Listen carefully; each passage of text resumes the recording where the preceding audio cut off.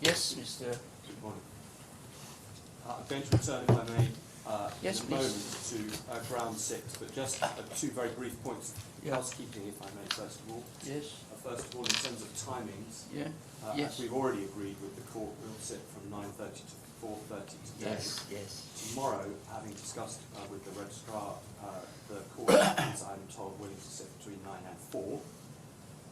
Yes. That hopefully 9 to 4. 9 to 4. Yeah. We'll Is that okay with you, Michael? We'll, Yes, of course. We'll meet your own deadline, and we will make adjustments to our respective shares accordingly, and make sure that we keep How much time have you utilized? Your time? I've utilised 5.5 hours. 5.5 hours. So you got 2 hours No, left. I've got more than that. In fact, I think we're going to end up having about 8 and a quarter each, or something like that. But allow us to refine that. Okay. But I have no problems. Starting at 9 thank you. tomorrow is not what an I'm issue. going to do this morning Yes. is, if you will allow me to do it in this way, I'm going to take the remaining grounds fairly speedily Yes. in order to make sure that you are aware of the headline points, and then I'll sit down so that Melinda Friend can start to make his submission. Okay, sure. So I asked for the court's... I'm so sorry. No, I was just going to say, if it's helpful to you, the Chief Justice asked last night, and we've arranged actually that the court will have a transcript of your arguments. So I know that you were concerned yesterday that we weren't getting down all the references, but we will have a backup in terms of transcript. It's not a daily transcript. We'll get one at the end of the hearing. Understood. Well, that's very helpful. I thought that might Helpful assist to you. us. And to you. Because I Helpful think we to have me to read. know how to make one's submissions in a case such as this, with so much material potentially. And you will have appreciated, it's plainly not possible for me to take you on screen to passages in everything that I rely on. So I have to do it in the way that I did yesterday, and I'm very glad to hear that can be accommodated through the transcript. Great. The second bit of housekeeping is that I'm about to submit to you about economic loss. You'll remember we were on that last night. And there have been uploaded to the system some authorities, but I'm going to hand you, for now, Melinda Junior will hand up hard copies that I can refer to immediately on that issue. When I come to each one in a moment, bear with me just for a moment before you start looking at them, please. I'll introduce them, if I may, first of all. I will give you the page references in the system that have already been allocated to them.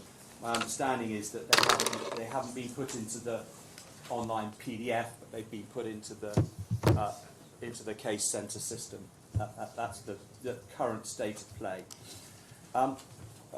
Just one, if I could just add, there's been an update to some of the references because they weren't all included. Some of the references that were referred to yesterday in the Law Commission report.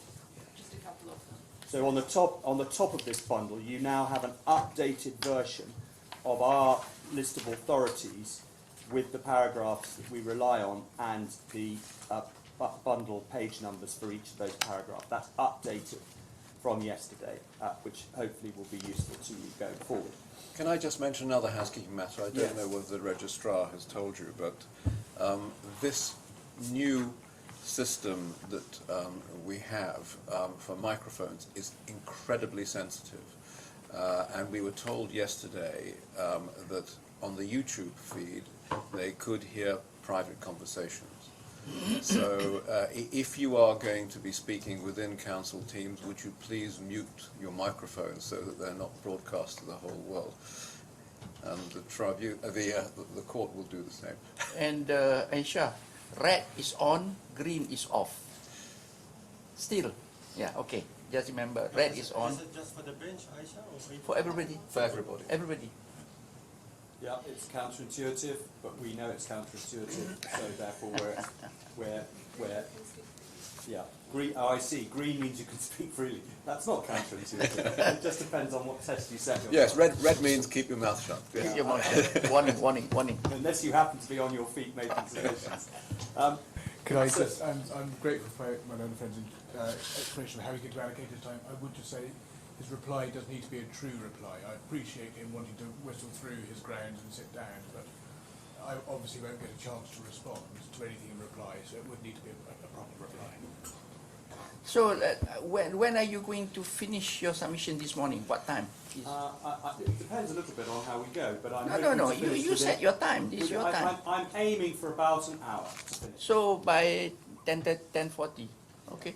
Don't for 10:40. I'm grateful to my 10:45. learned friend for reminding me Okay, of that's my okay. obligations It's up in to this you. respect. I'm not too particular about if people want.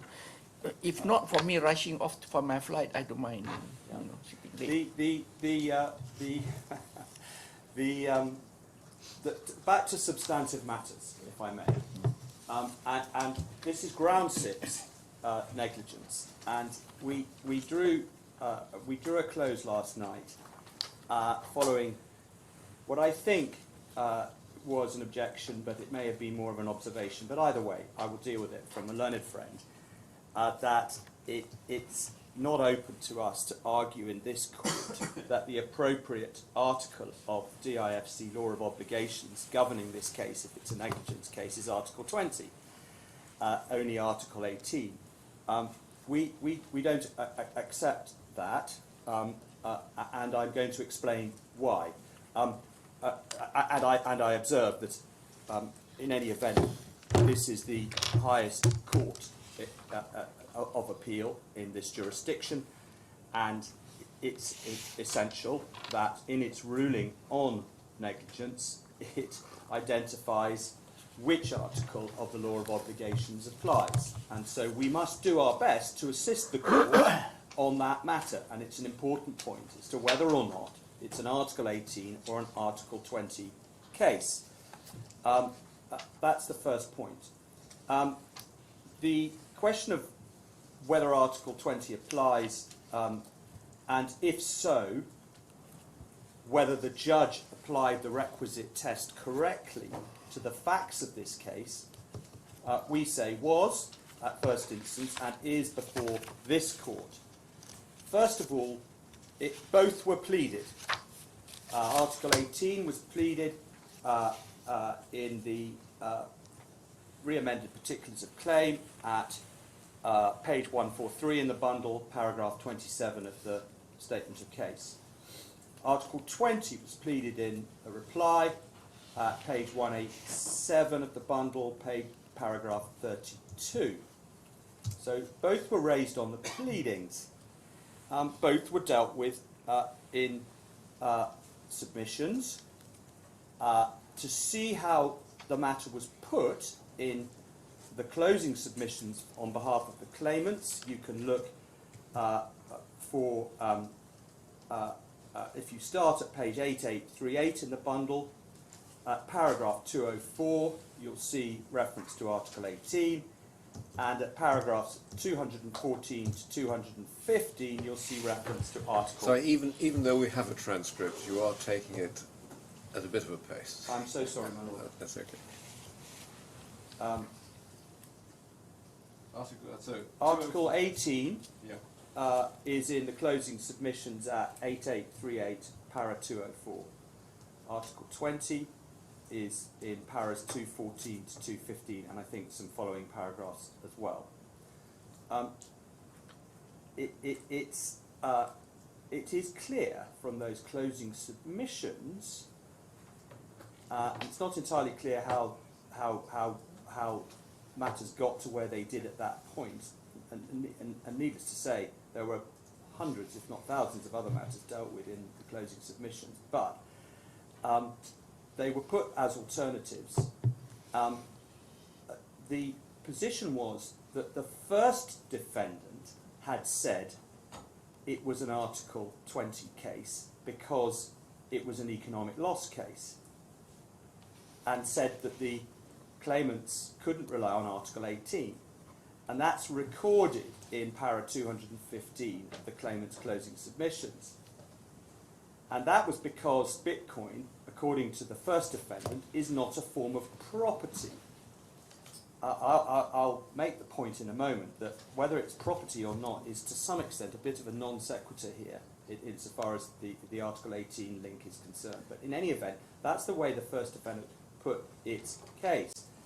In response to that, in para 215 of the closing submissions, it's correct that I think the primary position put forward by the claimants is that that proposition from the first defendant was incorrect because Bitcoin is a form of property, as to which see paras 240 to 241 below in those closing submissions.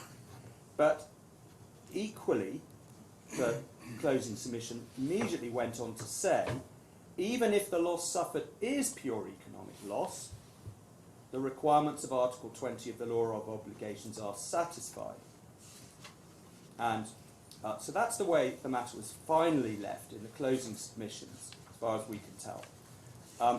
The judge then, in his judgment, accepted the submission that Bitcoin was property and went straight to the, as I'm bound to submit, notwithstanding the way it was put in the closing submissions below, erroneous conclusion that that meant that Article 18 applied. There was, in fact, no argument in the closing submissions about why it was that if Bitcoin is property, that means that Article 18 is engaged. That simply didn't feature in the argument before the judge, and he went from Bitcoin is property to Article 18 is engaged. It's fair to say the invitation of the claimants in their closing submissions. Sorry, Mr. Chief. Where does Article 18 appear on your record? I just want to have a glance at it again. The wording of the article. Where does it appear? I can tell you where it is. Excuse me for one moment. Yes, it's at 13134. 13134. Okay, proceed. No, that's Article 18. At least according to the our reference it is. Yeah, okay, I got it. 13134. I'm just double checking. Yes, duty of care. Yeah, I got it. You'll see in Article 18 that the word property doesn't appear in 18.1, which is the bit that does the work, that sets out the legal test. It does appear, by the by, in Article 18.2, a defendant who negligently creates a situation endangering life or property owes a duty. That may give you a clue about the kind of property cases to which Article 18 applies, but it doesn't. It's not otherwise a feature of Article 18. So the judge, in his judgment, as we saw yesterday, went straight to the conclusion that Article 18 applied. So he then applied the three-stage test set out in Article 18, with the key part of that test being proximity, 18.1b. And he ruled against the claimants. And insofar as it's right that 18 applies, exactly the same arguments, as I said to you last night, apply to the question of proximity as they do to assumption of responsibility under Article 20. If you go to Article 20, which is on 13135, it's headed economic loss, so it's perfectly clear in the case of Article 20 what Article 20 is referring to.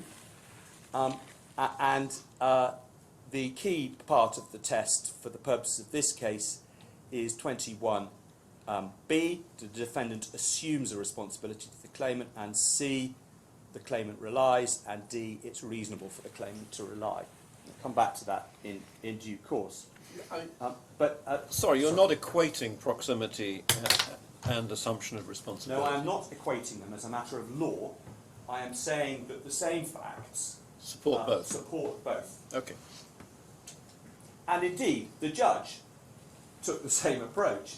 He said, for the reasons I gave in relation to proximity, assumption of responsibility under Article 20 is not made out. And so in his judgment, he made all the necessary findings to deal with this as an Article 20 case. It's, however, the fact that he ruled that it was an Article 18 case. And however he was led into that error of law, it was an error of law, because this is an economic loss case. And as for just to complete the point that I started about how this is before the court, if you would like to look at it, our grounds of appeal, surprisingly rarely looked at document, but nonetheless quite important, is a 11276. And if you go to 11281,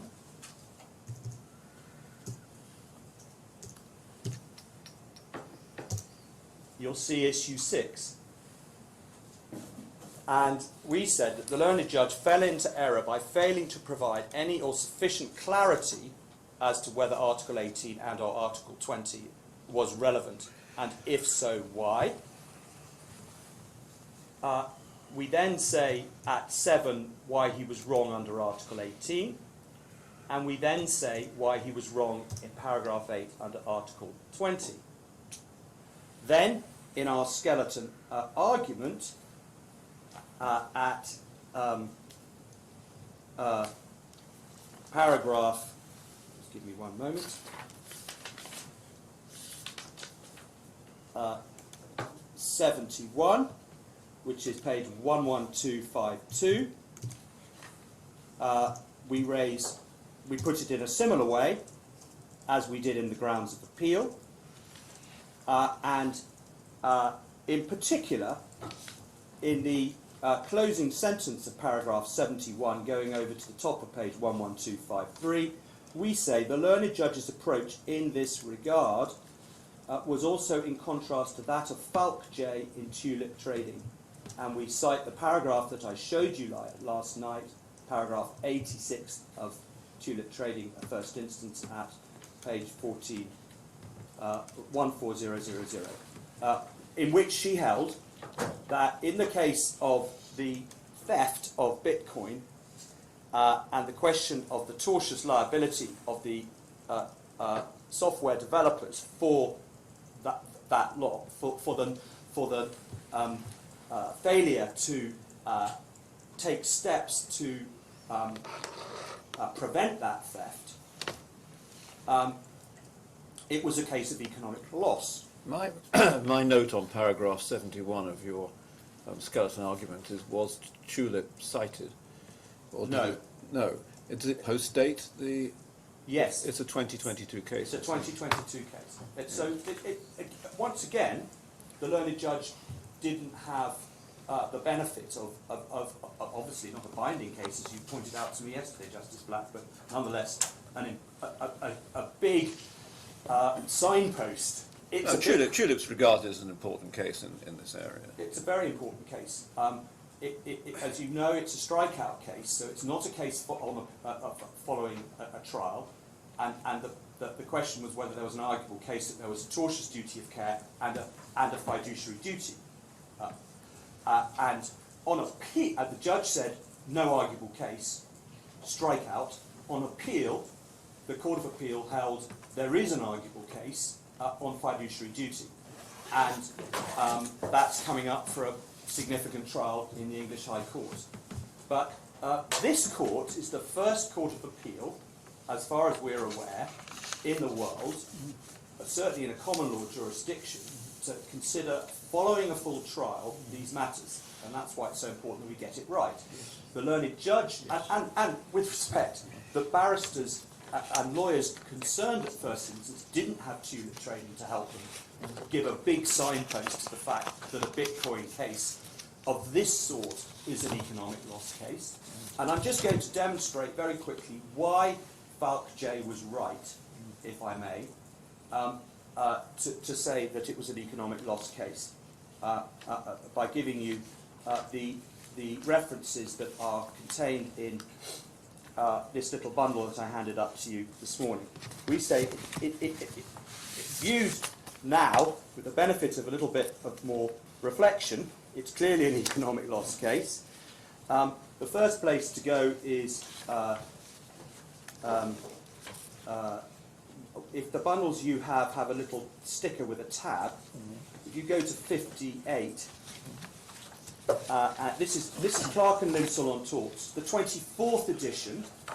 Just for those of you with sharp eyes who read paragraph 86 of Tulip Trading, Mrs. Justice Falk was dealing with edition 23. I'm going to show you the equivalent paragraph in a moment. This is edition 24. And I invite you to look at paragraph 151.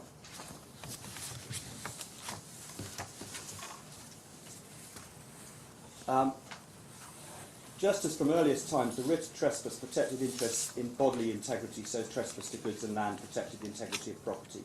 Now, the next sentence and on is important.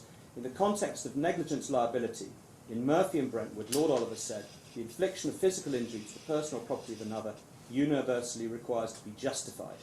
Crucially, the statement that damages for physical damage to property are readily recoverable in the tort of negligence must be qualified in the sense that physical damage must be distinguished from pure economic loss. Physical damage, in the context of Lord Oliver's dictum, means actual tangible, note the word tangible, harm to the fabric of property or to the land itself caused by an external factor to the property. Defects in the property, which simply render it less valuable, affect quality but do not affect safety and do not constitute physical damage. This was the point I was raising yesterday, that total loss of Bitcoin could be regarded as different from impairment of its value. It might be, but it's not. Okay. The point that Clark and Linsell is making is that it's in a property case, it is damage to tangible property. Tangible property.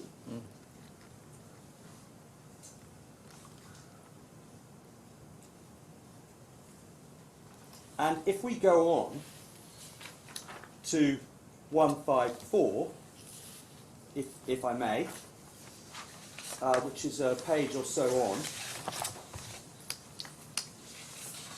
this tells you the answer in the words that I've just used. Pure economic loss is the term used to describe an economic loss to the claimant which does not result from any physical damage to or interference with his person or tangible property.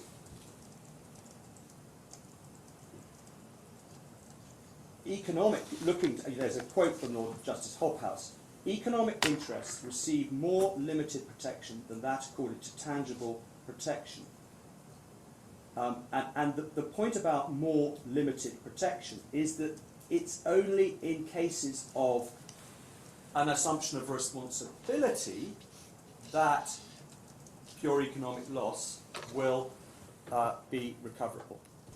So the reason I'm interested in this Yes.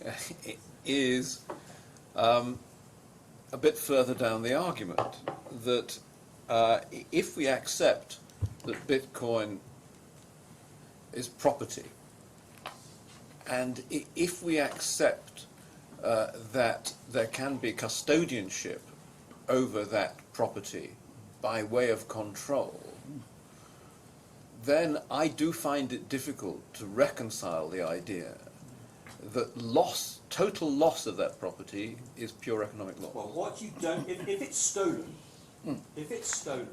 for example, or if it's negligently delivered to someone, without the requisite payment being made, in breach of the duty of the person who does the delivery, the owner of the property doesn't have in his hand a damaged piece of property. He has lost the economic value of that property. But that's true. That's true in the destruction of physical property. If I have a motor car and it's burnt out to a shell, I've lost the economic value of the motor car. That doesn't answer the question. No,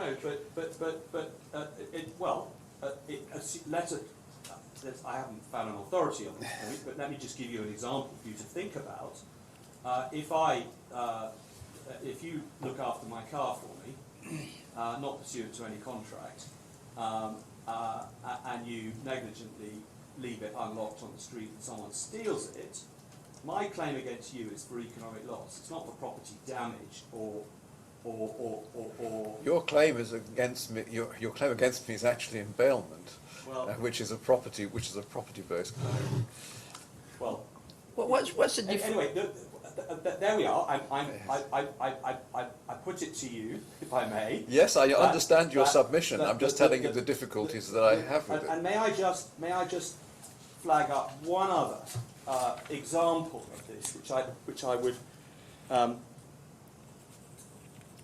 Yes, I mean, we would suggest that in the case of a custodial relationship, these are all assumption of responsibility cases in any event, which is naturally the territory of Article 20. But I'll come back to that in a moment.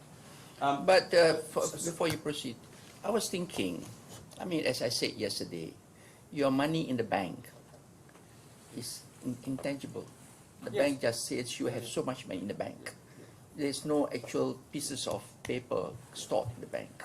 Yeah. So if the bank does something and you incur a loss there, what difference does it make to your bitcoins? Isn't that similar to the value of the bitcoins? Yes, it is. It's exactly the same. It's intact, and it's well. It's not, because cash is fungible.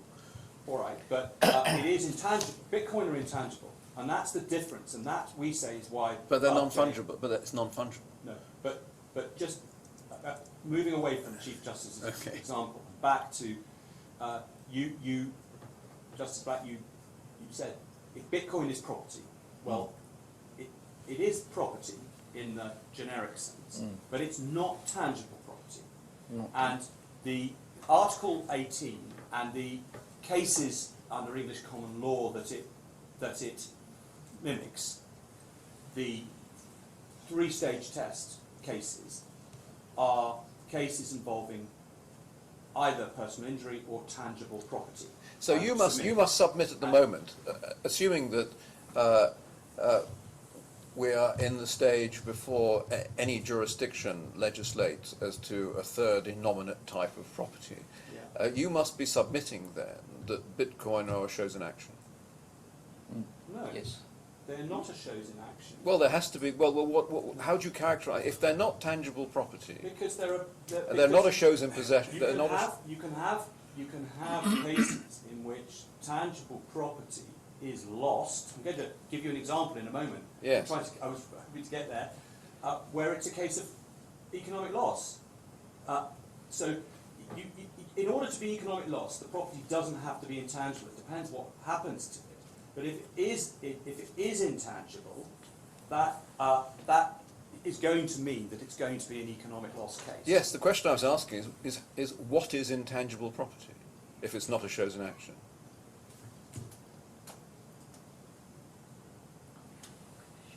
Well, If you look at the law commission's yeah, paper. I agree. Yeah. But equally, Bitcoin is not tangible. So you're now being asked to. Yes, I'm accepting that's the premise of the question. The premise of the question is accepting it's not. If I accept it's not tangible property, what is it? It is It's a new properly to be creation. regarded as a third category, Well, that's not recognised by law. okay. It's a new creation altogether. That's why we. So are by you science. inviting? You're inviting this. Are you actually? Are you seriously inviting this court to hold that? To hold what? To hold that Bitcoin is a third innominate category. No, I'm inviting you to treat it as not being tangible. Okay, in which case then it is a shows in action on the present law, isn't it? It's not a social action. Isn't it? Well, it's not. It isn't. Its status under common law is not established. Yes. And it Okay. isn't a chosen action. You can't just say, because it's not tangible, it must be a chosen action. I can't accept that it is a chosen action, because it isn't. And for this to be an economic loss case, it doesn't need to be a chosen action. You don't have to determine that with respect. Okay. It is not essential to the decision of this court as to whether it's Article 18 or Article 20 that you decide whether it's a chosen action or not. Whatever it is, this is an economic loss case because it doesn't involve physical damage to tangible property. That's the submission. Okay. All right? And that is the basis, we say, for Falk J's decision in paragraph 86 in Tulip Trading. And I need to show you the paragraph upon which she was relying.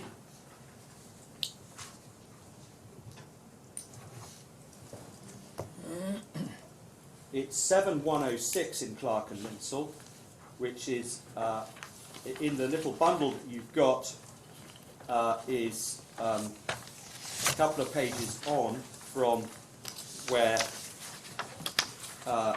you were before.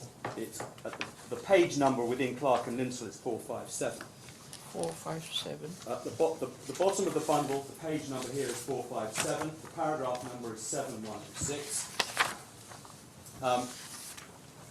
Financial loss resulting from reliance or dependence,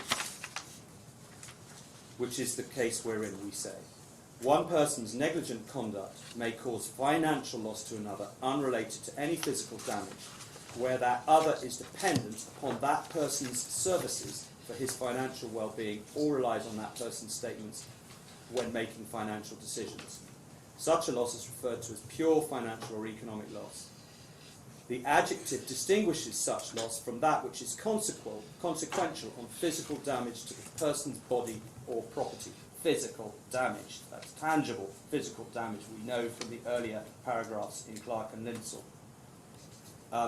That is the paragraph upon which Mrs. Justice Falk relied, and I'm going to conclude giving you the help that it is possible to give you, so far as we have been able to research so far, by showing you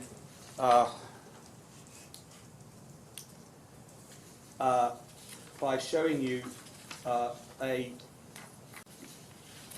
lecture given by Lord Sales in September of last year. Lord Sales is the Supreme Court, English Supreme Court Justice, to the Annual Tort Law Research Group at the Western University of Ontario. This is behind little tab 57. I do not have time, and I am not going to take you through this article in detail. I'm only going to flag up 2 or 3 paragraphs for you. I commend it to you as a brilliant piece of work. I commend it to you for 2 reasons. The first is that in terms of identifying what Lord Sales, albeit speaking extrajudicially, considers is the touchstone of a case in which the correct test is the voluntary assumption of responsibility test, this talk is extremely useful. And in many places in this paper, he emphasizes the kind of case that he is talking about, but you will see, if I can just give you one example of that, as I say, it appears in several places in the paper, but just to give you one example, at the bottom of page 13, he's referring to the eminent law professor Stapleton's essay, and then one line up, My answer is that an assumption of responsibility will have occurred in circumstances where the defendant agreed with the claimant to take on a task, thereby inviting the claimant's reliance on them, in circumstances where that's the defendant, could have bargained to secure an alternative allocation of risk, or could simply have declined to do it.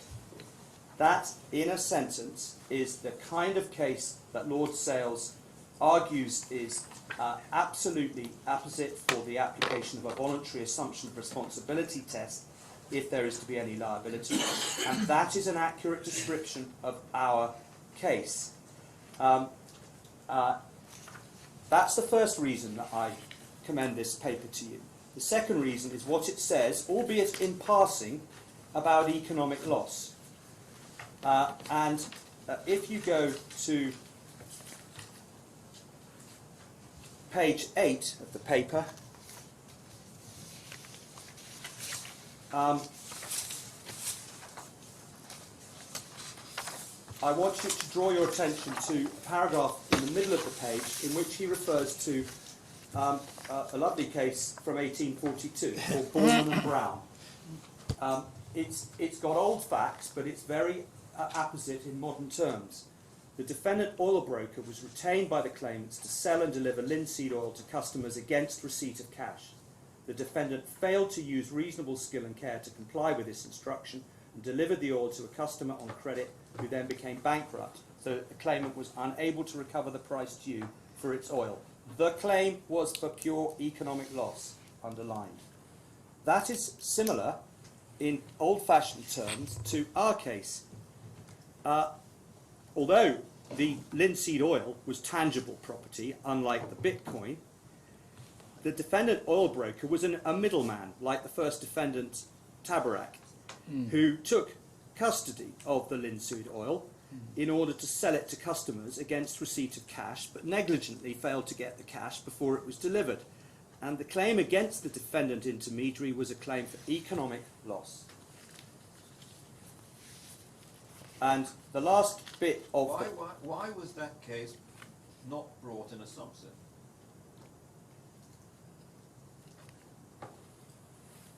I should have thought it quite obviously a breach of an agency agreement. Well, may I respectfully invite you... I don't have time to answer that question properly here. Question that comes to mind. You will have a better idea if you read the paper, because he traces the history. Yes. And it's a very interesting history. And you will be able to put that question into better context if I may respectfully ask you to read the paper. The case itself, if you wish to look at it, is also included in the bundle. And it is... I'm not going to take you to it. No, give me the reference because I do want to read it. Yeah, I'm sure you will. I'm sorry, I've now temporarily... I can find it. It's 15688. Thank you. I should say that Lord Sale's paper is at 15665. The Clark and Linsell references are at 15681. And the Sorry, say again. So the sales paper. Sales paper's 15665. Yeah. Clark and Linsell 15681. Borman and Brown. 15681. Yeah, sorry. Borman and Brown 15688. Yeah. And the revised list of authorities with all the paragraph numbers in is 15656.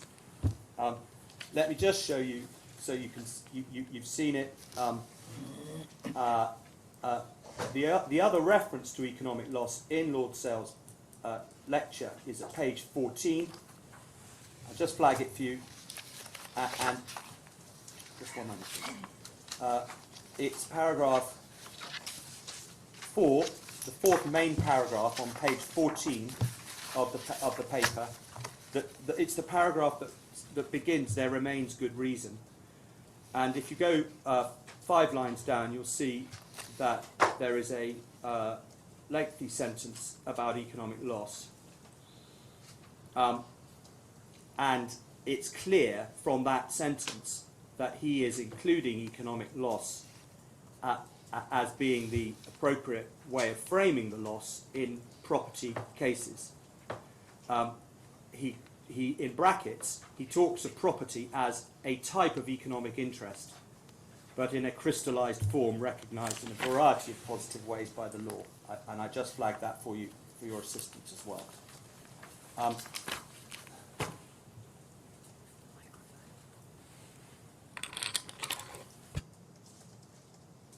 Excuse me, one moment.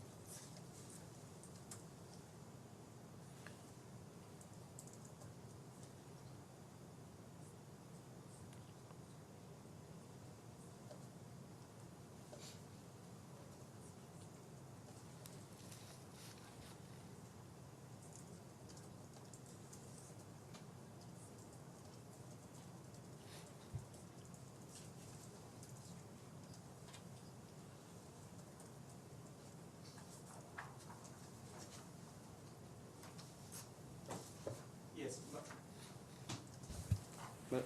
Malone Jr. has reminded me of something that we said in our skeleton, which is that DIFC, goes to your point, Justice Black, about the categorisation of the property here. DIFC law is not restricted formally by common law. DIFC law at the moment doesn't tell you expressly what kind of property digital assets are. The new law that may come in soon will tell you, to some extent, what that is, what they are. Where that leaves you at the moment is in the position where DIFC statute law and case law doesn't give you the answer. And I have already submitted, and I repeat the submission, we don't need to define categorically what a digital asset is as a matter of current DIFC law to answer the question, the more simple question, about whether the loss of the Bitcoin in these circumstances is an economic loss case or a property damage type case, as we would call it, which is Article 18. Well, I hear what you say. Of course, it very much depends on the way Mr. Hill puts his case, Yes, in terms of whether or not Bitcoin is property. Well, he may submit that it's not property at all. Yes. I accept that. Which then may present us with the task of deciding whether it is property, and if so, how's it to be classified? Well, the reasons why we say it should be classified as property, you know already. Yes. Submitted to the judge below, Law Commission and the Commonwealth cases that are referred to by the judge himself. So Yes. I won't say any more about that right now. No, we've travelled that ground. What page does tulip appear in your bundle? What page?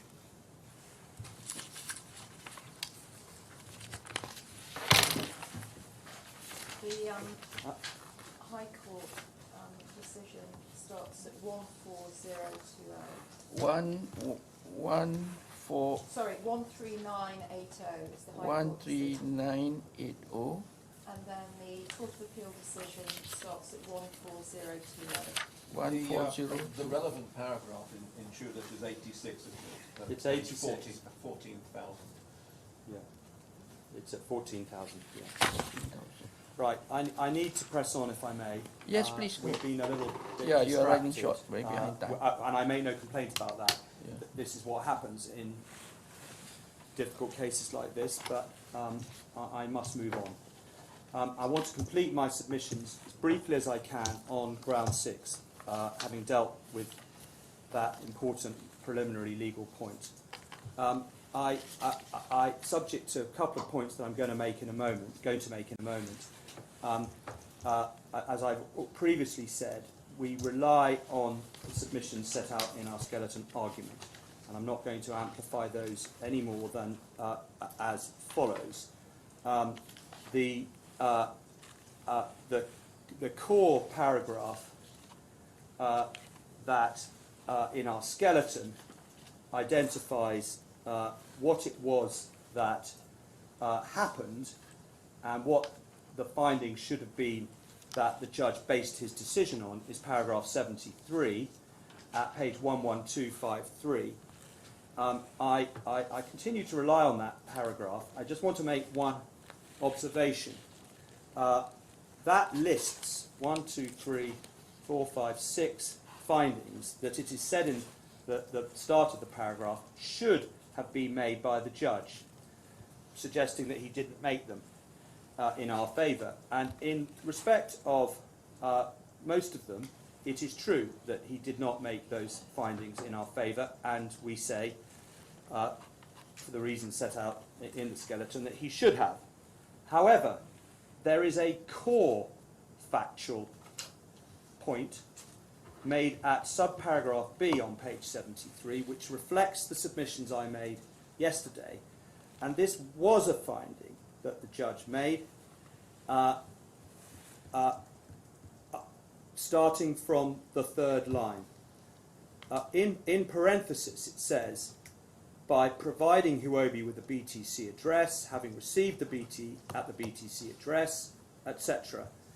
That is reflective of paragraph 104 of the judgment, where the judge said what the role was that Huobi, that Tabarak had undertaken to perform, and also reflective of what he said at paragraph 60 in the context of looking at it contractually. Those are facts already found, and they are sufficient, as I said yesterday, to meet the assumption of responsibility test, or if it's an Article 18 case, the proximity test. The others that are listed in this paragraph are findings that we say the judge could and should have made, but they are not fundamental to our case, as I have explained. And again, it's not fundamental to our case, as we make clear at para 74 of our skeleton, as to whether or not the assurances were made in the terms that we contended for. His findings on assurance, we say, are sufficient to bolster the assumption of responsibility aspect of the case and the proximity aspect of the case. They also go to reliance and reasonableness of that reliance.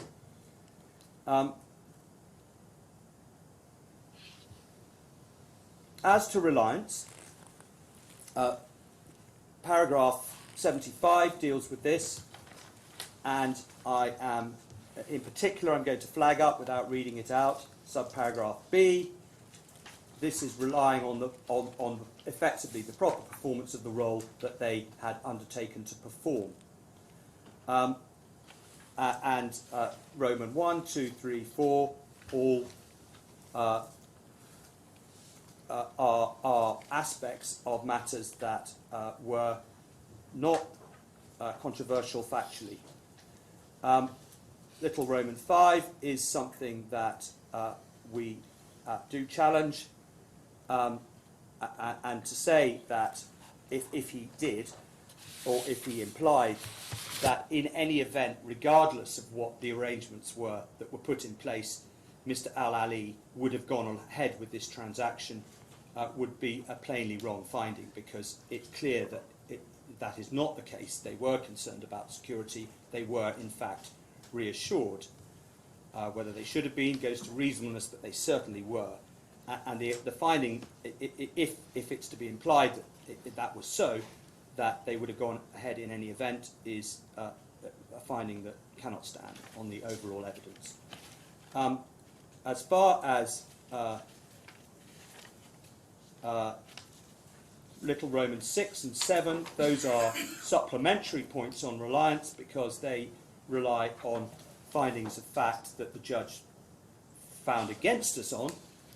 He was wrong to do so, but I'm trying here to point out where we get to on findings that were already made or could have been made on the evidence, and distinguishing them from findings which would need to be overturned, and that would be 6 and 7. There is finally, on reliance, a couple of specific points I want to flag up that not expressly dealt with in the skeleton argument, and these go to the reasonableness of any reliance, and they also go, if it's an Article 18 case, to the question of whether it's just and reasonable to impose a duty. If you look at the judgment at 110, which is at 9487,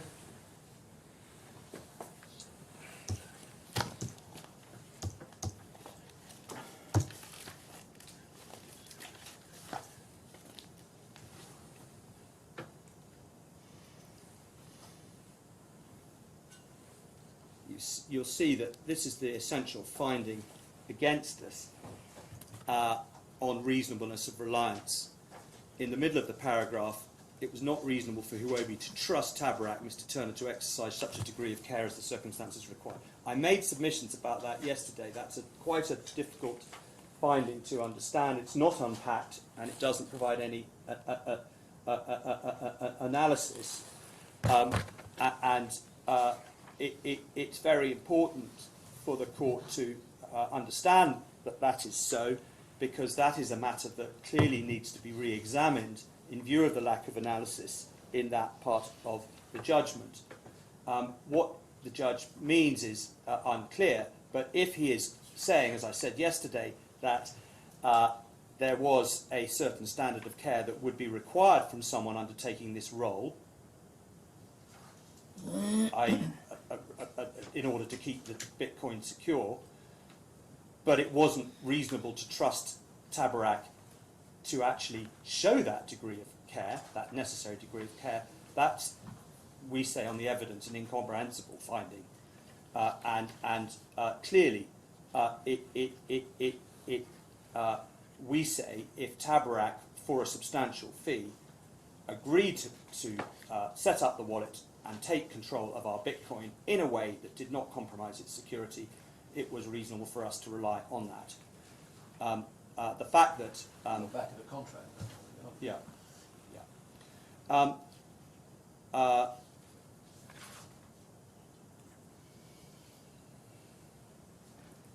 And as to the finding at paragraph 111 that Mr. Al-Ali feared that the passing of the 6 words, passing of the wallet to Mr. Morozov in order to note the remaining 6 words posed a risk, but he unwisely chose to agree to the proposed use of the wallet in that way. That, with respect, is a very strange finding. Mr. Thurner, who was the person who was setting it up and had undertaken the responsibility of doing it, and as we know on the evidence, knew how to set up a Trezor wallet, was not concerned about that, because otherwise he wouldn't have handed it to Mr. Morozov. So why should Mr. Ali have been aware that he was taking an unwise risk? That finding, with respect, cannot stand on the evidence, and we therefore submit that reasonableness of reliance is made out. I'm going to conclude ground 6 just by giving you the relevant legal references for duty of care. The 2 cases that are expressly referred to in our skeleton are the cases that were referred to by the judge: Manchester Building Society, which is at 13902 in the bundle, and Multiplex, which is at 13847. Our submissions in relation to Manchester, which is that it provides a helpful identification. I'm so sorry. Could I have the reference of Multiplex again, please? 13847. Thank you. That's paragraph 78. 76 deals with Manchester. I'm not going to add to anything that's in our skeleton on Manchester, other than to say that it was subsequently considered helpfully in URS Group against BDW, by the Court of Appeal in England at 15566. See paragraphs 35 to 36 of that judgment. That doesn't add very much, but it certainly suggests that Manchester is a helpful checklist in duty of care cases. But most critically, I invite you, when you have an opportunity, to look at the leading authority now, which is JPSC4 against Royal Bank of Scotland International. I mentioned it yesterday. It's at 14040. And we rely on the paragraphs that are in our list of authorities, all of them, but I flag up for you, particularly today, paragraphs 62 to 64. That starts at 14075. This is all about assumption of responsibility. It's a banking case. It's a third party suing a bank for mishandling an account in someone else's name, of which the claimant was effectively a beneficiary. It did not have a client relationship with the bank. That's why it was a tort case. Lord Burrows and Lord Hamlin analyse everything very helpfully. Voluntary assumption of responsibility is an objective test, that's 62 to 63. It focuses on exchanges between the parties that can either be statements or conduct that, quotes, cross the line. There's a specific reference to Mr. Justice Steen in Williams and Natural Life in relation to that, which is a case that we referred to below in our closing submissions, helpfully approved subsequently by the Supreme Court in this case. And at paragraph 64, there you have factors of particular relevance in determining whether there's been an assumption of responsibility. And I note that these are as per Clark and Linsell, and those references are in the authorities as well. It's in Chapter 7. But you can take it from this case. The most important factor in terms of our case that is mentioned in paragraph 64 is the purpose of the task or service and whether it is for the benefit of the claimant. The purpose of the task or service was for the defendant to take care of our Bitcoin and to take care of the money of the buyer. That is a very apposite way of putting it in this authority, because it approves the purpose test or applies in a broader category of cases the purpose test that was identified in Manchester Building Society, which the learned judge declined to apply in our case because he said that's a professional negligence case. So, albeit demonstrated more clearly by a subsequent Supreme Court case, JPSPC4, the judge was in error in law in concluding that the purpose test identified in Manchester was not apposite in our case. It was. Those are, as for multiplex, in view of the way the cases are now much more helpfully dealt with in JP SC4, I'm not going to make any further submissions on multiplex. Maloney Jr. made extremely apposite and correct, if I may respectfully say so, submissions about multiplex in her closing submissions at pages 9112 to 9117. I'm afraid that the learned judge appears to have ignored those submissions. He didn't mention them in his judgment, yet he held that multiplex was pertinent and helpful in his decision. In fact, as my learned junior demonstrated in her closing submissions, multiplex supports our case. That's all I'm proposing to say on the law, and I'm now going to move on to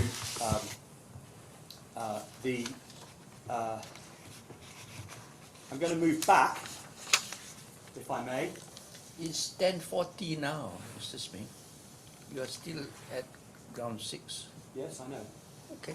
I've got to crack on. Okay. I'm dealing Okay. with what I'm receiving, and I'm going to finish as soon as I can. Okay. I'm conscious that if I...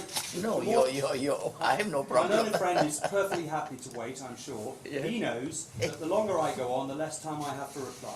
Yes. And I'm very aware of that too, which is Okay. why I asked the court's indulgence this morning to Sure. take this as quickly as possible. Please I've do. done it as quickly as I can, given the questions I've Okay. been asked. Please proceed. I want you to note what I have to say about grounds 4 and 5, which I skipped over yesterday. Ground 4 is the question of whether Mr. Turner became an active advocate in favour of the use of the Trezor wallet. That's a factual ground. I say no more than is said in our skeleton argument, which is at para 52 onwards on page 11243. Ground 5 is dealt with at our skeleton argument at 11244 from para 56 onwards.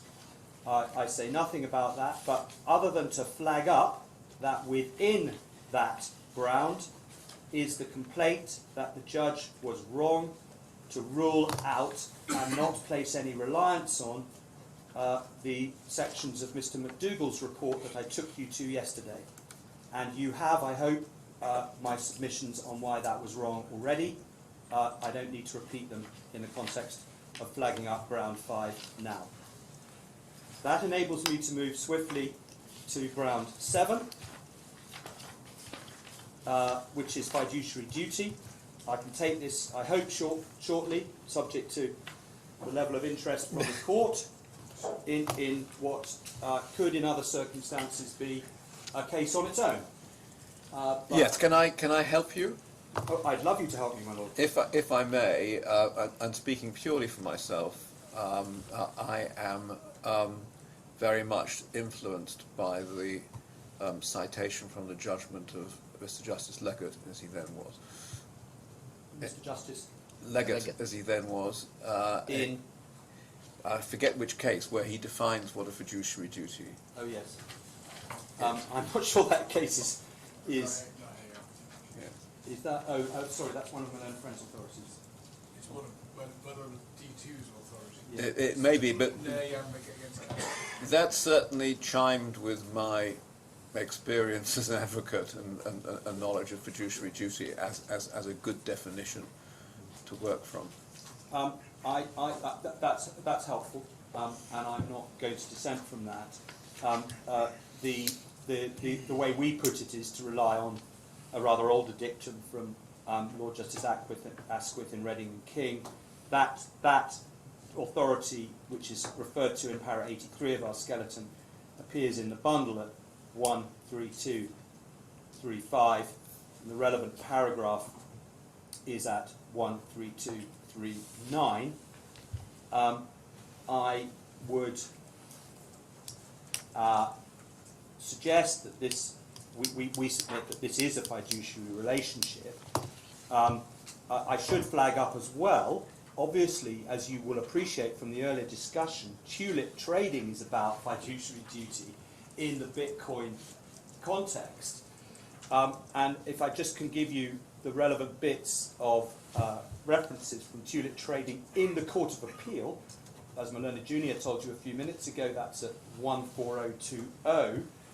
There is a section in the extremely clear and concise judgment of Lord Justice Burse, headed Law on the Incidence of Fiduciary Duty, that begins at paragraph 41, which is at page 14029 in the bundle, and goes to paragraph 49 at 14031. The relevant authorities that he cites there are all on point, and we submit don't change the view of what the appropriate test is as set out in our skeleton from Reading and the King. There is then an assessment, as he calls it, section of the judgment from paragraph 70 onwards at 14035 onwards. My takeaway points on this for you are firstly that there's no legal analysis or authority relied on by Lord Justice Burse in the Court of Appeal that affects our analysis in our skeleton. And secondly, that he held that it is arguable that the software developers might owe a fiduciary duty, but that has to be tried out. And obviously the software developers are in a very different position from the much more proximate position of a custodian such as Tabarak holding the Bitcoin.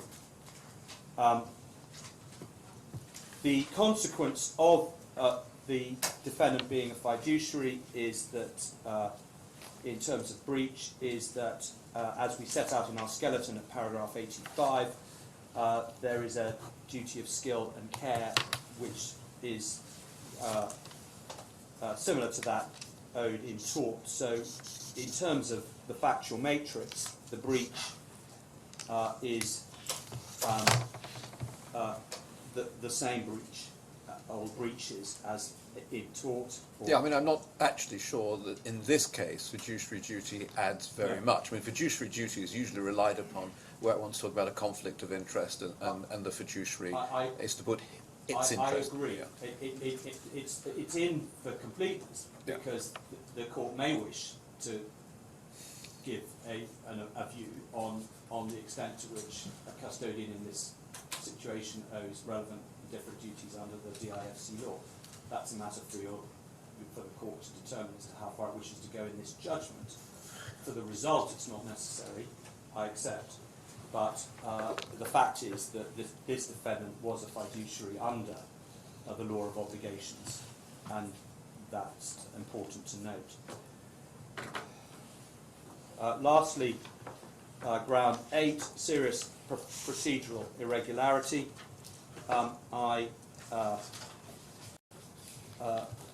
Your problem with that is this, isn't it? That if one takes an analogy with the more frequent allegation in the context of arbitration, you have to show a substantial injustice, and you've not actually demonstrated in your submissions that any question that you wanted or that your side wanted to ask was not asked, and that injustice flowed from there. Well, I'm not going to take up a lot of time on this because it's a, if anything, it's a retrial point, and this is the case where we say a retrial is necessary for all of the other reasons that I've been arguing about. But if this were the only ground of appeal, I would question the extent to which, on the facts that have been established in the skeleton argument, it is necessary for us to set out in great detail what the counterfactual would be. If there were to be a retrial, I would not be proposing to stand up here and ask and identify all of the areas of cross-examination that would have been directed towards the second defendant. The first point is that there is a substantial injustice on the face of the timings. The position is that the claimants had 463 minutes in terms of time for cross-examination of the 4 witnesses that they had to cross-examine. The first defendant had 829 minutes, and the second defendant had 409. In other words, Learned Jr. had 56% of the time that the first defendant had, and only 37% of the time that the first and second defendants had. That, on its face, is a massive disparity. I'm so Were sorry. You prevented from? Yes, we were. If you read the skeleton, Miss Stewart was prevented by the judge at the last minute. This was, let me give you the brief facts. This was listed as a 5-day trial. Mm-hmm. On the first day of the trial, it was made clear to the judge that there was no possibility of the trial lasting any less than 8 days.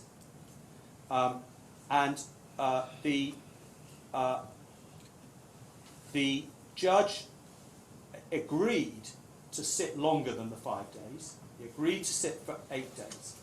At the outset, Ms. Ahmed, who was appearing for the first defendant, said that she wanted to cross-examine Mr. Al-Ali for 5 hours.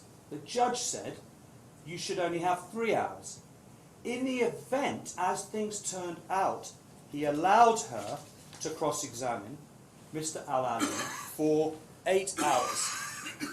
9 hours. 9 hours. I can't possibly imagine why one would take that long. Well, I'm not going to make a comment about that. It's just a question. And all of the issues in the case were live at the end of that lengthy cross-examination. I'm not making a criticism of Ms. Ahmed. I'm just talking about the way the judge allowed the trial to get out of control from his own initial assessment of what should happen. And the result of that was everything was squeezed on the last penultimate day, day 7, when it had been understood that in fact the judge would allow more time than 8 days. He said, no, this trial is stopping tomorrow. And he said, that's it.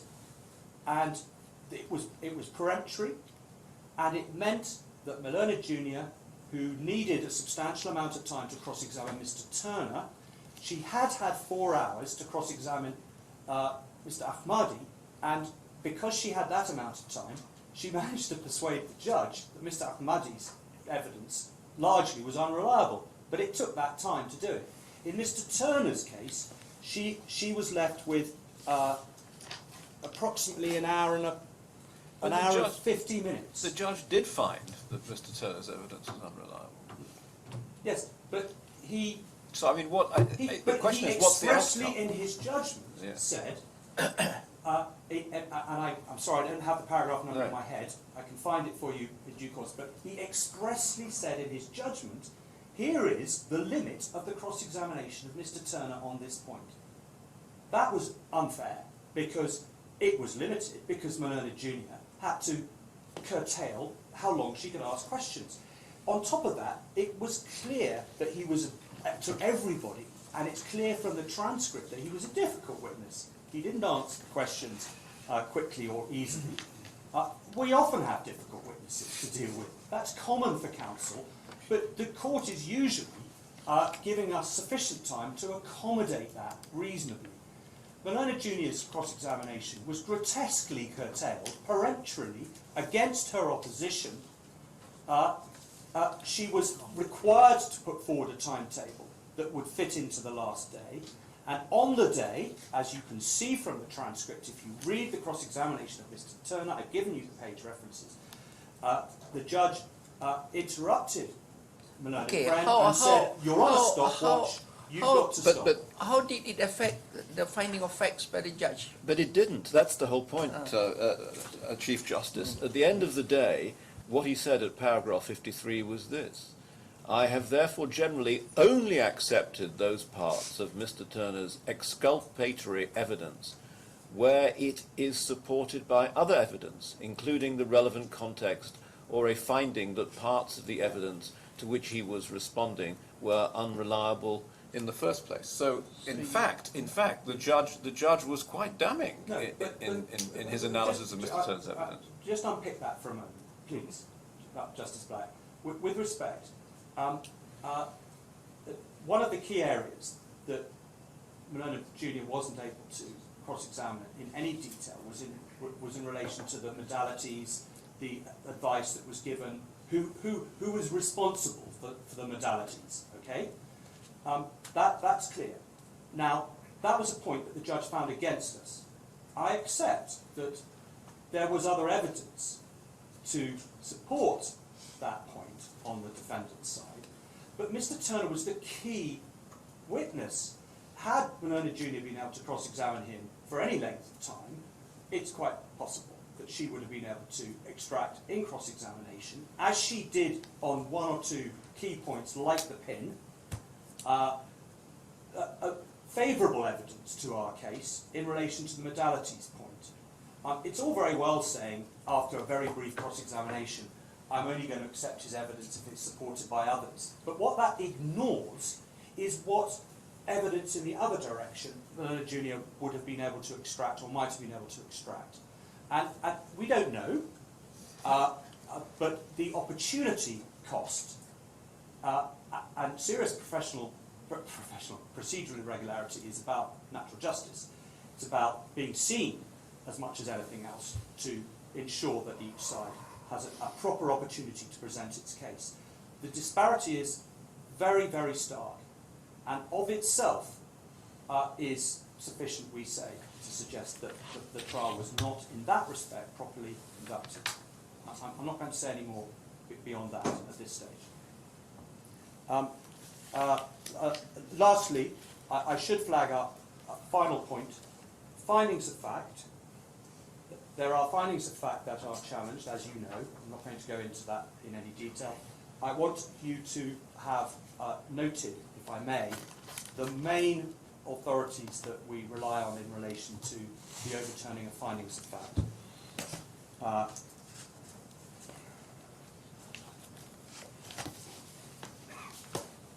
This is very fully dealt with in written submission. It is fully dealt with.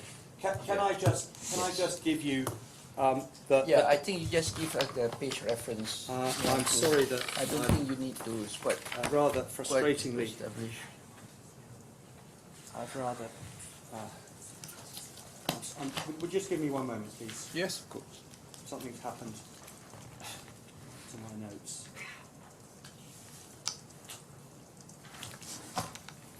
Okay.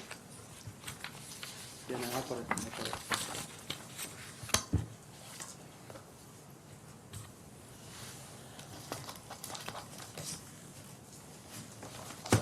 Okay, I'm going to have to do this without my notes, which appear to have been left somewhere, but I can do it quickly, I think, without that. There are two ways to look at this, please. The first is the overarching point, which is McGrady, which is relied on my learned friend, that the decision on the finding of fact must be plainly wrong. We need to distinguish between primary facts, who did what, who said what, and the conclusions that the judge draws from those facts on reasonableness. We challenge very few things that are primary facts in the first sense. Most of our challenges are to conclusions on reasonableness, etc. And to the extent that it's necessary to say that those conclusions are plainly wrong, we do. However, the second way of looking at this is that this is a case of very significant delay in producing the judgment. The judgment was produced over 300 days after the end of the trial. That is a thoroughly inaccurate and unfair submission, and I've already corrected that, and that should not be repeated next. I'd say to my last my learned friend, give an accurate estimate. Well, perhaps you'd like to correct me then. They were written, I noticed they were written submissions. If my learned friend hadn't interrupted me, he might have heard me go on to say that 7 months after closing submissions, the judgment was handed my down. learned friend was making the same inaccurate point he made in his skeleton, where it was entirely unfairly put and should never have been made. Well, I think I'm saying exactly what's in the skeleton. Anyway, The learned friend can deal with that as dramatically or otherwise as he wished to in his own submissions. The fact of the matter is that You're suggesting there was delay. there was excessive delay in producing this judgment, Yes. I'm afraid. And that's, for whatever reason. What's the implication of a delay? What's The how does that implication of the do it? delay is explained in the NatWest Authority and the Bank of St. Petersburg Authority, and you can get it most clearly from the NatWest case Yes. at paragraphs 49 and onwards. The relevance of delay is that the advantage that the trial judge has of having been there and having heard the witnesses diminishes rapidly And if a Yeah, judgment but is he has everything on record. doesn't matter. Read, with respect, Chief Justice, read the authorities that I have referred to, NatWest and Bank of St. Petersburg. They make it absolutely clear that it is paramountly important that judgments are produced within a sufficiently short time. Those authorities make it clear that in England, at this time, the requirement was for judgments to be produced within 3 months. As it happens, in this court, there is a target for, I think, 80% of judgments to be produced within 3 months. That's right. But the reason why that is such a strict rule in all courts in England, and it has been for many years, I know from my own experience sitting that that requirement has been in place for many, many years. And the reason is that the advantage that the trial judge has in assessing the evidence as a whole diminishes, and they make it very clear that even with the help of transcripts, it becomes an extremely difficult job to remember all of the relevant evidence. And this is a case where there were 8 days of evidence, hundreds and hundreds of pages of transcript, hundreds if not thousands of pages of written submissions, some of which were criticised by the judge as being excessive, which the judge had to somehow digest and retain. We don't know when he wrote which bits of his judgment, but given how long the judgment was outstanding, he may well have started, come back to it, we just don't know. It's a classic problem if one leaves judgments for any length of time, and it's particularly acute in a case where there are a number of witnesses who are called, lots of cross-examination, and it is the highest courts in England have made it clear, particularly those 2 authorities, that in such a case where the judgment time is excessive, and this is excessive, it has to be said, it is excessive, in those cases the Court of Appeal has to look with much greater care at the findings of fact. And the test is not in that situation whether it's plainly wrong, it's whether the court can be satisfied that it's right. That is the test. That is the test that was applied in NatWest, and that is that the consequence of that is not, if that is all that the Court of Appeal finds, that they are not satisfied that a finding of fact is correct. The consequence is not that the Court of Appeal will then simply overturn that finding of fact. It may well be, depending on the circumstances, that there will be a retrial, which is a prospect that You are not seeking a retrial. I am not, no. Discussed in those authorities is the possibility of the matter going back for a retrial on certain discrete points, which it can always is an option. But I'm not seeking that. But I want to make it clear that on the highest authority, in a case of excessive delay like this, the greatest caution needs to be taken, unfortunately, for very good reasons that are set out in those judgments.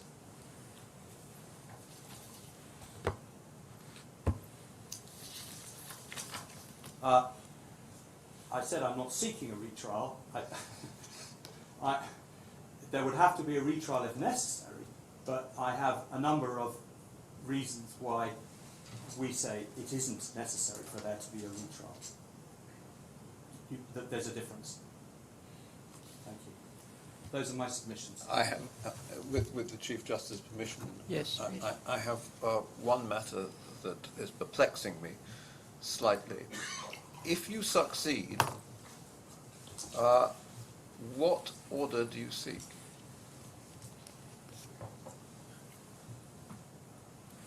On this finding of facts. No, on the appeal. If you On the win this appeal appeal, what are you asking the Court of Appeal to do? And that If you want to think about it, that's fine, but it's something that Mr. Hill will have to respond to. Yes. And you can understand why I asked that question. When the deal was made, the Bitcoin was worth something under $3 million. When the trial took place, it was worth approaching $20 million. Yes. I think we're standing at around $15 million Yes. At the moment. So if you're looking for a dollar equivalent, the volatility of Bitcoin is something one takes into account. But there's another point, of course. You actually pleaded in your claim damages in Bitcoin. And so the question is, are you seeking... There are questions in relation to the damages or other financial remedy to which we'd be entitled that would need to be resolved. Yes, well, I mean, so are you asking that if we find in your favour on this appeal that we remit the matter? We would be Of looking for a quantum. finding on liability, if I can put it that. I'd need to craft the terms of that more Yes. precisely, but in broad terms, we're looking for a finding on liability with the question of the appropriate financial remedy, damages or otherwise, to be assessed. What do you plead in your claim? What did you ask for in the claim? I can't remember now. They pleaded both, as I understand it, the value of the Bitcoin, damages in Bitcoin as well. So those are really two alternatives. Yeah. Yeah.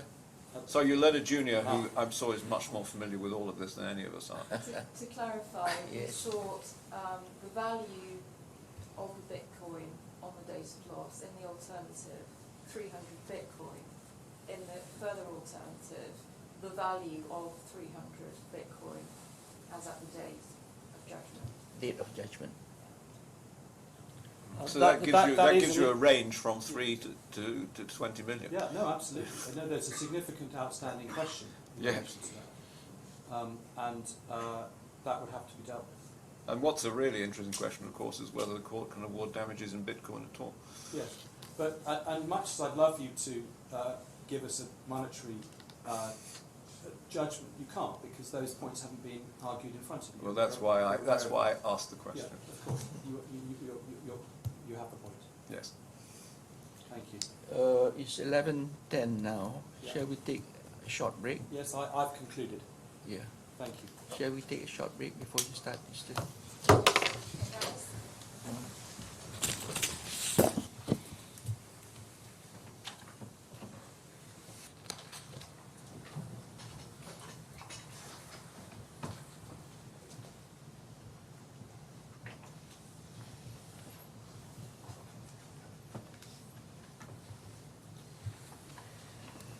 Yes, Mr. Hill. My submissions are in three parts. I will deal first with the key factual findings made by the judge, which I suggest were all well rooted in the evidence, all available and indeed sound, and it can't be said that any of the findings were not properly open to the judge to reach, and those findings in my submission are dispositive on all the aspects of the appeal, as I'll explain. Secondly, I'll address the law quite quickly, and I suggest that, amongst other things, the authorities are clear that this is not intended to be another tilt at the trial, which is a fundamental problem with this appeal, and the cases are extremely clear and speak with one voice on that. And then thirdly, I'll deal with each of the grounds of appeal in turn, addressing why none of them provides a basis for overturning the judgment. So starting with the factual findings, unusually for an appeal, we've spent very little time so far on the judgment itself, but it's fundamental to the analysis of Malone Friends grounds. And we've set out the main findings we rely on at section D of our main skeleton, and I just want to go through the main findings. And along the way, I'd like the court to note 4 overarching features that apply to the findings. First, they are all factual findings grounded in the evidence and are findings of the kind with which the court will not generally interfere. Secondly, they represent only the key findings that the judge chose and thought it appropriate to articulate in order to explain his findings in the judgment. As in all trials, as everyone on the bench will know, the full extent and nuances of the evidence and the points that the judge was considering and which underlay the findings inevitably went much wider and deeper than he could possibly explain in his judgment. And that's precisely why the authorities counsel such caution against seeking to overturn findings of fact made by a judge who's steeped in the evidence, because it involves what the authorities refer to as island hopping, where the Court of Appeal might latch on to something the judge says in his judgment and then say, oh, well, it must follow that X. But of course it doesn't follow, because the judge has a much deeper understanding of all the nuances. Thirdly, the findings of fact that the judge made drove all the conclusions that matter in the judgment in relation to the various claims advanced by the claimants, and hence they are determinative of the appeal. Fourthly, this was a case in which the assessment of oral evidence from the witnesses was critical. There were acute conflicts of evidence between the witnesses, as the judge himself records, and the documentary record only provided part of the picture. Even as regards the terms and substance of the proposed contractual arrangement involving Huobi and Tabarak, both Huobi's, the claimant's case, and the judge's approach in the judgment turned on matters said to have been agreed in the course of various conversations between the protagonists. And the background to those arrangements in the form of meetings that led up to the 3rd of February, crucial day, those again were the subject of oral testimony with only very limited assistance from the documents. The judge did have various WhatsApp messages in particular, but even those were disparate. They appeared in various threads, and they needed to be sorted and assessed painstakingly against the oral accounts of the various meetings which the judge heard. And the events that happened on the day, on the 3rd of February, also critical, were again all the province of oral testimony.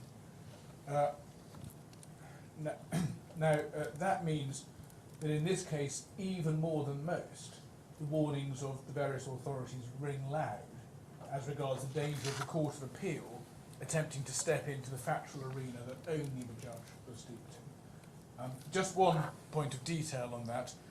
In his oral submissions, my learned friend referred to the judge not accepting various parts of the evidence of the defendant's witnesses, but of course I should make clear that's true of the claimant's main witnesses too, as paragraphs 42 and 43 of the judgment show.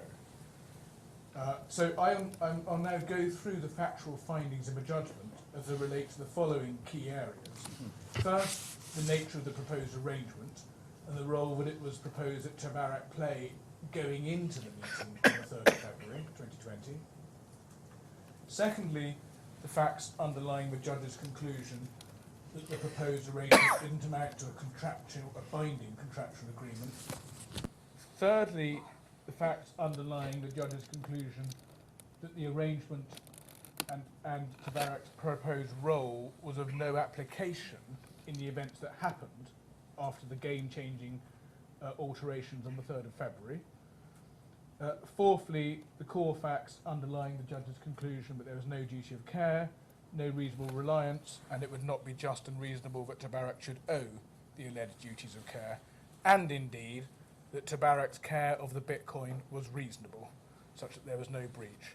And just on that last point, it's been suggested that there wasn't a finding that there was no breach of any standard of care.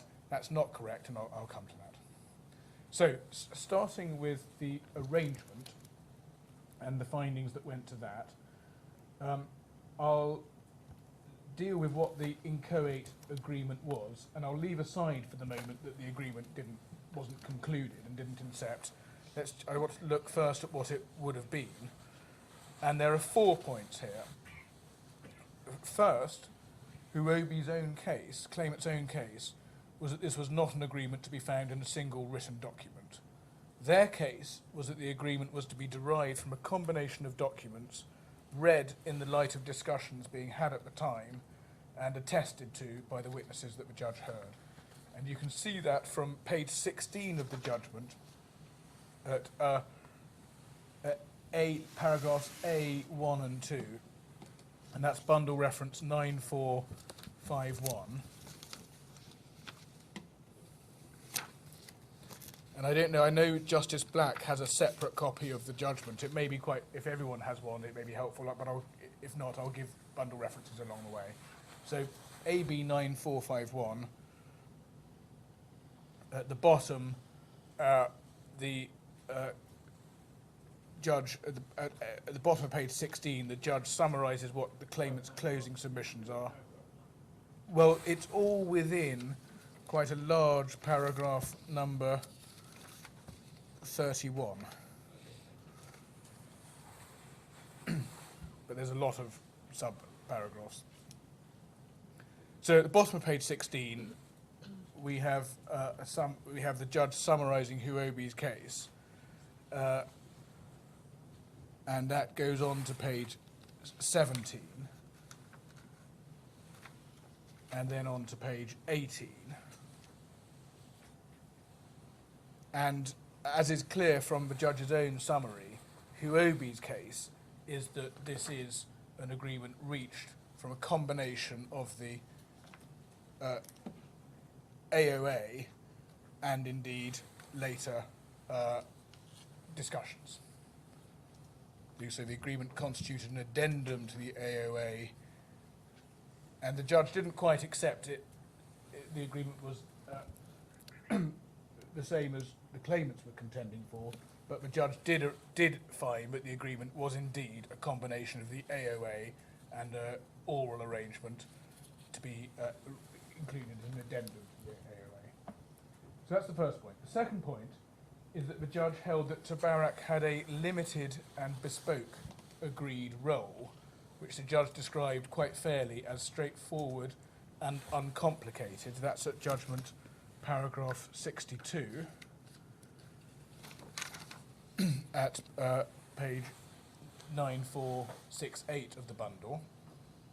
And just to be clear what that role was, it was an agreement, if it had incepted, in relation to a single transaction, that is a sale of 300 Bitcoin by the claimants to Navicon, planned to take place on at Tabarak's offices on 3rd of February 2020. And that is clear from the judgment at paragraph 60 at 9467 and from a judgment at 963 at judgment at paragraph 63 at 9468. So the judge's finding is that it's an agreement in relation to a single transaction. And then back at paragraph 60 at 9467, the judge found that the role was limited to 5 elements for Tabarak. One, it would provide its existing wallet to receive the 300 Bitcoin from the claimants once the price per coin had been agreed. And the reference there to Tabarak's existing wallet is important. That's a little 1 in paragraph 60 at 9467.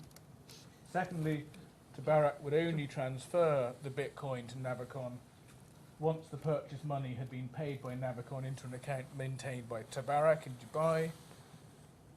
Thirdly, that if the purchase money was received into Tabarak's account, Tabarak would transfer the Bitcoin to Navicon and transfer the net proceeds from recipient account to an account nominated by the claimants.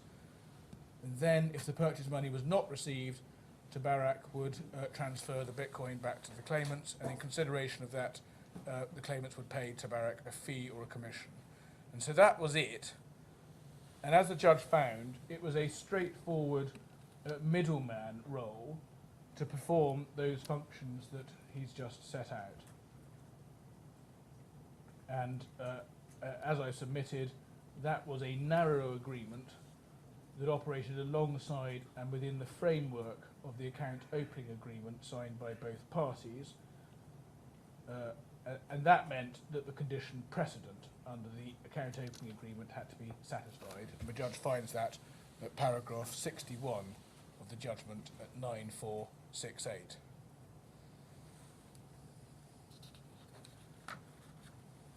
Now, the judge next held that Tabarak did not devise or structure the role that it was to perform. And as the judge held, the basic modalities of a transfer had in effect been set by the claimants and Mr. Morozov, leaving it to Tabarak to agree to perform the contemplated function of middleman once Tabarak understood what was required of it. And that's at paragraph 63 of the judgment at 9468. And in fact it's at it's over the page in the judgment at 9469. We see the key passage where the judge said they had in effect been set by Huobi and Mr. Morozov, leaving it to Tabarak to agree to perform the contemplated function of the middleman once he had made sure that he had understood precisely what they required. Now, also at judgment 63, the judge found that it was Huobi and Mr. Morozov who agreed that the sale should involve a trusted third party, and that was the role Tabarak was chosen for, who would transfer the Bitcoin in question to the buyer only once the purchase money had been received into an account maintained by that third party. Still in the same paragraph, the judge found that the process for the meeting was agreed and accepted by Huobi and Mr. Morozov, with Tabarak going along with their judgment.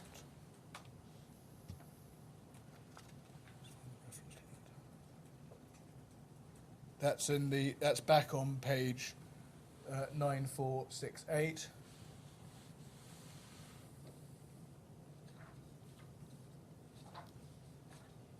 Where there's a passage that starts, nor in my judgment was Tabarak under an obligation to advise as to the efficacy of the proposed modalities for the 3F meeting. The process for the meeting having been agreed and accepted by Huobi and Mr. Morozov as an appropriate and effective one, with Tabarak going along with their judgment. Indeed, I reject the evidence of Mr. Al-Ali and Mr. Saxena, but it was Mr. Thurner who took the initiative in coming up with the modalities by which the sale of BTC by Huobi to Mr. Morozov's principals could be achieved. And as I've just shown you, the judge found that Tabarak was under no obligation to advise on the modalities because those had been set by the claimant in various discussions with the Russians, and they had been agreed to by the principals, by the counterparties. And so it wasn't part of Tabarak's function to advise on those modalities. And the judge returns to this point at paragraph 104 of the judgment, which is at 9485, where he says again that Mr. Thurner was not under a duty to advise on the modalities that Huobi and Mr. Morozov had agreed on. And then as the judge goes on to say, or as to any, this is the fifth line, or as to any other modalities that might be contemplated. And that, of course, is important, because since he wasn't under an obligation to advise on the modalities in the first place, because those had been agreed by the counterparties, the judge also said that when the counterparties decided to change the plan, Tabarak wasn't under a duty to advise on that either. And then he also finds that Mr. Thurner did not agree, this is in the same paragraph, 104, did not agree to provide custodian and escrow services, as it was, as the judge said, grandiosely put by the claimants. Instead, as the judge says in this paragraph, he agreed to carry out the relatively simple tasks, using Tabarak's wallet to receive the 300 Bitcoin from Huobi and transfer them to Navicom once the price had been received by Tabarak, to opening an account for Huobi.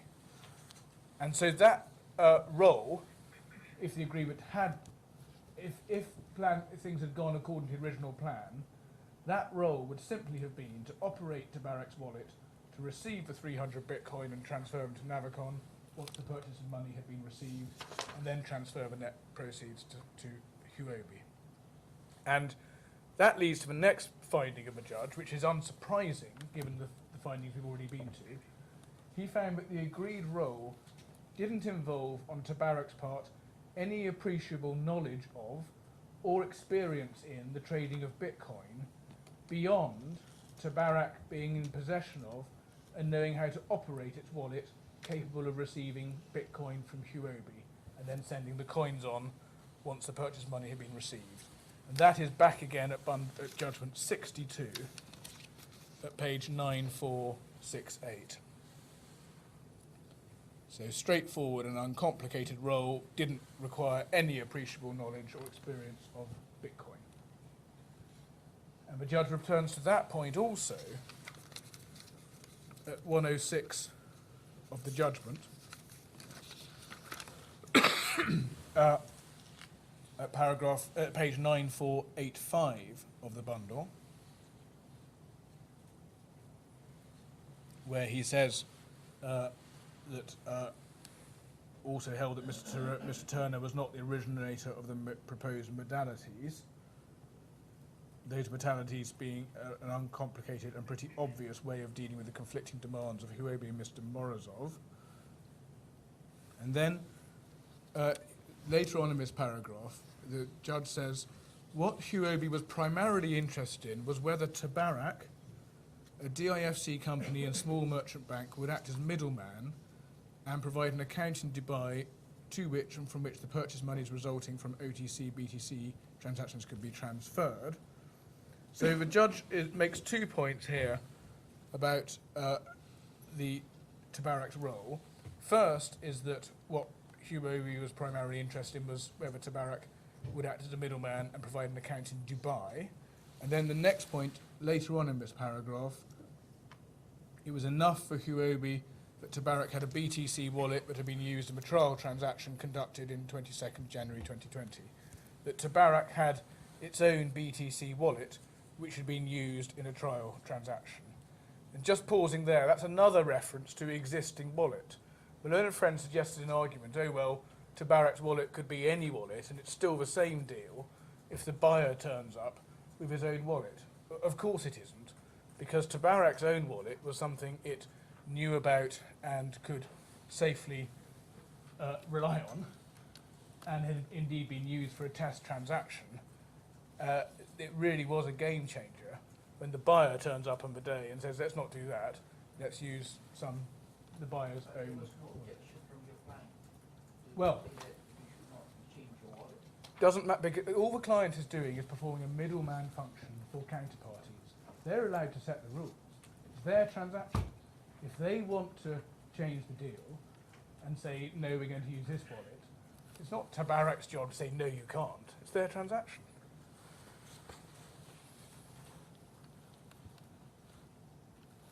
Now, and as the judge also held in that paragraph, Mr. Thurner was never asked to provide particulars of his experience in BTC trading. So now, those findings I've just been through were all, in my submission, unassailable findings. They were findings reached on the evidence, no suggestion that there's no evidential basis for them, or that the judge erred in some fundamental way in making any of those findings. And they are important when considering both the judge's findings on the contract claim and on the tort claim. And that was a set of findings reached by the judge after hearing witnesses and considering, as this court knows, a mountain of evidence, emails, WhatsApp messages in particular, and including multiple, and this is a very important point, because the finding that the modalities were agreed to by Huobi and the Russians was reached against the background where there had been a series of meetings and communications between the counterparties, not even involving Tabarak, in the weeks that led up to the meeting. So it was an entirely unsurprising finding from a judge that they set the modalities, because they had been talking for weeks. And more than that, they had even attempted 2 transactions in the weeks that preceded the 3rd of February, without Tabarak even being involved.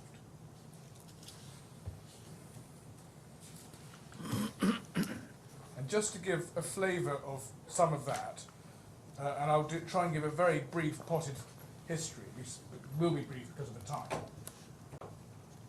But there were initial discussions not involving Tabarak, followed by a meeting between buyer and seller and the man called Rudolph at the Dubai Mall on the 12th of December 2019, not attended by Tabarak. Now, the references to that were given in our closing submissions for trial, at paragraphs 83 to 5, at bundle 8926 to 8927. Yes.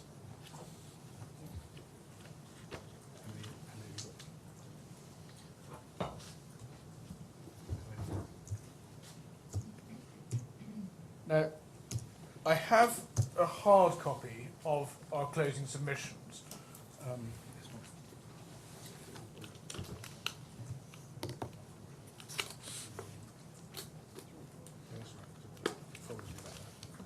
And I'm just going to, in case it helps, what we've done is we've done a hard copy of the closing submissions, and we've annotated to the trial bundle references within those closing submissions references to the appeal bundle, so that they will make a bit of sense.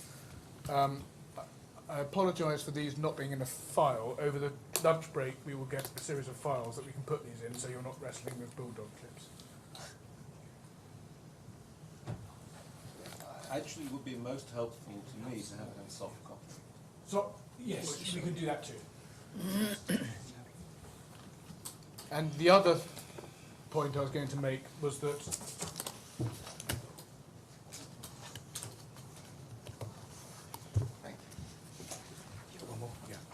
the other point I was going to make is that we've only annotated the trial bundle references to those authorities those references I'm going to take you to. But obviously, if you're interested in more of it, we can annotate the whole thing up to the trial bundle. It's still warm.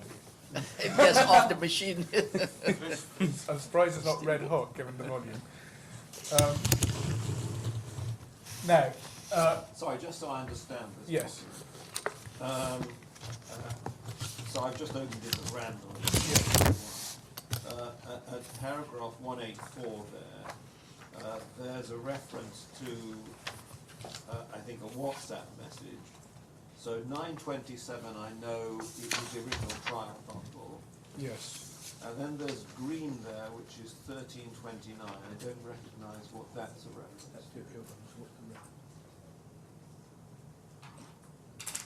Yeah, green. The green is the reference to the appeal bundle.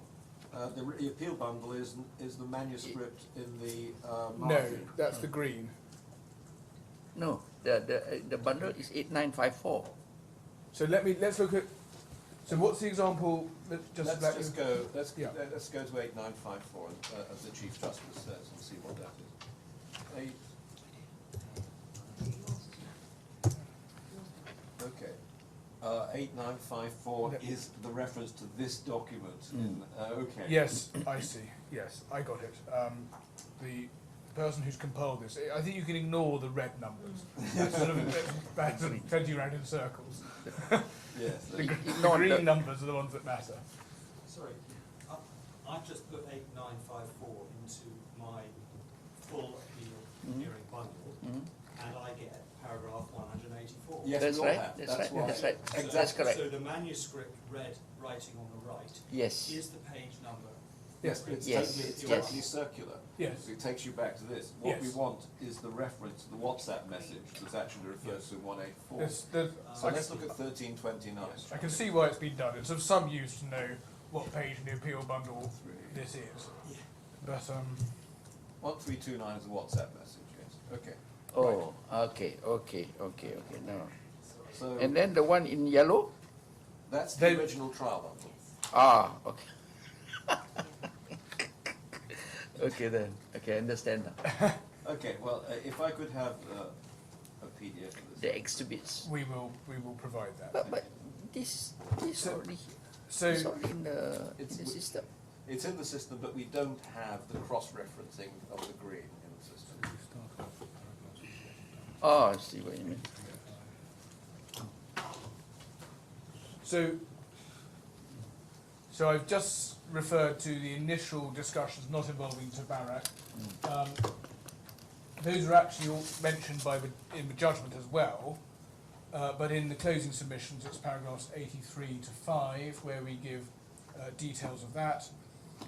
And then the purpose of approaching Tabarak was not to seek advice on the security issues involving the transaction, which was Huobi's area of expertise. It was to source a dirham bank account to receive payment from the buyer for the Bitcoin that was intended to be purchased. And that's addressed at paragraph 86 of this document, where we give the reference, and you can in fact see a quote from Mr. Al-Ali's cross-examination. We never agreed that they pay us to which bank account.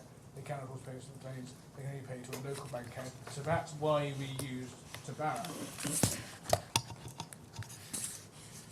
And Mr. Al-Ali also confirmed that when they approached Tabarak, Huobi were not looking for custodian services, and we give that reference at paragraphs 92 to 3 of our document. So that's on page 35,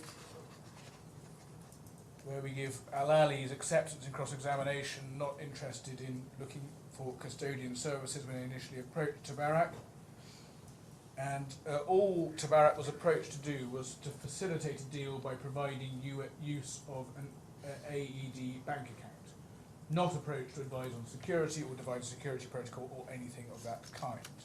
And in terms of security, in terms of for Bitcoin transactions, unlike Tabarak, Huobi were the experts. They were the people in the know. And the fact that Tabarak was not approached to advise on security, all the modalities of a transaction, were entirely clear from the evidence, and we give multiple references to in this written closing, and indeed the whole of section I of this document, I'm not going to go through now, but it's at paragraphs 86 through to 101, addresses that area with detailed references. So that's the initial approach to Tabarak, nothing to do with security or modalities. There was then a series of other meetings between the buyer and the seller, at which Tabarak and Mr. Thurner were not even present. As well as the pre-meeting on the 16th of December, which is referred to in paragraph 6 of the judgment, there were a series of later meetings. And what was quite telling, and again the point the judge had, was that the meetings that took place without Tabarak were something that the claimant's witnesses had admitted in their witness statements and had to be drawn out from them in cross-examination at some length by reference to WhatsApps and so on. And we deal with that in our written closing at paragraphs 102 to 3 at page 8932. So paragraph 102 to 3 of this document. So against that background, just starting at we're still in the early days, the judge had clear evidence that when there was an introduction to Tabarak at the meeting on 16th of December, the process had been agreed between buyer and seller, Tabarak was being told what it was, and hence the first deal structure email, which as the judge found, was simply recording matters that the buyer and seller had agreed. And that's as the judge finds at paragraph 63. And we give references to that in this document at paragraphs 128 to 130.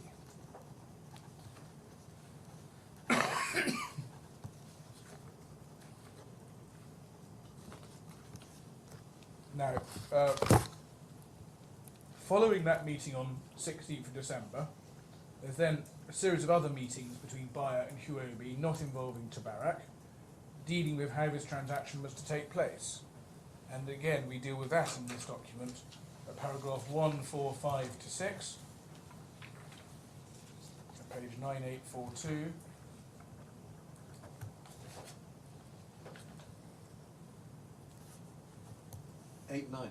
Well, 8942, I'm sorry, yes. And so just to give a flavour of some of those, on the 18th of December, there was an attempt to make a sale to the buyer, not involving Tabarak at all. So obviously the arrangements for that transaction were devised between Huobi and the buyer without any involvement from Tabarak. As it happens, that attempted transaction fell through, and we address that at paragraph 147 of this document. There's then a second meeting which Tabarak is involved in on the 20th of December, and that leads to the second deal structure email. Again, that is just recording what was proposed at that point, again in the light of discussions, bilateral discussions between buyer and seller. There was then a period between the 20th of December 2019 and 15th of January 2020 where the communications that took place were very largely just between the buyer and the seller, and that's a long period, several weeks. And Mr. Thurner played a limited role in any of this, and all you can see in the evidence is a few messages of encouragement from Mr. Thurner as the two parties got on with trying to do a deal. And we deal with that long period of paragraphs 161 to 186 of this document. And just to give some edited highlights, at 165.3, there's a WhatsApp chat at which the buyer and seller are arranging the modalities for showing proof of coins.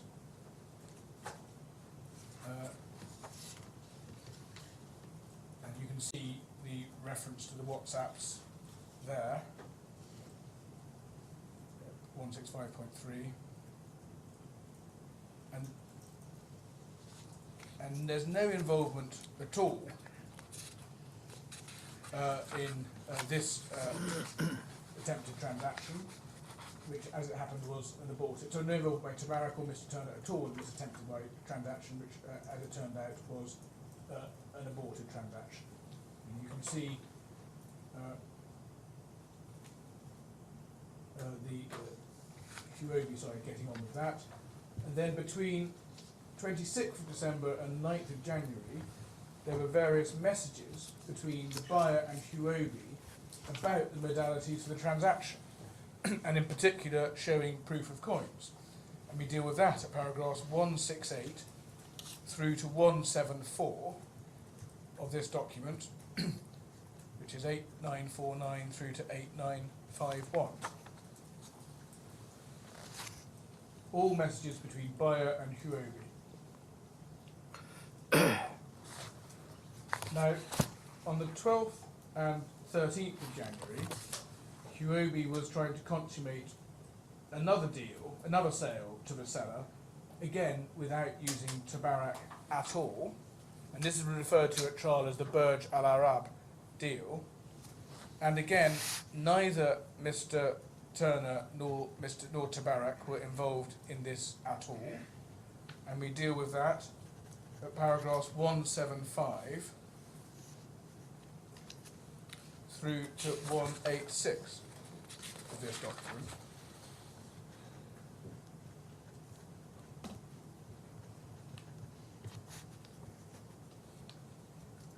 And you will see in these pages a series of a detailed account showing all the WhatsApps, and this was again an bilateral attempt between buyer and seller to do this deal, the Burj Al Arab deal, sell the coins that way,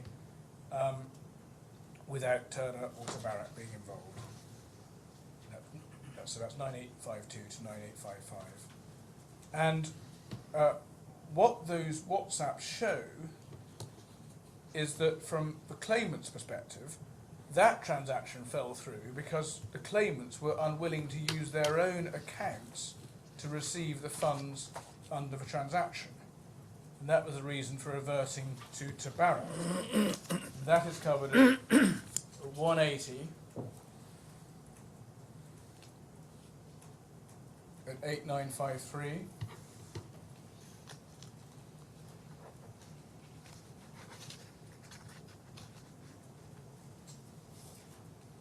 Mr. Saxena speaking to Mr. Davar, he's another person at Huobi. He's talked to Sultan. Mr. Al-Ali, yes, spoke to him. He's not very keen to use either of our accounts. Yes, to do the same process last time with Rudolph. I'm for them challenged maybe they have to use our account. Not worth taking the risk.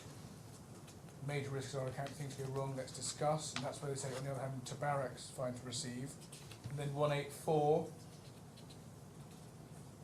we deal with the cross-examination references on that aspect, where we give references to a transcript and say what was to be drawn out, but see that the claimant's only required D1 for its bank account and not to advise on the safety and security. And then 186. What's that again? You say they were not supposed to provide security and safety. Where were you reading that?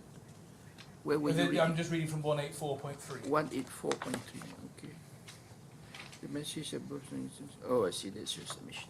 Okay. And then 186.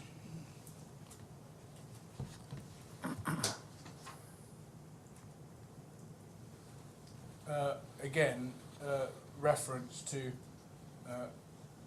Mr. Al-Ali's cross-examination, where he said two main reasons about it. One is to use a local AED Durham account, and the other part uses a custodian. Now, we challenge him on that custodian later. If the customer doesn't want to use a custodian service Tabarak, then they can just transfer the fund locally to our account with Tabarak. So that's one of the reasons why we use their facility.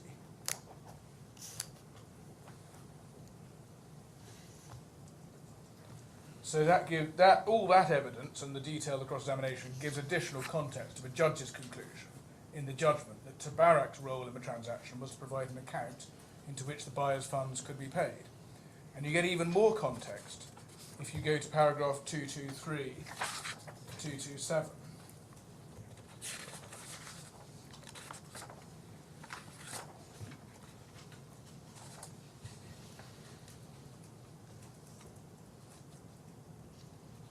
Where there's a series of WhatsApps that show a concern on the claimant's part about using their own accounts, essentially because of the counterparties that they're dealing with. They were trying to pass on their concerns about the counterparties they were dealing with to Tabarak, but without telling Tabarak about their concerns. Again, the judge had all that.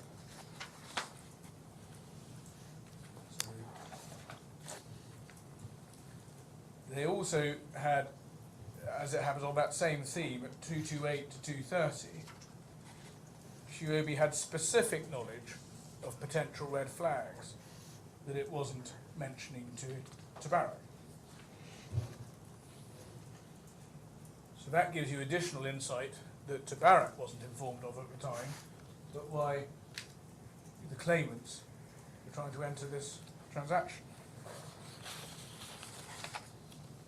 Now, it was only after the failed Burj Al Arab transaction, again a proposed transaction but did not involve Tabarak, that the claimants reverted to wanting to use Tabarak, and there was a third meeting with Tabarak on the 15th of January. But even during this period, there was still communication between buyer and seller without involvement from Tabarak. And that 15th of January meeting led to the third deal structure email, which was, again, just a note of the discussion of the meeting and didn't represent advice or any designing of modalities by Tabarak. There was then a further meeting between buyer and seller. So I should give you reference to the third deal structure email, but it's at 10:11 of the bundle. There's then a further meeting between buyer and seller on the 28th of January, not involving Tabarak, where we discuss the transaction. We deal with that at paragraph 253 to 254 of this document. At 8971.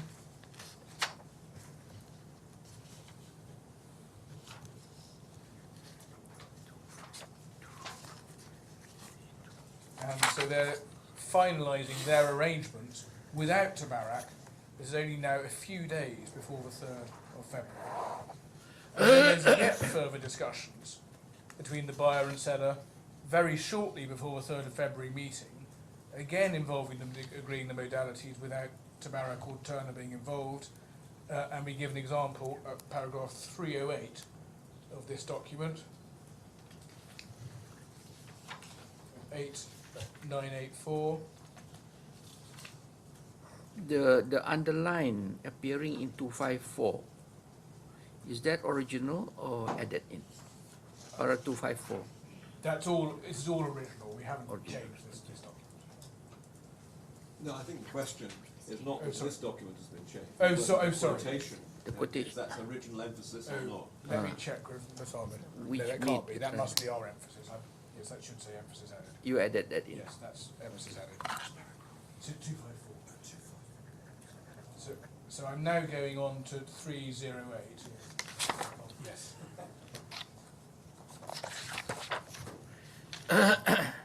So that's just an example of where the buyer and seller were getting to with their discussions. Again, not involving Tabarak or Mr. Turner. And then the day before the 3rd of February meeting, there was yet another meeting between Mr. Al-Ali, the buyer, and Rudolph, again without involvement from Tabarak or Mr. Turner, again discussing the details of a transaction, and we deal with that at paragraph 310 to 312 of our closing submission of 8985. And I'll come back to this point in a moment, but on that day, Mr. Al-Ali forwarded a website link dealing with the danger of allowing anyone to handle a Trezor hardware wallet. Tabarak not involved in any of this, but the claimant specifically put on notice of the risk. Where's that? Where's that again? We deal with that at Para 311. 311. Mr. Al-Ali sent Rudolph the following website link. Kraken article identified in detailed steps on how to attack a Trezor device. Explain the attack is required just 50 minutes of physical access to the device. Also made plain in order to protect yourself, do not allow anyone physical access to your Trezor wallet. You could permanently lose your crypto. So Mr. Al-Ali knew about this, but Tabarak did not. And again, this is just another example of material that the judge had. Which doesn't figure in his judgment. No, but most of this, what one can see from a judgment is the judge's conclusion that Tabarak did not devise the modalities for the sale. But you couldn't expect the judge to go through all of the meetings beforehand and explain that there were various meetings between buyer and seller. His function as a judge is to explain his conclusion. And that's what he's done. And so my learned friend comes along on this appeal and says the judge shouldn't have found that Tabarak didn't devise the modalities for the sale, completely overlooking all the evidence that more than justified the judge's conclusion. And the evidence was replete with examples of buyer and seller agreeing things between themselves, with Tabarak not advising on it and only memorialising what had been agreed in the deal structure emails. Now, so that's one aspect. The other aspect of the evidence that the judge had was that it showed the depth of sophistication and understanding that Huobi, the claimant, had of a transaction of this kind, certainly relative to Tabarak. And again, that's something the judge would have been well aware of when reaching his conclusions in the judgment. And when he comes on not only to think about who advised on the modalities, but also when he comes on to address questions of duty of care and reasonableness of reliance. So, my learned friend touched on this on day one, but the claimants are affiliated to and in a joint venture with Huobi Global, which is one of the most significant cryptocurrency platforms in the world. Again, where are you reading this? Yeah, no, sorry, I'm just, I'm now out of the closing, Okay. and I'll come back to the closing in a moment. I'm now just making a submission. So Huobi was affiliated to, in a joint venture with Huobi Global, massive cryptocurrency trading platform, and the judge alludes to that relationship at paragraph 107 of the judgment at page 9486. And this was a significant point in the trial, which he had well in mind. And it's worth looking at some of the evidence on it. Again, in our document, we summarised Huobi's expertise at paragraphs 28 through to 31.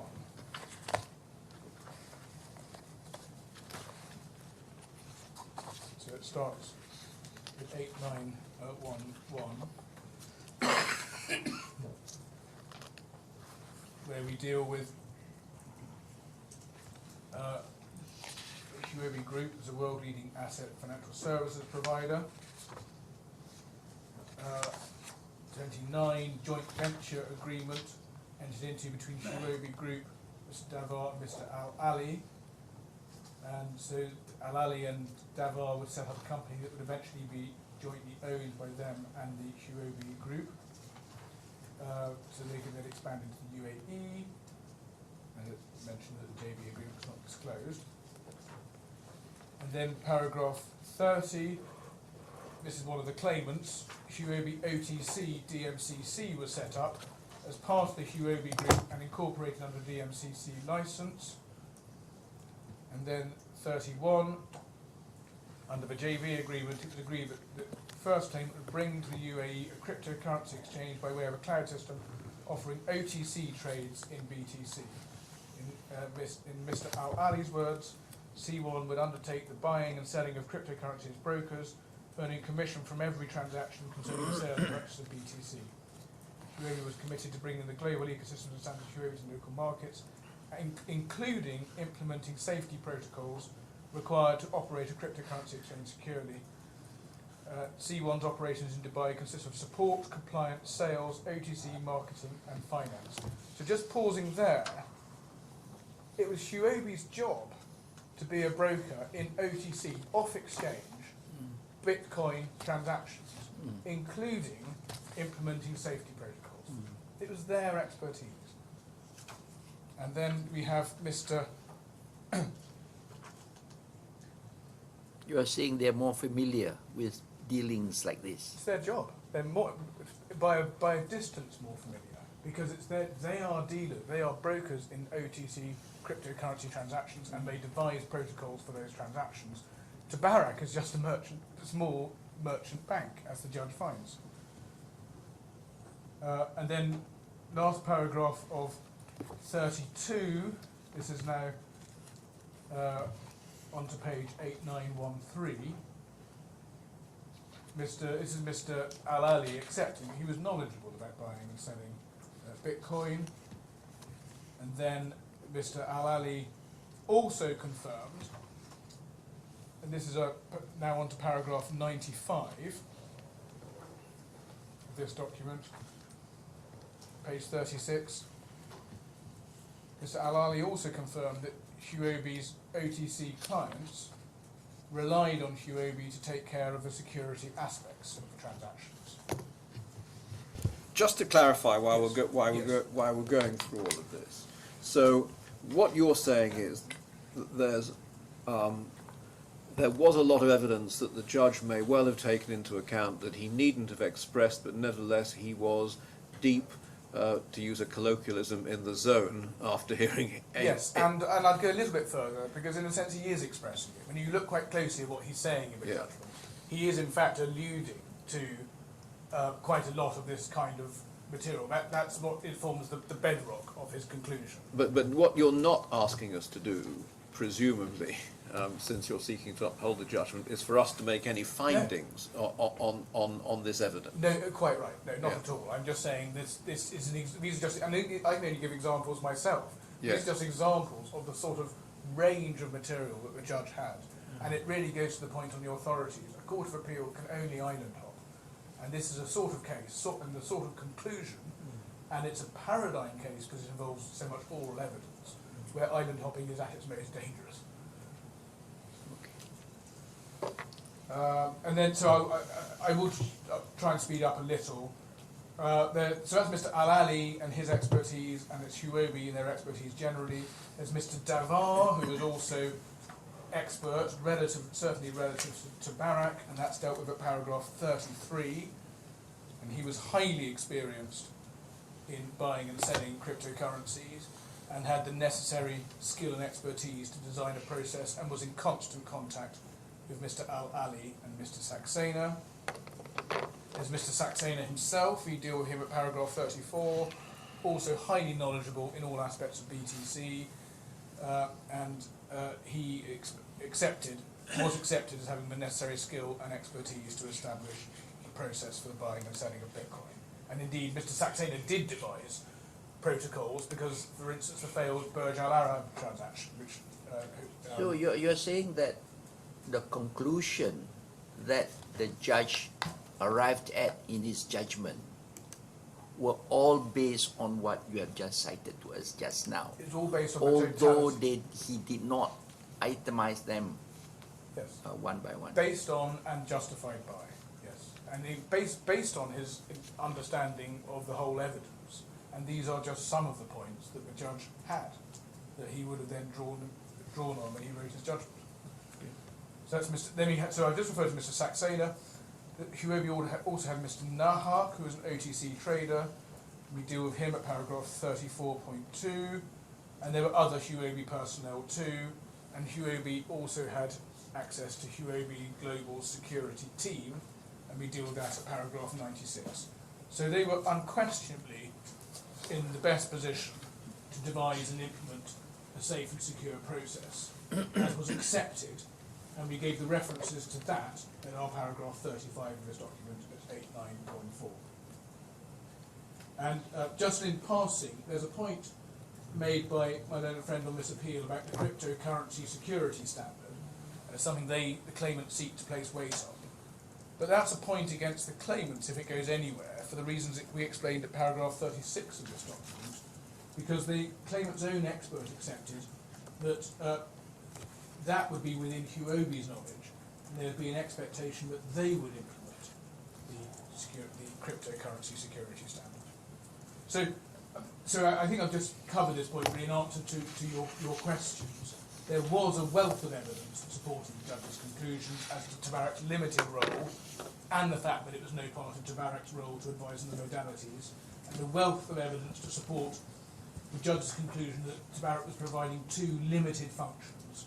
One, to provide an account into and out of which the purchase money would be paid. Two, to operate its own existing BTC Bitcoin wallet. There's a third function, though, isn't there? That to operate an account to receive the money, to operate a wallet to receive the Bitcoin, Yes. but then actually to effect the exchange of the two. Well, yes. Once the Bitcoin has come in and once Bitcoin is in and the money is in, Yes. to then distribute. Yes. Yes. Yes. That's certainly right. And this is obvious, but it was common ground amongst the witnesses that Tabarak was expected to use its own wallet to receive the coins. That's clear from a trial transaction, and it was also accepted by the witness, by Mr. Al-Ali, and we give that reference at paragraph 341. Well, it says it in terms in the third deal structure. Email. Exactly, that's right. Yes. But there is a suggestion that it could be any wallet, and that just is inconsistent with parties' expectations. Well, I think that was a sort of general submission to make a wider point, but it wasn't going to the actual what was agreed. Well, in that case, the wider point doesn't work either, because the wider point is the game changer, and it very obviously is a game changer, because one moves from something that one has an understanding and control over to something that you don't. So the next area is on the area of the judgment, is on this question of whether the arrangement became binding. And that also involves factual findings and evaluations that we submit the judge was entitled to reach on the material he had. And the material point was that the agreement would only incept once the account opening fee had been paid. And the judge records this at paragraph 61 of the judgment. That's at 9461. And it was common ground at trial that payment of this fee was necessary. And again, just for your note, we give one of the evidential references to that common ground at paragraph 279 of our closing. Now, the judge found that Mr. Al-Ali persuaded Mr. Turner on the 29th of January to accept that the fee would be paid out of the proceeds of the transaction. But I think I asked yesterday, Mr. Spink, whether he's challenging that finding of fact, and there's no challenge as to Mr. Turner's lack of authority to waive. So, I mean, what it comes down to, I hope shortening matters, but what it comes down to is accepting all the primary facts as found by the judge. The question is whether or not, as a secondary, I suppose, implication from those facts, that it appears that Mr. Ahmadi was told that the money was going to be deducted from the funds. He says nothing and leaves the room. The question is whether or not this court is constrained by the injunctions in the various authorities to respect that finding completely, or whether this court has the ability to say, well, it's an inference, a secondary inference, and therefore the admonition to give deference to the judge's findings is not so strong. That's a very fair way of putting it, and I would submit that the authorities are quite clear that also in the question of evaluations, one has to pay enormous respect to the judgment, because again, it's the island hopping model. The danger is you take his primary facts and say, I'm going to draw my inference from these primary facts. But the judge isn't drawing his overall conclusion just from those primary facts. His conclusion is drawn from the totality of his thinking on the evidence. And so, certainly, of course, the Court of Appeal can do anything, but, but the authorities do warn against it, and I'll come to the law in a moment on the question of evaluation. And so I do say that on that particular question, leaving the room and silence and so on, what the judge had was a flavour of the meeting, people's expectations, and people's discussions, and how objectively that's to be interpreted. Which, the error in my learned friend submissions is to say, because it's an objective question, that somehow removes the fact-finding nature of the exercise. And it doesn't, because it's an objective interpretation of the detailed factual picture that the judge had. Yes, I mean the objective question obviously is why wasn't the deal stopped there and then? If Huobi weren't a client, why did Mr. Ahmadi agree to have the Trezor wallet put in his safe later on and say, what are you doing here with this? I told you all to go away. Yeah. And essentially, as it's argued against you, would your clients really have refused the $35,000 the next day if the deal had been done? You're quite right to put those questions to me. Yes. I will come to them in. I'm sure you will. I'm just trying to examine the parameters of and I think what we have to look at. The parameters are, I think, I obviously have to accept the Court of Appeal can step in. Yes. But you have to do so against the background of knowing that the judge's conclusions are based on a full review and full conclusion as to the facts, of which you can only see a few morsels. I take that point entirely. Now, I'm going to leave that question and come back to it on the question of ground 2, and then move to the other area, which makes this question moot, because it doesn't matter whether the agreement became binding because of waiver and so on, because the judge in fact found that the agreement was of no application on the events that happened. And I just want to deal with the facts behind that. And this is the game changer point. And the game changer, the introduction by the buyer of new wallets, was something that happened at the instigation of, and with the agreement of the principals, the counterparties, the buyer and Huobi, with Tabarak being instructed to go along with it. And as I've just explained, the judge had held the constituent elements of a deal were straightforward, and when the buyers proposed and Huobi agreed to a new mechanism, the judge rightly held, and this is his quote from 24, it was an obvious and fundamental departure from the agreed modalities for the sale, and then at paragraph 107 he calls it a game changer. What page again? Yes, so judgment 24 is at 9443. 9443. And judgment 107 is at 9486.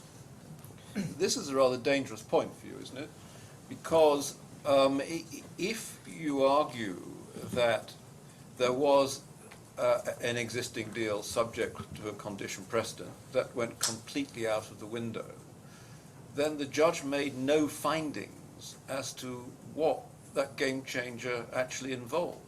Obviously, your clients, Huobi and Mr. Morozov and Alexei, I think was the person with him, were doing something. They did something, but it wasn't pursuant to the agreement that didn't come into effect. So what was it pursuant to? But it wasn't pursuant to an agreement.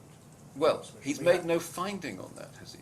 What he's found is that the agreement which was negotiated through the deal structure letters and the account opening agreement was not incepted because the condition precedent was not satisfied. But what he hasn't made a finding on then is what happened next. Well, yes, in my suspicion he has, because what he says is there's no agreement. Therefore, Well, can we see what he says Yes. precisely? Because that's why he then needs to look at tort.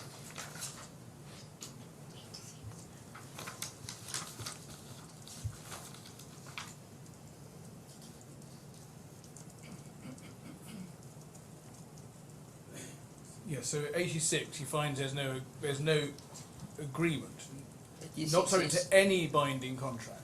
86 is what page again? Sorry, So paragraph 86 994. at 9475. 94.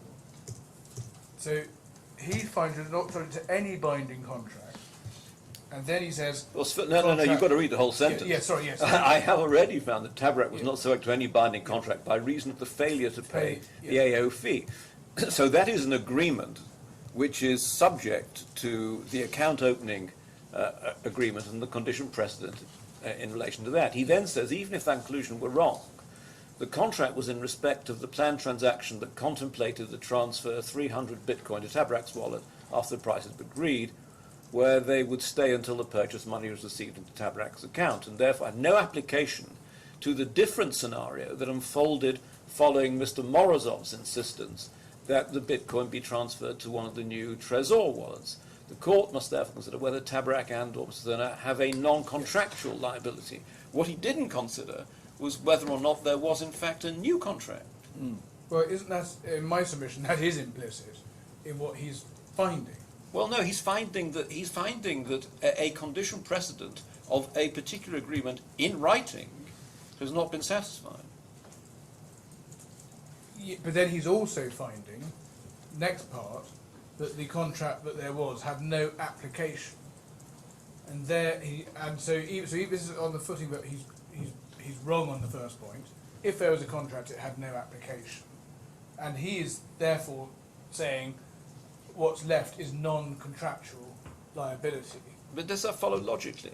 I mean, if he's saying that there was a game changer and that we're no longer talking about using a wallet of Tabarak's, but we're talking now about using the buyer's wallet, does that necessarily mean that there was no contract? Well, it certainly can mean that, and in my submission, that's what the judge is finding. And it certainly wasn't submitted to him below, but there was a contract on going into it which became varied. I know my learned friends submitted that orally, not even in his grounds of appeal or skeleton. First suggestion of a varied contract was something that appeared orally on day one of this appeal. Not advanced to the judge, not in the grounds of appeal, not in the skeleton. So it's not open to my learned friend. And in my submission, it is certainly open to the judge to find that in circumstances where the contract's not applicable, there's no contract. And therefore, there might be a tort liability. And that's what the judge goes on to consider. And I'll come back a bit later to my learned friend's new variation argument.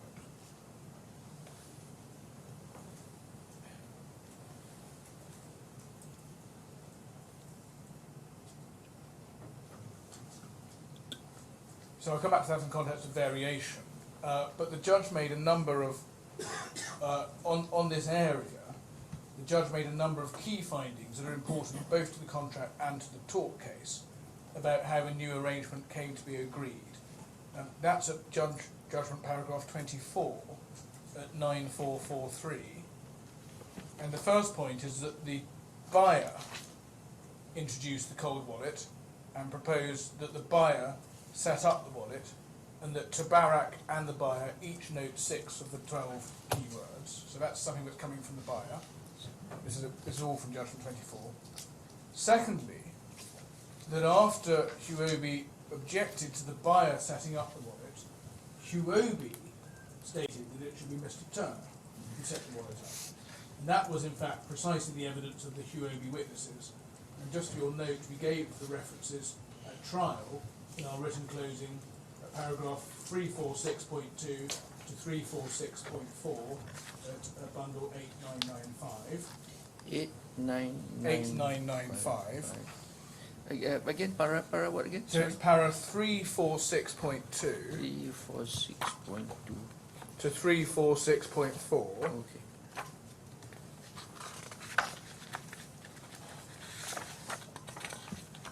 Second word, January. That confirmed that it was the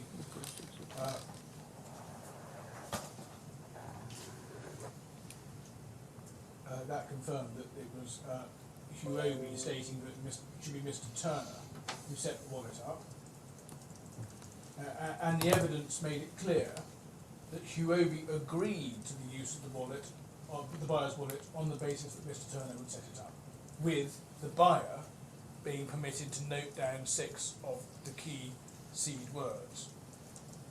And then Mr. Al-Ali himself agreed to the proposal that Mr. Turner should set the wallet up, into which Huobi would transfer the coins. So, putting that together, Mr. Huobi agreed to the new mechanism. They proposed and instructed that Mr. Turner should set the new wallet up. That's all at Judgment 24.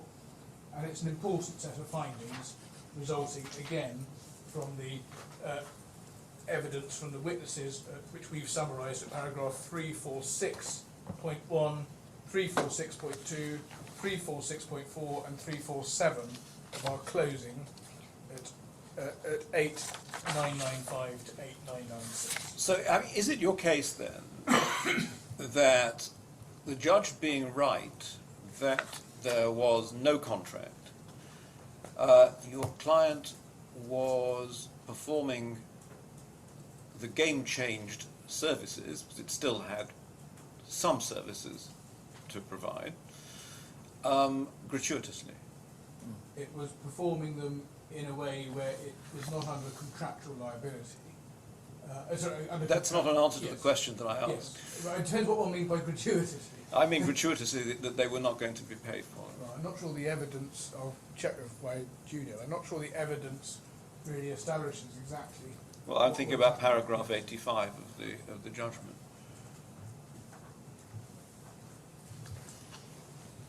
Oh, that's what the judge said actually. He says that no, not 85. Earlier on, he says since there was no contract. No, 85 is what I'm referring to. Well, I'm not sure the evidence is clear as to what would have happened. The evidence tells us either way what would have happened. But He certainly finds it's right to say Mr. Turner agreed a commission. But he finds, as a matter of fact, that the fees and commission due to Tabarak for their role in the transaction were agreed on 3rd February, sometime before the 300 Bitcoin were transferred to Morozov's Trezor wallet. So it does appear that whilst he's finding that there was no contract, and this is a point, as you probably gathered, I raised with Mr. Spink yesterday, he does appear to be finding that while there was no contract, nevertheless your clients were being remunerated for providing professional services. I confess I find the two findings difficult to reconcile. Yes. Well, you first raised it, as I understood it, in the context of Mr. Ahmadi and how it fits Mr. Ahmadi walking away and so on. Well, it's how it fits with the finding. I mean, we're not looking at the evidence, and you're absolutely right. The court will be slow to interfere with the judge's primary findings of fact. But we have here two potentially inconsistent findings in the judgment that we have to understand whether they're inconsistent or not. Well, I'm just trying to deal with it. Yes. It's certainly not inconsistent. I've taken the stages. It's not inconsistent with step one of the judge's conclusions, which is there a binding agreement by reference to waiver or not? Not least because this is something that Mr. Turner would presumably have been authorised to negotiate, unlike the payment of the account opening fee. Yes.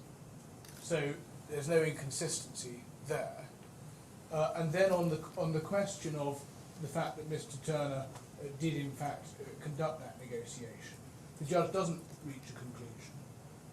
And it was certainly, in my submission, not inconsistent with him finding that the agreement that was reached didn't apply, and there was no other agreement. And one of the questions one needs to ask oneself when one comes to variation: what is this new agreement? What are the terms of it? My learned friend seeks to suggest that his strict liability case that he seeks to impose on Tabarak are the new terms attaching to the new agreement. And as I'll explain when we get on to variation, that would be quite unreal in the world in which the parties were in by the time one got to the 3rd of February. The idea that Tabarak, who was in this very limited role and had been given this new set of instructions, should somehow then have strict liability for absolute safety of the Bitcoin. Let's just break it down to its absolute basics, and accepting all of the judge's findings of fact.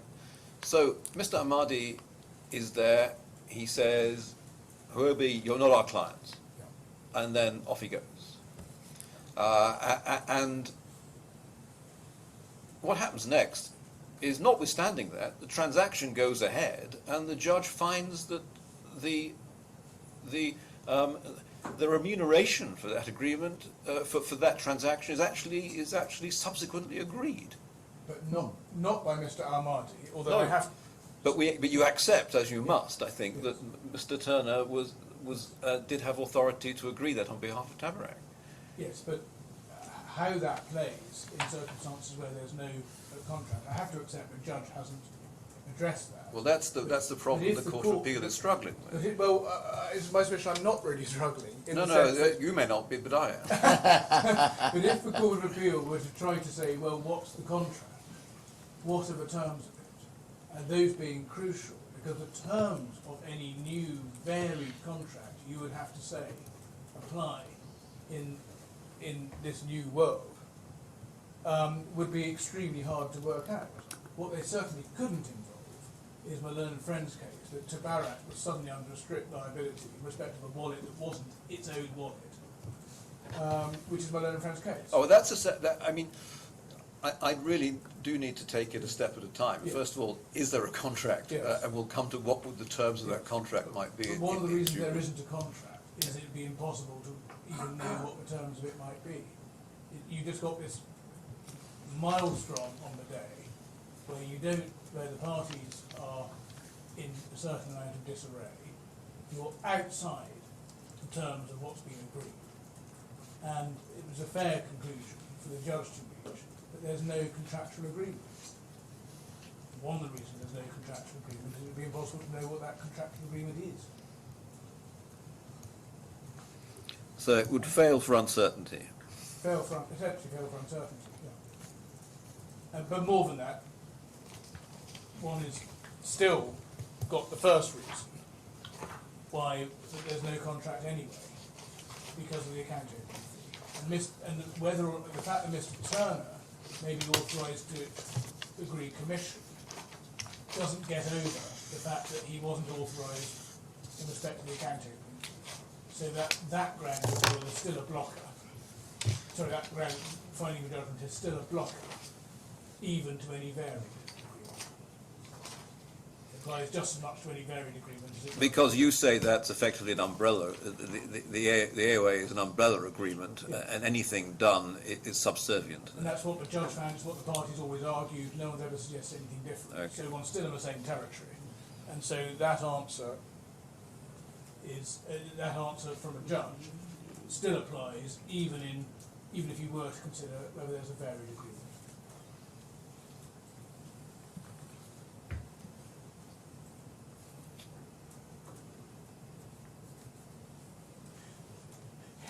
Had this not had happened, assuming this, the transaction went through, then they would have got the fees, isn't it? Because here the judge said,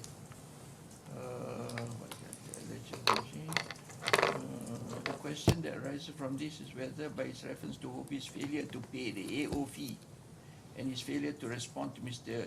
Al-Ali's statement that the fee would be paid on the day of the proceeds of the transaction, Mr. Ahmadi agreed to waive the strict requirement the fee had to be paid before Huobi could become an outboarded client of Tabarak, or cause Tabarak to be stopped from denying that the precondition had been waived in light of the fact that the sale of BTC was shortly to take place in Tabarak's office between Huobi and Mazarov with the assistance.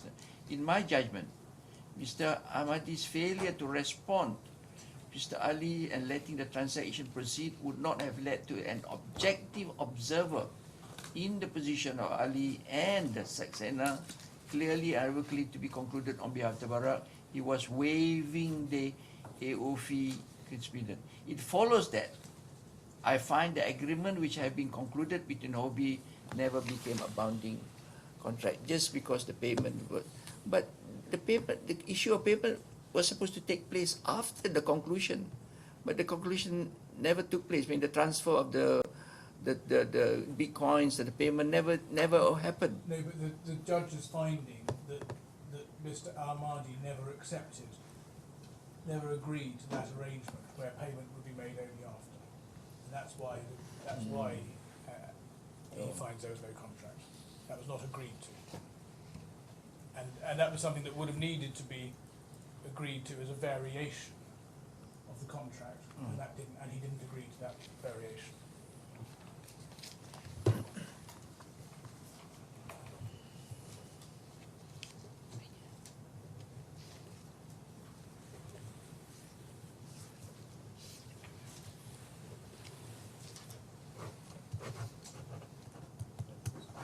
Now, I was just coming. I'll return certainly to Justice Black's point about variation later, because that comes up in one of the grounds. Yes.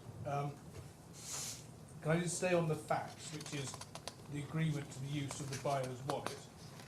Huobi had to be the person agreeing to the use of the buyer's wallet, because this was its transaction, which it had been engaged in with the discussion with the buyer for weeks.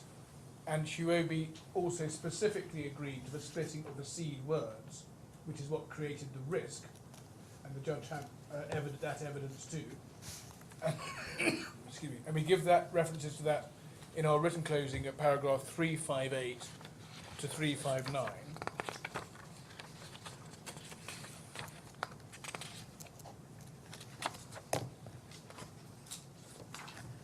And that's at bundle 8998, so that's the agreement to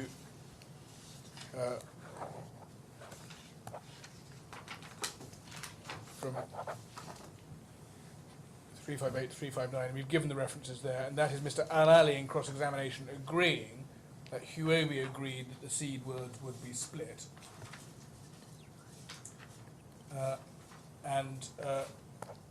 There's also that's also clear from a reference my little friend went to on day one at page 8645. Now it's also worth looking.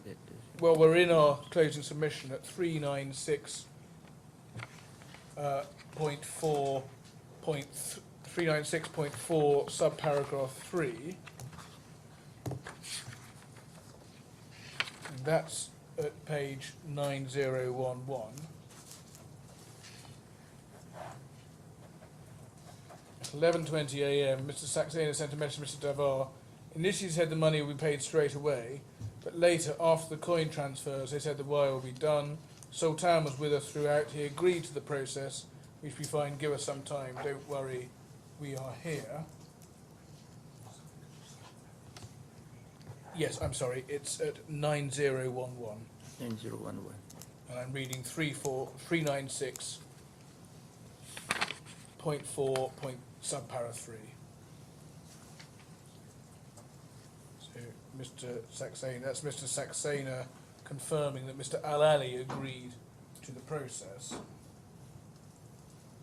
And so it is important to keep in mind, and when we deal with both contract and Batalk cases, that every aspect of this was agreed to by Huobi, and Mr. Turner instructed to go along with it. And I apologise for rising a couple of times on day one, where it seemed to be suggested that allowing the buyer to note down the key words was in some way Mr. Turner's initiative, and that's quite wrong. It's contrary to the judgment and it's contrary to the evidence. And as I'll explain, what's clear from the claimant's own evidence is that the two key flaws that led to the risk, both of them were matters agreed to by Huobi, and neither of them were proposed by Tabarak.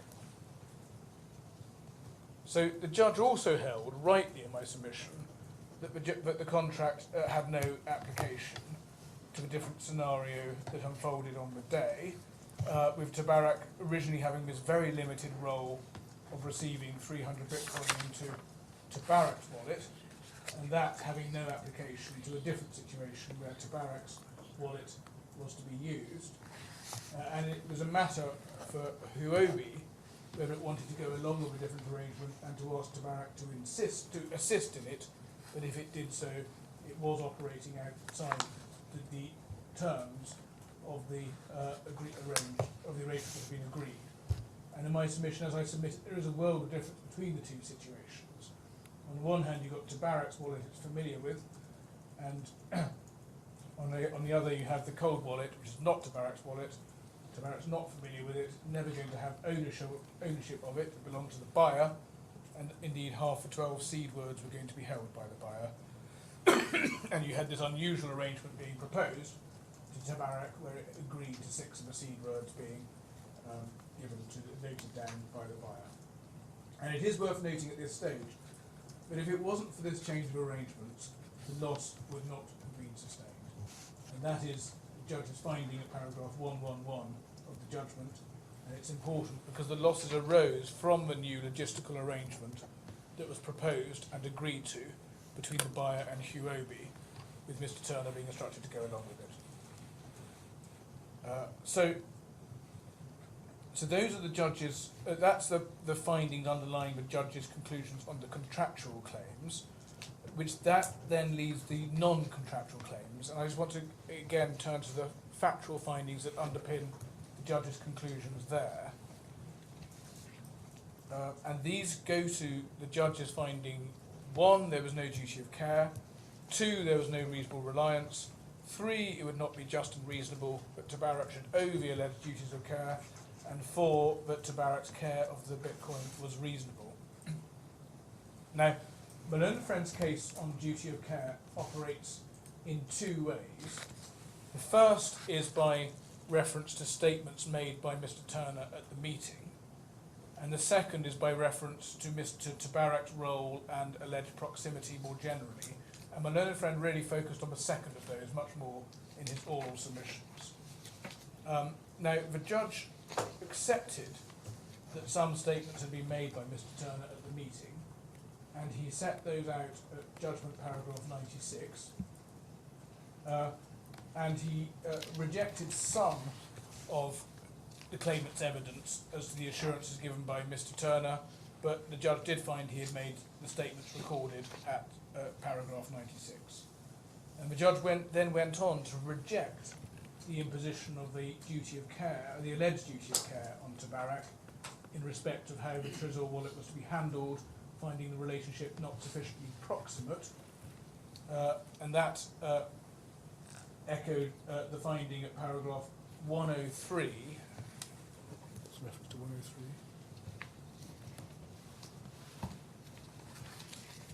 at 9484, thank you, that Tabarak was not in breach of an actual duty of care. Judge also held that no duty of care as to the statements by Mr. Thurner or Mr. Tabarak. That's at judgment paragraph 110 at 9487.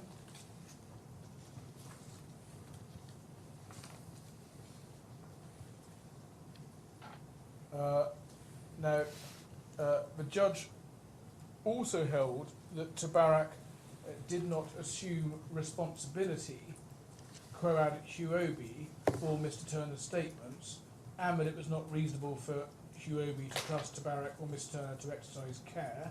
In other words, not reasonable for them to rely on Tabarak or Mr. Thurner. That's at paragraph 110 of the judgment at 9487. And he specifically held it was not reasonable for Huobi to rely on the assurances to the point that it went ahead with transferring the Bitcoin at a time when none of the purchase money had been received, and that is also at paragraph 110 at 9487 in the last sentence. And then the judge held it would not be just and reasonable that Tabarak should owe the alleged duties of care. And in that context, as the judge said, Mr. Al-Ali feared that the use of the buyer's wallet posed a risk, and he unwisely chose to agree to proposed use of the wallet, and also to agree to a transfer of coins to the wallet, even though the purchase price had not been received.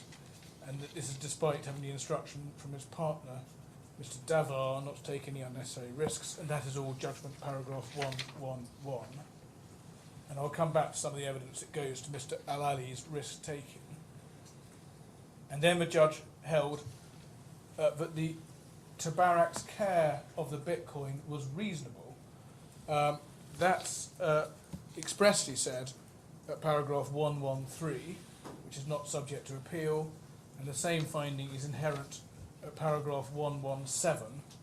So 113 is at 9488, 117 is at 9489, also not subject to appeal, and I'll come back to those findings in the context of the claimant's grounds. Now, all of those findings I've just summarised in terms of the negligence case were themselves all made on the basis of detailed factual material, and they stemmed from factual conclusions the judge had reached. And key ones are summarised in his judgment, and we'll look at them now, but this is another area where there was an array of material and the judge wasn't required to list all of it, and he couldn't have done so.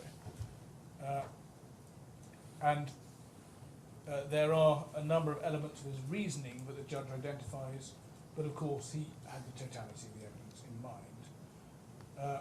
Now, so starting with events at the meeting itself, the judge found that this is Parrot Judgment 103 at 9484. The judge found that Mr. Thurner, and through him Tabarak, had acted in an honest but mistaken belief with regard to the possibility of the buyer accessing the Bitcoin under the new mechanism proposed by the seller. So neither Mr. Thurner nor the claimant's team knew that the cold wallet could be promoted to reveal the whole mnemonic. That's at 103. And pausing there, that's particularly significant in relation to the issue of breach of any actionable duty of care, because this is part of the judge's finding that there is no breach. And that's one of the points that the judge will have had in mind when he later says twice that Tabarak's care, well, he says Tabarak's care was reasonable at 113, and there's no breach of the gen rules under 117. And I will come back to that point, because my learned friend suggests in this appeal that the judge made no finding on the issue of breach, but there was a finding. It's clear from paragraph 103, and although paragraph 104 is also relevant, and the findings repeated in terms at 113 and 117.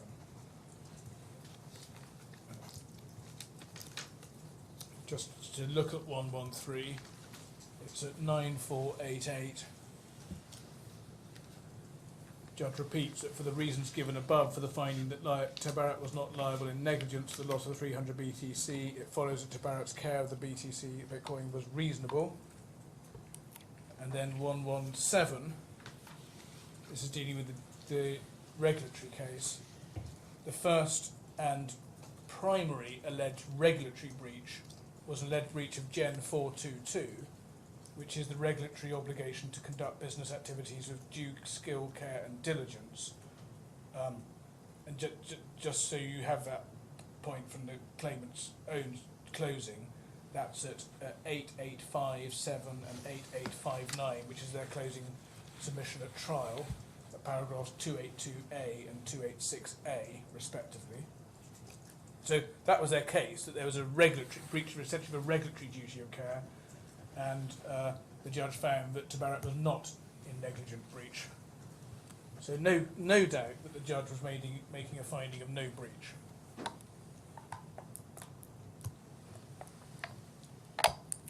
Now, on that finding, the fact that the Huobi did not know of the risks was itself significant, and that's why, of course, the judge draws particular attention to it.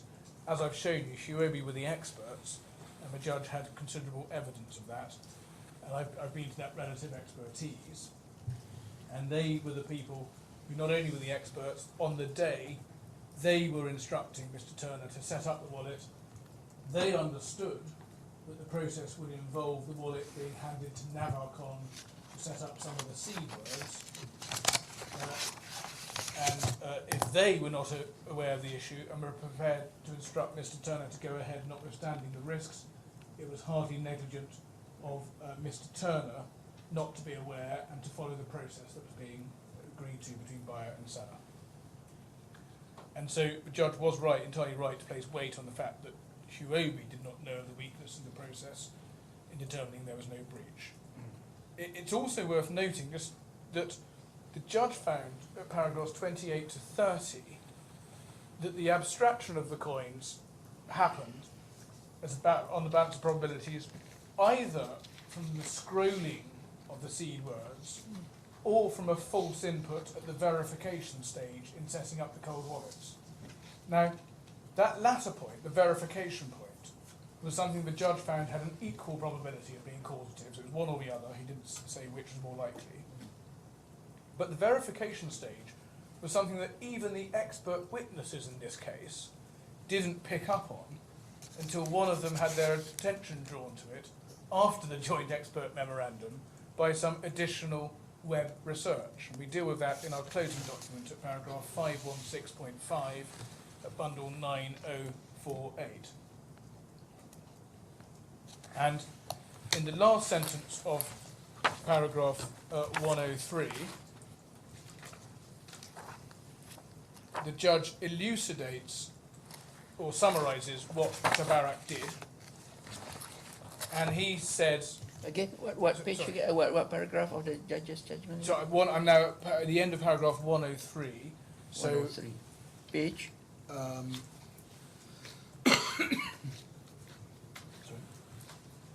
9484, page 9484. 94. So at the end of it, the judge says, in my judgment, in acting as he did, setting up the wallet and passing it to Mr. Zavierova and then to Mr. Morozov, stating when asked that he had no concerns about the proposed use of the wallet because it would be locked in Tabarak's safe, Tabarak, Mr. Thurner, were not in breach of an actionable duty of care owed to Huobi. So he's specifically going through what Mr. Thurner did and confirming that that set of actions didn't constitute a breach. So clear finding of breach. No breach. So that's the first area. Second area of fact behind these negligence findings relates to the relationship again between the parties going into this 3rd of February meeting. And the judge reiterated the point that the agreement was limited to how the proposed sale of the 300 Bitcoin would be implemented, and that Mr. Thurner was not under a duty to advise on the modalities that had been agreed or any other new modalities that might be contemplated on the day. That's what he says at paragraph 104. And as the judge goes on to describe, Mr. Turner had only agreed to these relatively simple tasks that he summarises again at 104, and then his obligations are then spelled out, which is to operate Tabarak's own wallet to receive the 300 Bitcoin and to transfer them to Navicon once the purchase money had been received in an account maintained by Tabarak. And so just pausing and unpacking what the judge is doing at paragraph 104 of the judgment, there's two particular components to his reasoning. One, no duty to advise on Mr. Turner's part, because that's not his role. He's just there to implement the modalities agreed by others. And we've been through that in relation to the contract, and the judge had ample material for the findings he made.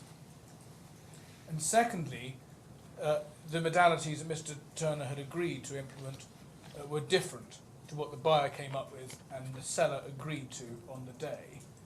And that explains the next paragraph at 105, where the point is made that this is not a case where there's an assumption of responsibility such that notwithstanding a technical failure for a contractual relationship to arise, there's an assumption of responsibility in like terms the court will recognise in tort. And this is for both the judge, that follows from both the judges' prior conclusions. One, no duty to advise, or Mr. Turner to advise anyway, that's not his role. He was just an implementer of what other people with more expertise than him, and whose transaction it was, had agreed. Secondly, what he'd agreed to do was different anyway from what he was now being instructed to do, so he was outside the sphere of the arrangements. And in those circumstances, there would be no question of imposing a duty of care based on the responsibility that would otherwise been assumed under a contract if one had subsisted. And then thirdly, again addressing the relationship between Huobi and Tabarak, the judge holds, at paragraph 104, that under the original proposal, Mr. Turner did not have obligations beyond this limited role, and that's where the judge says he didn't agree to provide what the claimants grandiosely call custodian and escrow services. So the deal was, as the judge held, a simple one. It's not an agreement to provide general custody services, it's a bespoke one-off middleman role. And it's also, I would submit, a role that doesn't naturally fit into the custody analogy anyway, not least because Tabarak is holding the coins for both buyer and seller, effectively, with the buyer getting them if the payment condition is satisfied, and the seller getting them if it isn't. Nor was Tabarak agreeing to act as an escrow agent under an escrow agreement, formally so called. Again, it's agreeing to implement this one-off arrangement that the buyer and seller have devised and agreed on. And one doesn't need expert evidence to know in the market that if there's an escrow agreement properly so called, there'll be a prescribed agreement defining the terms of the arrangement. The escrow agent will himself determine the terms. Here, different sort of situation. It's the buyer and seller determining a simple, bespoke mechanism with Tabarak agreeing to implement it. And my learned friend didn't seem to really pursue the escrow agent argument orally, but he did pursue the custodian point. Now, how would you characterise, and you may wish to think about this over lunch given the time, but you say that Tabarak was to hold for both the buyer and the seller the Bitcoin. So in what capacity would you characterise that function? Well, certainly it's a bailee subject to questions of whether you can have a bailment of Bitcoin. If you can't bail Bitcoin, and the authorities look fairly strong on that, but on the basis that perhaps control is the touchstone when one's dealing with digital assets. Yes, I mean, I would have said it was Tabarak was a bailee. Yes. Simple bailee. Well, again, this is obviously an area which is very important for the outcome of this case, and it's something I think you may wish to reflect on. He is a bailee for that wallet. So For physically, yes. wallet is bailee. What is behind the wallet is another matter. Well, that may be the answer. It's a bailee of the wallet, and as it happens, the wallet gives access to Bitcoin on the blockchain. Well, that was what Mr. Spink described as the Supreme Court question yesterday. I mean, I'm not sure. I mean, we're not subject to Supreme Court in this jurisdiction, sadly. I mean, Justice Black, you say you have to determine it and reach findings. I'm not sure to what extent you really do. Okay, need to reach yeah. findings on If that. I give you a key Yes. to my car, Yes. what are you, a bailee to the key or to the car? Yes. To the car, isn't it? Or to the key? The key is the, well, the same here. Is the wallet is the key to the money, to the Bitcoin. Well, I mean, it's not really part of my case I know. to I have mean, a just solution either way. I mean, I'm content with the concept of Tabarak being a bailee. My learned friend resists it on legal grounds. I'm content with it, and I'm also content with it if the right way to look at it is it's a bailee of the wallet, and that happens to give control of the Bitcoin. It's still a bailee of the wallet. And, and I should just say, there's no appeal. The judge rejected one of the paragraphs I showed you at 113. The judge held in the concept of the bailment argument. He didn't reject it on the legal technical ground. He rejected it because Tabarak's care of the Bitcoin was reasonable. He rejected it on standard of care grounds and breach grounds, and that is not appealed. It's 1:05 now. I'm sorry. Do you I've want gone to? on. You want to? Shall we break I'm here? in your hands. 2:05. Does that work? For Yeah, you? yeah. I'm 2:05. grateful. 1:05 to 2:05. Okay, to 2:05 then. But we are finishing at 4:30 today. Good. We are. Yes. Thank you.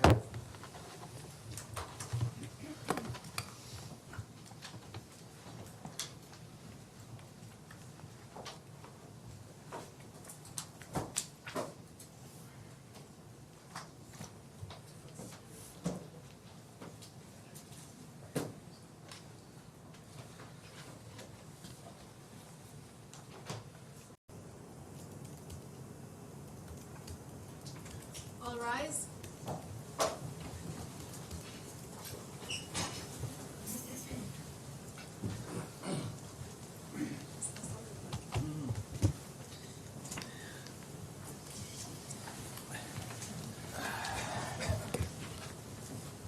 Yes, Mr. Hill.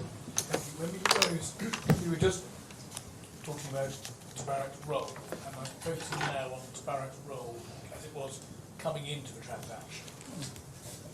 And whether, the learned friend's case, that there was an escrow or custodian arrangement. And of course it can be said that in substance what Tabarak was agreeing to do, if the parties had stuck to the plan, had some features you can see are akin to a very simple escrow type arrangement. But that doesn't mean, and it would be quite wrong to suggest that Tabarak was in some formal or general way assuming duties and obligations customarily assumed by escrow agents when they operate under formal arrangements in the market. It was a simple one-off bespoke arrangement which above all included no duty to advise.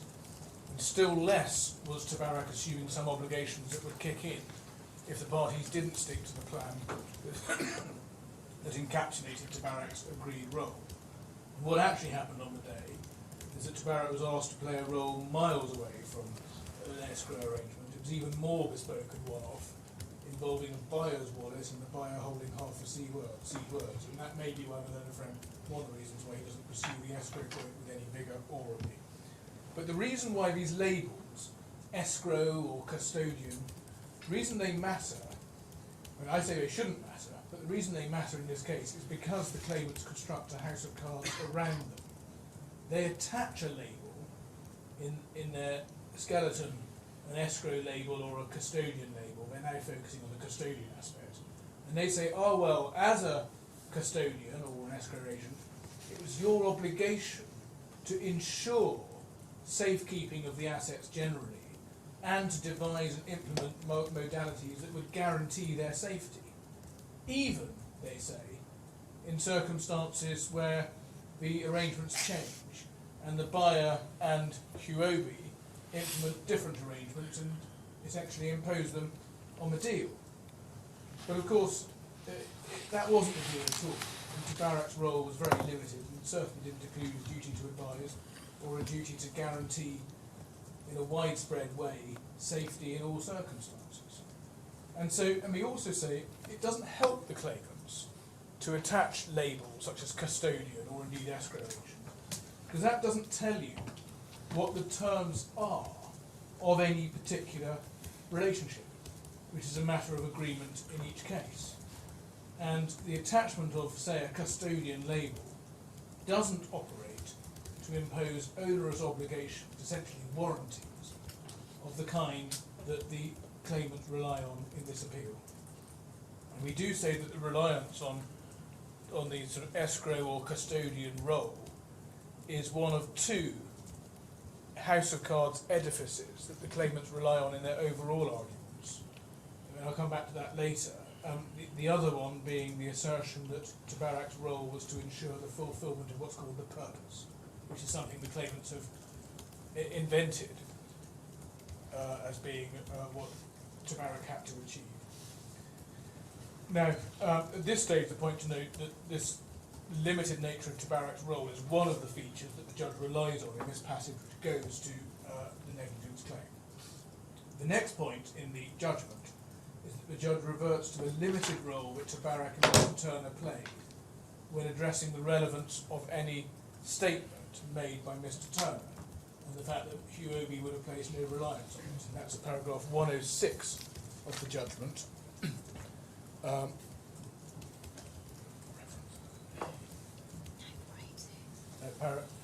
Paragraph 9486. Now here, the judge repeats the point that Mr. Thurner was not the originator of the modalities that were proposed for the transfer and holding of the Bitcoin, and that those were agreed in principle by Mr. Morozov and Mr. Alali.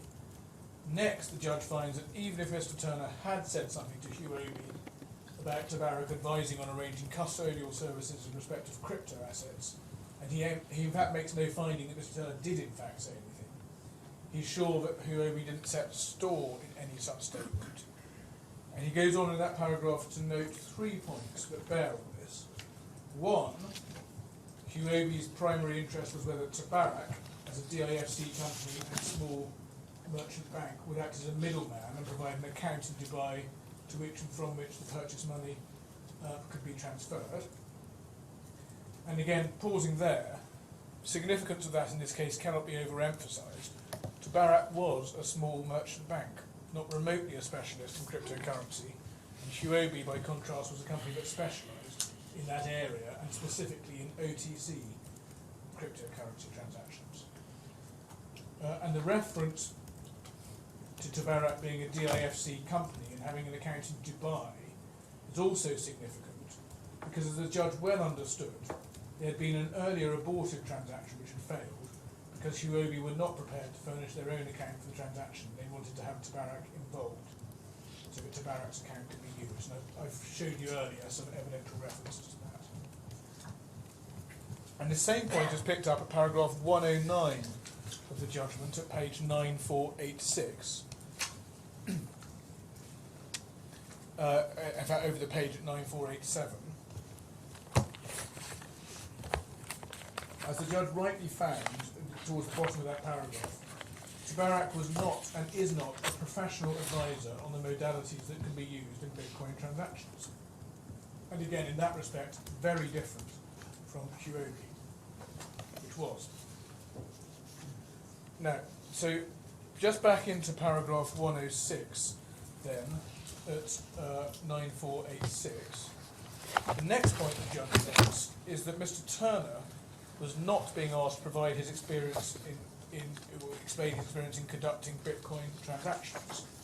And again, it's important to place that observation from a judge in the context the judge had. The judge knew that Huobi had considered the process of the transaction, Huobi had agreed the logistics of the process with the buyer, and there was no need to ask Mr. Thurner about his experience because he had no role in devising the modalities. He had a simple implementation role, and indeed Tabarak was not a professional advisor in that area, as the judge held. And that's then the last point, goes to the last point the judge notes at page 9485 at the end of paragraph 106, that it's enough that Tabarak had a Bitcoin wallet that was operative as demonstrated by the trial transaction. Now, just pausing there, those findings are all unassailable findings of fact about the relationship between Huobi and Tabarak, which go to questions of proximity and reasonableness of reliance, and indeed the reasonableness of an imposition of duty of care, and indeed about the go to the reliance that Huobi in fact placed, all of which the judge found against the claimants in the case. The judge then went on to give further detail dealing with the events on the day itself. This is the game-changing point. And the judge expressly relied on the fact that Mr. Turner and Mr. Turner and Tabarak were at all times subject to the direction of Huobi, whose transaction it was. And that is paragraph 107, last sentence. And that goes to the Chief Justice's question to me earlier in the day about, well, what's Mr. Turner doing in this transaction when the game changes? What's said is that he was at all times subject to the direction of Huobi, whose transaction it was. And that, of course, makes obvious commercial sense. It's their deal. And he's the implementer.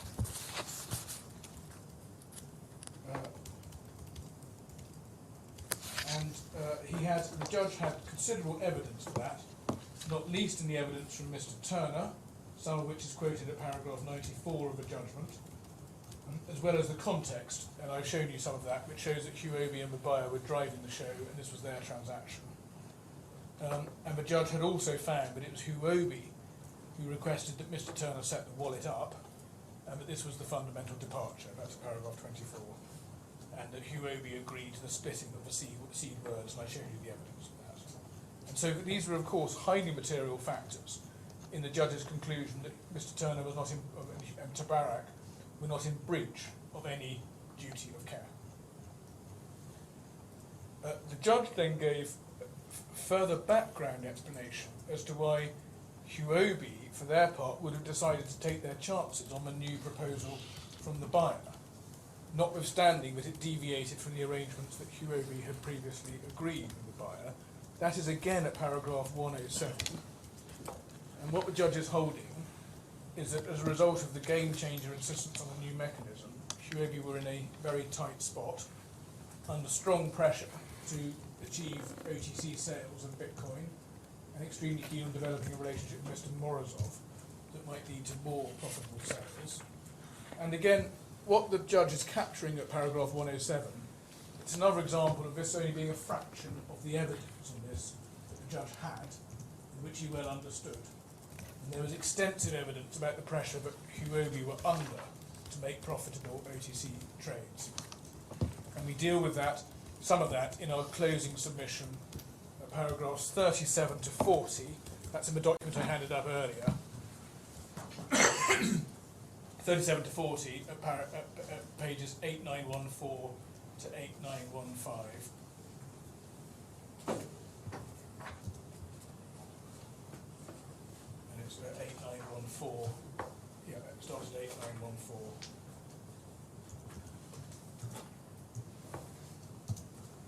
And we explain there about the pressures.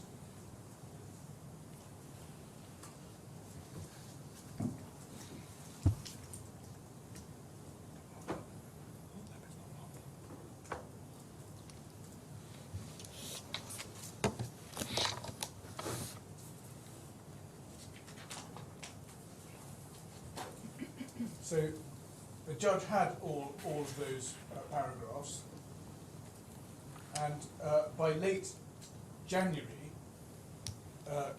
2020, so a few days before the transaction, profitability was so dire that Huobi was looking at cost cutting at the end of the month.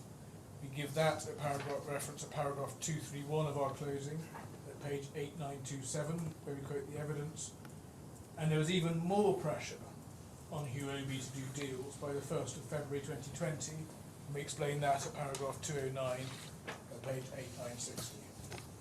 And the judge also had other points that Tabarak had advanced, supported by the evidence that that Huobi had ignored various red flags along the way. First, from very early on in the relationship, this is again in dealings that Tabarak had no part in.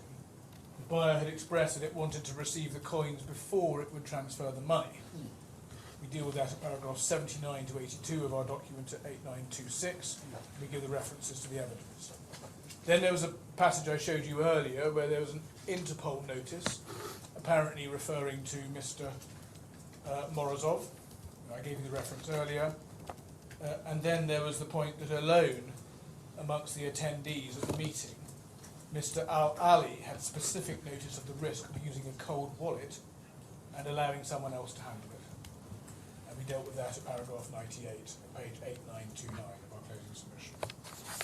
So the judge has all that, and then he goes on, same paragraph as judgment, paragraph 107.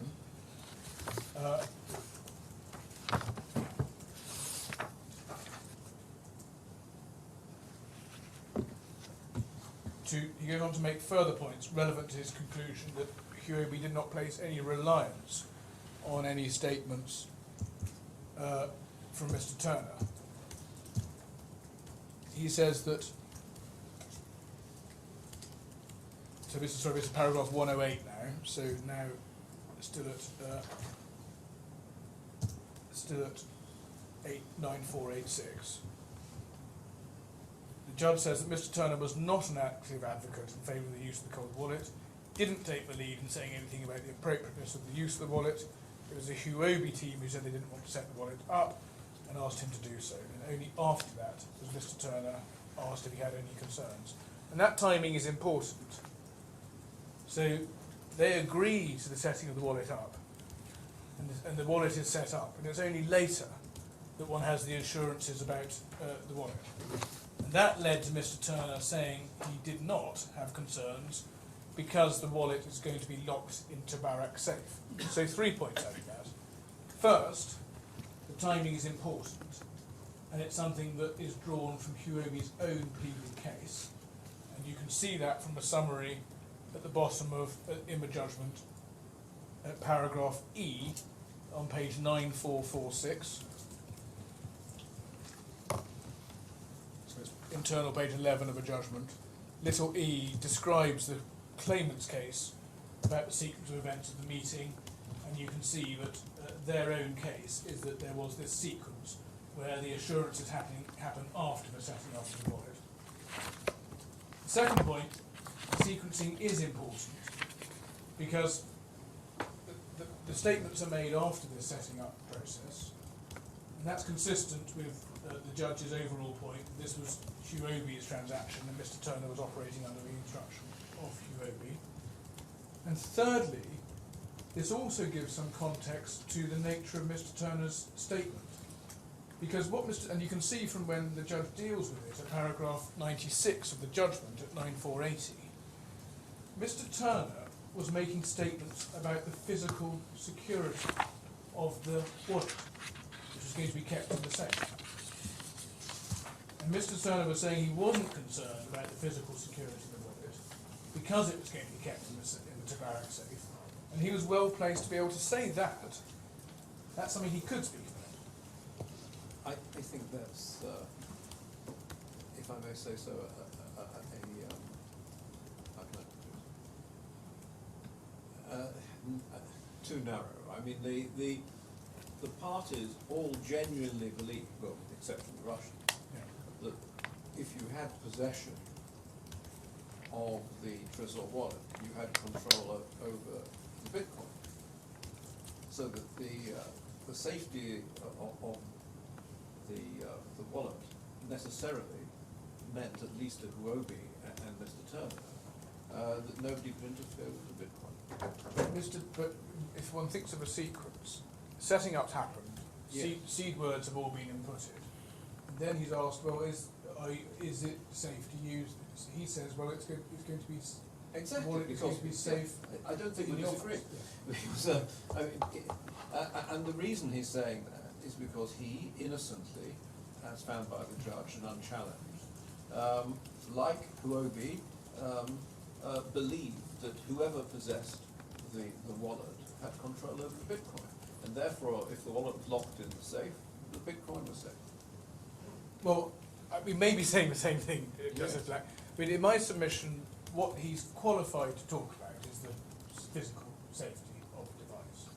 And in my submission, that is what he's saying. The debate about using the device is already historic, because the buyer has come in and said, let's use the device.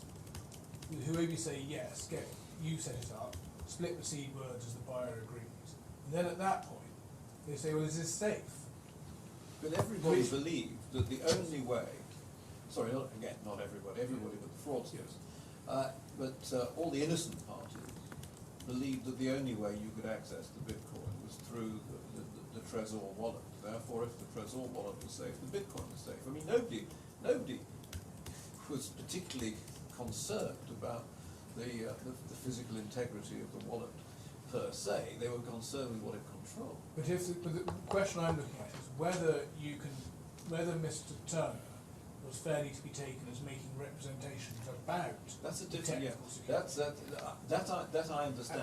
And that's really only submission I'm making. All he could be taken to be saying was what he was saying, which is this physical wallet is going to be safe. Yes, but the context of that is that this wallet is safe because it's in Tabarak safe, meaning that nobody can interfere with the Bitcoin. Well, meaning that the wallet is safe. The question of whether to use the wallet at all has already been decided, and Yes. without him, the counterparties have decided agree. to use the wallet. It's exactly this business. So if two people decide to give me a gold bar and ask me to put that gold bar in the safe in the court here, and ask me will it be safe in the safe, I would say yes, it's locked up in the safe. I mean that's and the wallet is equivalent to the gold bar because it controls ultimately the Bitcoin. But the analogy in this case is they're giving you a gold bar which has some inbuilt radioactive device which but nobody removes the knew gold bar. But Your assurance in that case could not be deemed to extend to the non-existence of some. that's a different issue, and I agree with you that the findings of the judge are that he had no idea and was justified, as it were, or was innocent in having no idea that one could circumvent the security of the warrant. And But as I understood it, you were making a very narrow submission saying that Mr. Turner was only talking about the physical integrity of the wallet. I think that ignores the context. yes, I'm trying to say his as the judge describes his representations, they are focused on physical safety, and it's right that they would be focused on physical safety because of the assumptions that the parties were under. Yes. But also when one considers, and this is the important question in the case, was Mr. Turner making assurances that went to the prior question, which is whether something in the set-up process might have damaged the integrity. He couldn't be taken to be making representations about that. It wasn't partly because of the timing, and partly because of the context. I take that on board completely. I'm grateful.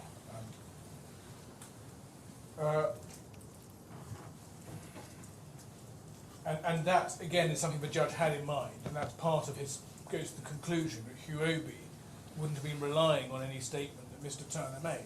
And one has to bear in mind this is not a case where the problem in the case was because the safe was left open and someone had gone into the safe. There, if it had been that, you might say, oh, well, Mr. Turner told them the wallet was physically safe, and it turns out you always left the safe open, you didn't bother to lock it. That Yeah. might be a different case, but that is not this case. What's the purpose of keeping that wallet in the safe? Because there is an assumption, and it's a right assumption, that you need the wallet in the safe. That's right. You need the wallet, you need to access the That's wallet right. to operate. So everybody, as Justice Michael Black said, everybody thought that keeping the wallet in the safe will secure Yes. everything. But unfortunately, the innocent parties not aware that the Russians. That's correct. And That is what I think. that's right, and I'm agreeing with that. But the flaws in the process arise from, one, using the buyer's wallet at all, two, splitting the seed words. That's the claim. Well, that's the second And matter. both of those things are what Huobi agreed with the seller, with the buyer, I'm sorry, and not, in my submission, what Mr. Turner could be taken to be the making representation about. And certainly not also what But Tabarak back, could be under back, any duty of back care. to what, if I understand correctly, what they did was they plugged the thing into the laptop, right? It was plugged into the laptop, yes. Then it was handed over to somebody, Yes. one party, Yes. and the one party So to the other read the party, mnemonics. either scrolls down Uh, to get the other mnemonics, uh, or inputs a false verification. So it, and then he hand over the other and then they side. handed, and then they handed. It wasn't handed to Huobi. Oh, it was holding. It was. No, so it starts with Mr. Turner. He gets his 6, Mm, hands it to the buyer. They Insert supposed to be getting their 6. what, They're something in fact happened. doing the Yeah. one of the two things the judge held. But the important thing is that process that the buyer is going to note down its 6 is what was the original proposal which Huobi agreed to. And it's not an initiative from Mr. Turner. He's just implementing what they had agreed in that respect. And that's Okay, what created never the mind. mess. That's yeah. Okay, thank you. So these points I've just gone to do reinforce the judge's conclusion that Huobi didn't rely on any statement that Mr. Turner made. And in my submission, this is another area where the judge's conclusions were consistent with and reinforced by a wealth of evidence he had. I've already, the evidence showed that Huobi well understood that it was Mr. Al-Ali who had given instructions to Mr. Turner to accept the change of plan and with the switch of the wallets, and I showed you some of those references earlier. Mr. Al-Ali made clear contemporaneously that it was Huobi's decision and responsibility at the time, and that's dealt with at paragraph 366 of our closing submission at bundle reference 9000.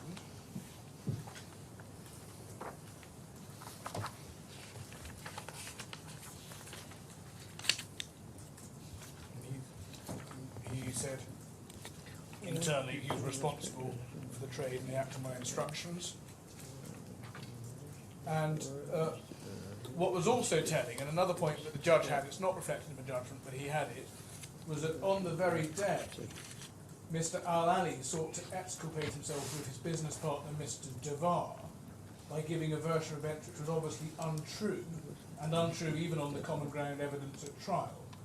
And it's worth looking at the sequence of WhatsApps that we summarise in our closing submission at paragraph 409 to 416, starting at page 9014. Wait, Mr. Hill. Yes, it's Mr. paragraph Hill. 409. No, before you go to Sorry. 409, you cited to us, you referred to page, paragraph 366. Yes. That second sentence, who said that? I am the responsible for the trade. Mr. And Al-Ali. Ali. Mr. Al-Ali of Huobi. Ali said that. And they act on my instructions. Right? They there means, who were they referring, was he referring to? In 366. So I missed the question, I'm sorry. In 366, Yes, it says there in bold letters, yes, I am the responsible for the trade yes. and they act on my instructions. Who is the they there? Well, I'm not sure that's clear from the evidence, so we're all having to draw an inference. And I would infer everyone at the meeting, including Mr. Turner, who acted on his instructions, as well as his own subordinates. No, this is part of a list of answers given, cross-examination given. So, oh, is it? No, Oh, this is- is a- no, no, this it's is a a WhatsApp WhatsApp message. This is a He WhatsApp sent- message. He sent to. This is a WhatsApp message at 3:58 a.m. Okay. 3 days later. No, he's conceding that he's responsible for the trade. But this is something later he sent to. Yes. It's 3 days later. After the. I'm sorry, I probably haven't explained the context enough, because I'm taking it too. Never mind. It's okay. Go on. Never mind. I was reading out of context too just now. Yeah, please. Can we go to paragraph 409 of our closing document, which starts at 9000?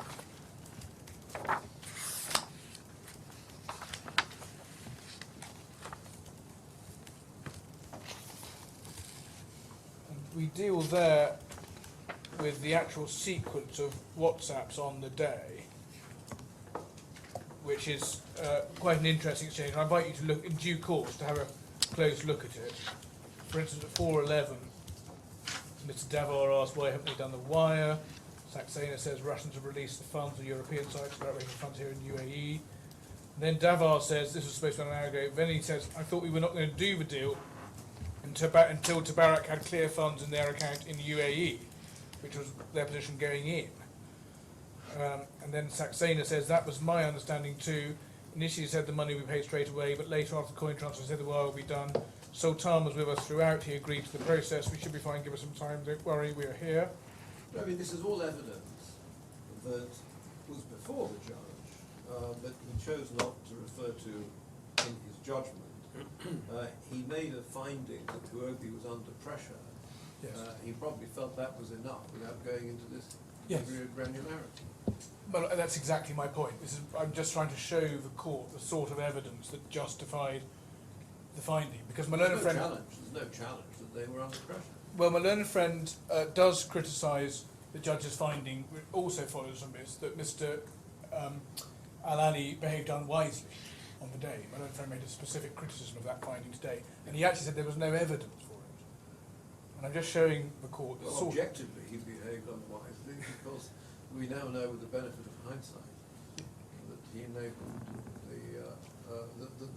the setup of the deal enabled the Russians to waltz away with the Bitcoin. But more than that, he was... As To I be clear, I didn't say there was no evidence, Philip. I said it doesn't fit with the evidence that the judge accepted and found about Mr. Turner not knowing that it was unwise. That's what I said.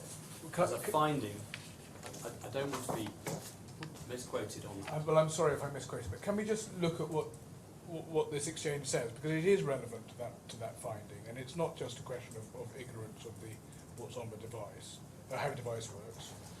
Because Davar, this is then next 11:23. Davar then says, "Didn't Tabarak have the money before we gave him the coins? Looks like we're waiting for the money to arrive at Tabarak. I thought that was a precondition to the deal." Then he says, "That's very risky. We shouldn't have agreed to this at all. It was a firm condition that Sultan had agreed with them. Let me ask why the change." And Mr. Ali responded, "I spoke to the CEO and he gave me assurances, even though Tabarak will be able to place it tomorrow morning." Now that suggestion to Davar that he spoke to the CEO is not something that was ever reiterated by the claimant, and it was obviously untrue. Mr. Ahmadi wasn't even there at the meeting. And it's, in our submission, was evidence that Mr. Al-Ali well knew that he had behaved rashly. And then the last quote, Mr. Davar saying, "Very risky, let's hope it works out, praying hands emoji."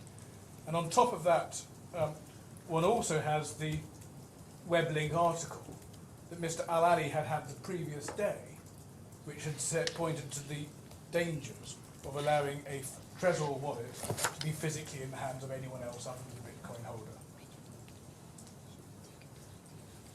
But in the circumstances of the case, the Trezor wallet could very well be in the hands of anybody. The Trezor wallet Yes, could be in the hands of anybody, and the money can still be transferred. that's Right. true. Right. Yes, but that was another part of the, Yeah. the central flaw. One, using the buyer's wallet at all. Two, splitting the seed words and allowing... Well, that access. is the reason how they got the money out. But I'm Yes. trying to say that the physical presence of that Trezor wallet is not relevant anymore now. You can be under the sea. You can still take the money out, take the bitcoins out.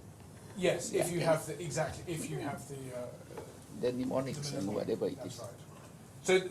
So I'm sorry, I just hope I'm not taking too long. I don't want to labour it. Okay, The, please. the only point I'm trying to make is that the judge had a lot of evidence which went to his conclusion that Tabarak was not, Huobi was not relying on Tabarak, and two, behaved riskily of themselves.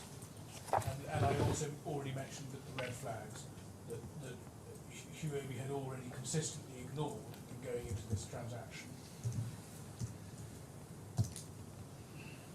Now, so all of the contemporaneous evidence evidence in our submission was against the idea that Huobi had acted in reliance on statements from Mr. Turner, which wasn't even mentioned in the exchange, which we just looked at. And when you put that together with A, the fact that going into the meeting Huobi were in control of and dictating the arrangements, B, the fact that Huobi were under pressure to agree to the deal and get it done, especially having had abortive attempts at concluding the OTC deal over the previous weeks, C, the conclusions the judge reached having heard the witnesses, it's entirely unsurprising that the judge reached the view that Huobi were not relying on any statements that Mr. Turner made, especially on the question of the use of a Trezor wallet generally.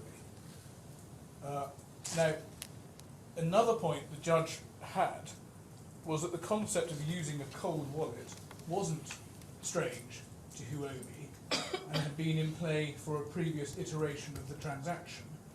And we deal with that at paragraph 169.1 of our closing submission at page 8950. 169.1. This is a previous iteration of a transaction where Tabarak was not involved, and it was another abortive attempt to do it. But at 8:14 a.m., Rudolph writes to Mr. Al-Ali, "Hi Sultan, when can we meet the guy with the cold wallet? FJD, that's Morozov, and me can come any time." So it was something that was already contemplated at the buyer and seller end, albeit introduced to Tabarak for the day. So we do submit that when you put the points of the judgment together with the evidence, it's hardly surprising that the judge reached the conclusion he did at paragraph 110, that's at 9487, that the relationship wasn't sufficiently proximate for the alleged duty of care in respect of how the wallet was handled to exist. And that's at judgment 110 at 9487.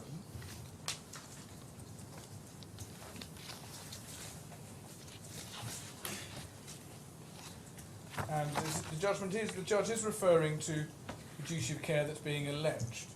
And it is worth reminding oneself that the duty of care alleged, and I think still is the duty of care alleged, is the one that's recorded at page 19 of the judgment. Sorry, I'll give you a reference. It's at subparagraphs 6 and 7.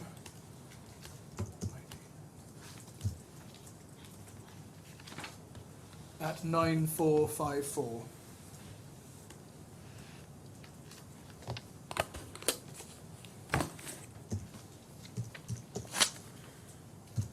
And subparas 6 and 7 are still what's contended for. And it's a duty of care, it said, take reasonable care to ensure that the Bitcoin were not transferred to the buyer. And term F, that Tabarak would take reasonable care to ensure the buyer was not able to access. And those duties seem to be crafted quite carefully by the claimant to elevate the simple agreed responsibility that Tabarak had in relation to the Bitcoin to a more generalised overarching duty to ensure generally that the Bitcoin were not transferred to the buyer before Tabarak had received payment. The judge held that Tabarak was not under a duty of that kind, not under a duty generally to advise on other modalities. Because the way they try to frame the duty of care is one that will apply in the changed world, because it is put quite high and in quite a generalised way to capture even changes of circumstances that Huobi imposed. So in our submission, the judge's conclusion on proximity was an orthodox application of the factual findings. And then the judge, so that's proximity. The judge then went on to find that the duty of care was not owed in respect of the assurances that were made. And that again started from the claimant's crafting of what the duty was, which is this same quite wide, onerous and generalised duty of care, which is intended by the claimants to capture even different events from the ones that were under contemplation. And the judge rejected that duty. He said Mr. Turner's duty wasn't to advise on the modalities of the transaction, and he assumed no duty by anything he said to ensure in some generalised way that the Bitcoin could not be transferred before payment from the buyer was made. So your submission a moment ago was that the duty of care as set out in subparagraphs 6 and 7 were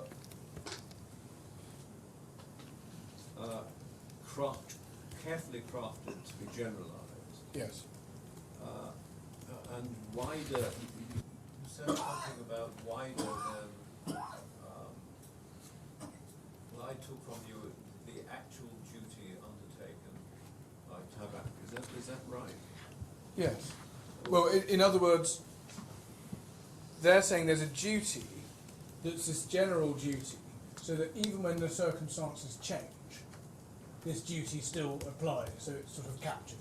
So, what I was trying to just tease out from what your submission was if you say that it is wider than something else, what is that something else? Well, it's not, for instance, just a general duty to take care in the role that's been asked to play.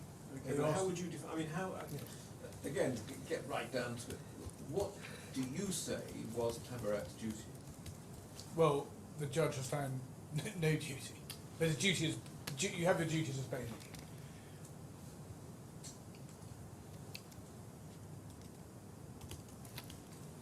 And one can understand a generalised point.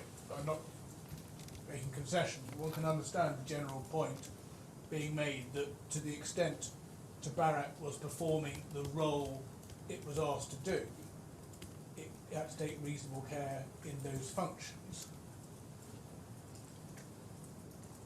And I'm not making that concession, but you can understand that. But that is not the same thing as saying you have a duty to ensure anything. And that's what they're trying to Unless get that to. form part of the function. Well,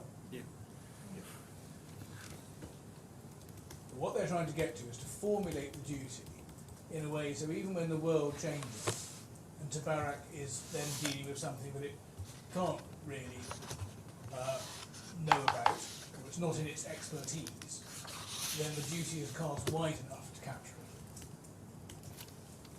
And that's why I give the example of the leaving the safe open. You can understand the case. Why go to all the trouble of setting up the Trésor wallet and putting it in the safe if the commercial purpose of that arrangement was not to protect the Bitcoin until the price was paid? But I'm suggesting that Tabarak would have owed no duties at all in respect of the decision, for instance, to use the Trésor wallet. Well, that's fine, but that doesn't answer that question. I'm sorry, can I hear it again? I'm sorry. Let's assume, Yeah. That Tabarak had absolutely no say in the modalities. Yes. Okay, that it was presented with the modality. Said, look, what you're going to do is you're going to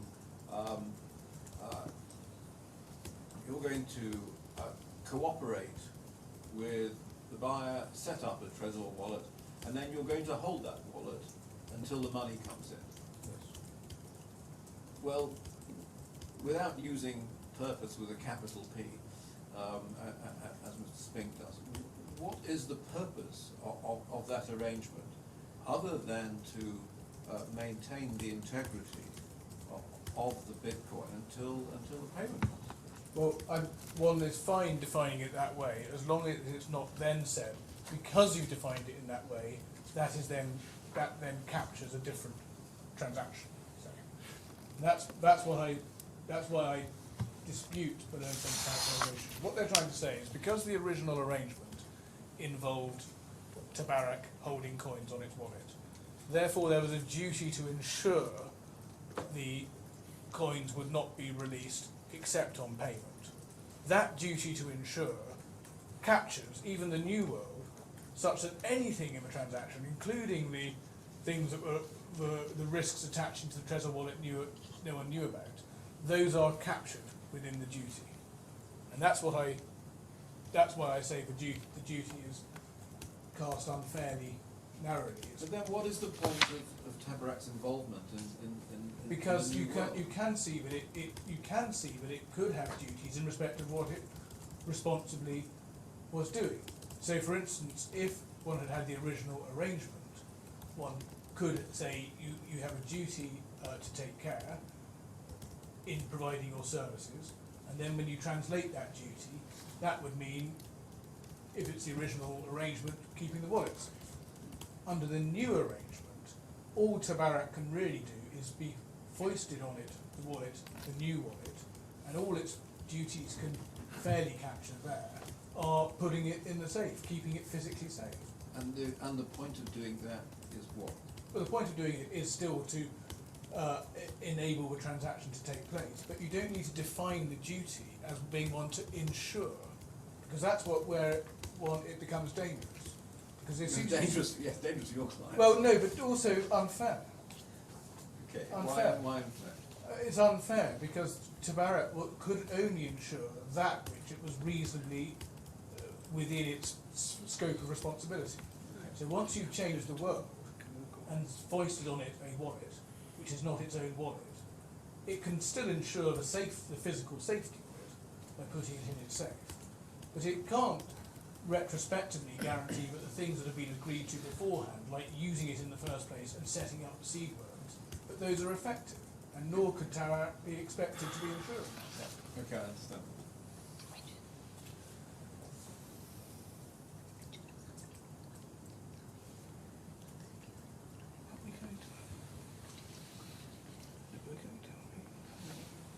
We can make sure.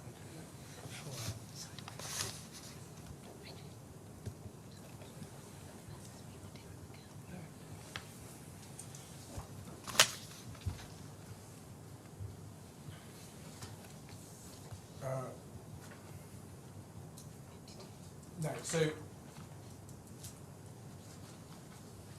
next point is also in paragraph 110. The judge held that it was not reasonable to trust, in other words, to rely on Tabarak or Mr. Thurner to exercise the degree of care inherent in the duty of care alleged.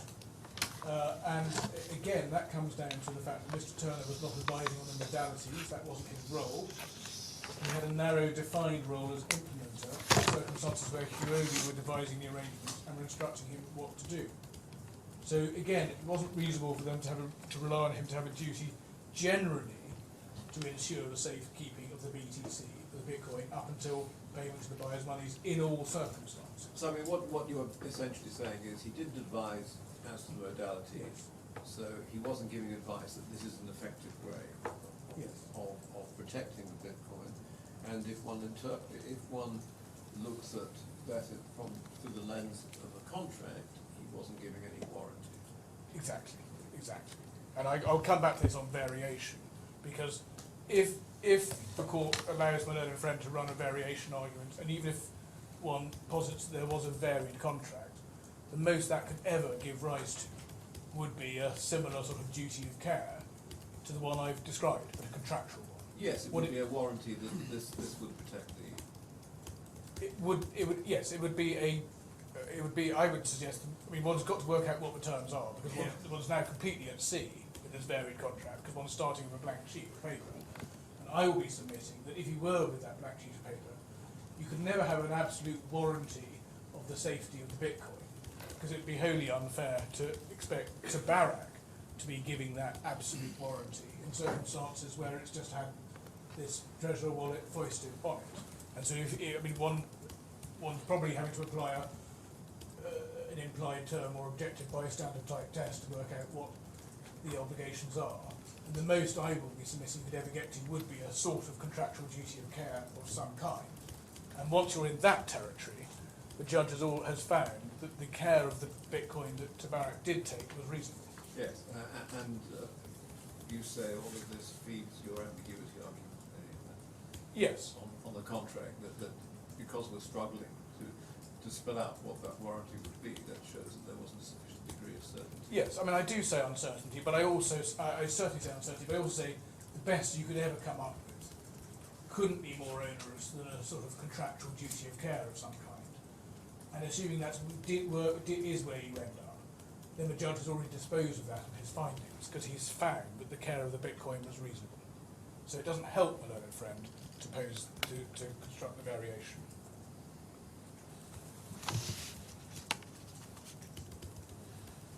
So I was just still on 110, just making the point that Huobi were the experts and indeed aware of the risks, and that all feeds into the judge's finding that it wasn't reasonable for Huobi to rely on the assurances to the point where it went ahead and transferred the Bitcoin to the wallet when none of the purchase money had been received. And the judge would have had and looked at that WhatsApp exchange I just showed you, where Huobi's clear plan was not to transfer prematurely. And then at paragraph 111, the judge made the overall finding that it would not be just and reasonable that Tabarak should owe the duties of care that was alleged. And again, that followed from all the circumstances that the judge had just addressed and the evidence that he had. But he specifically addressed a further factor in this paragraph, which is that Mr. Al-Ali feared that the use of the buyer's wallet involving the insertion of seed words by Mr. Morozov posed a risk. But he unwisely chose to agree to the proposed use of the wallet and to transfer the 300 Bitcoin, even though the purchase price had not been received. And again, on this area too, the judge had a rich background of evidential points out of which that conclusion arose. And just to give some examples, the first one is the one the judge quotes about not taking unnecessary risks. The second one is that Mr. Al-Ali went into the transaction intending not to transfer the coins until the money had come in from the buyer, and he then changed his mind. And it's just for your note, it's worth looking at the evidence on that we deal with in our closing at paragraph 406, 412 and 413, at pages 914 to 915 to the bundle. Yes, 406, 412 and 413 at pages 904, 9014 to 9015. Wait a minute, huh? This statement, just don't take unnecessary risks, was made on the 23rd of January. Yes. That was about a week, 10 days before. Yes, yes, but it's still in relation, we're still dealing with the same transaction. So that's by Mr. Tabarak and Mr. Al-Ali. The third point is that Mr. Al-Ali was specifically on notice of risks attaching to cold wallets very shortly before the day in question, and that's the Weblink article we referred to. Fourth point is that Mr. Al-Ali also gave evidence that he did not consider there to be a risk in relation to the cold wallet unless someone had access to setting up the wallet, and that's dealt with in our paragraph 343 at pages 8993. And that's interesting because although Mr. Al-Ali's evidence, we didn't consider there to be a risk unless someone had access when setting it up, he was there in the room and it was part of his instruction that the buyer would be involved in the setting it up. So that was the buyer's proposal which Huobi agreed to. Fifth point is that Mr. Al-Ali specifically agreed to splitting the seed words. The sixth point is that Mr. Al-Ali's consciousness of how unwise he had been. Sorry, just in terms Yes. of the split, Yes. again, remind me, who proposed the split? Was it Morozov? who Yes, proposed so it? the first part of it is clear from the judgment of paragraph 24 that Morozov proposed the split. So he started off by proposing the split, and then Saxena objected to the buyer's team setting up the wallet, and when Morozov proposes the split, what's proposed is that 6 words get noted by Tabarak and 6 words get noted by the buyer. Saxena objects to the buyer's team setting up the wallet, and so Thurner does it. Thurner asks the Huobi team if they want to set it up. They decline to do it. So the split comes from the buyer. It's agreed to by Huobi, and I showed you the reference earlier to the evidence confirming that Huobi agreed that split.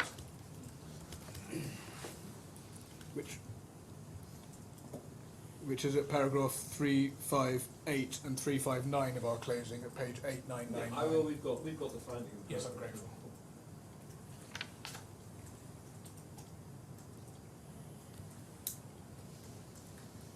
So buyer's proposal, Huobi's agreed. So the sixth point in terms of the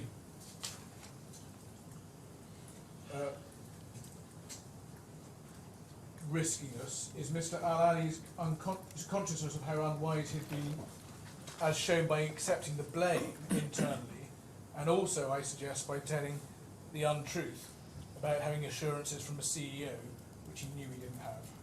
So in a nutshell, the tort claim failed at every stage because of this series of detailed findings the judge had made. No duty, not reasonable to rely, not just to impose a duty, no actual reliance, no breach.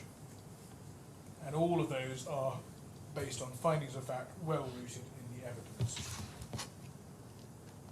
Can I just Yes. ask something? Yes. Who proposed the first defendant to come up with the first six word or the password? Is it you voluntarily decide to do, or the claimant asked you to That do was what the buyer, Morozov.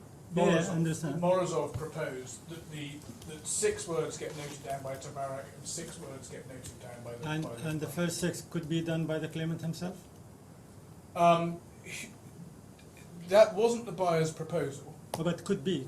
It doesn't seem to have been proposed, but Mr. Turner asked Huobi if they wanted to set up the wallet, which is perhaps different from getting the 6 words. That's not Well, clear. the wallet They said itself no. generates the words, doesn't it? Yes. The wallet generates the word. The Yeah. first Oh. six. It generates all 12. Yes. And the evidence was that, in fact, when the first 6 had been noted down, the 7th was visible, but nevertheless they passed it on to the... This the buyer. wallet, when it came, was there evidence whether it was still sealed? Yes, it was. It It was was still said sealed. to be sealed, and it was unwrapped from seal. One of the possibilities the experts consider is whether the fraud came because the wallet was tampered with in the first place. That's possible, but not the most likely explanation.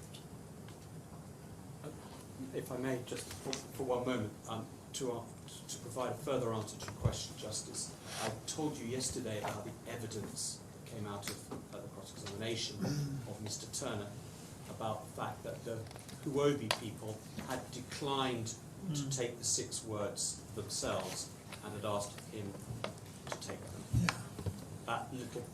That little initial bit of factual evidence doesn't find its way into the judgment. The judge goes straight to Mr. Turner, writing down the first 6 words.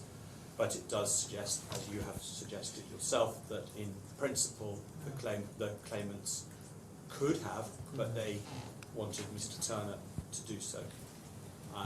But is it the normal practice in this type of transaction? The buyer or the seller, they will arrange to agree on by themselves to arrange those passwords, or the third party will do that? I mean, Well, I think probably the evidence is exactly. If once one's dealing with one of these wallets, I think probably it was an error for it to be handed to 2 people at all.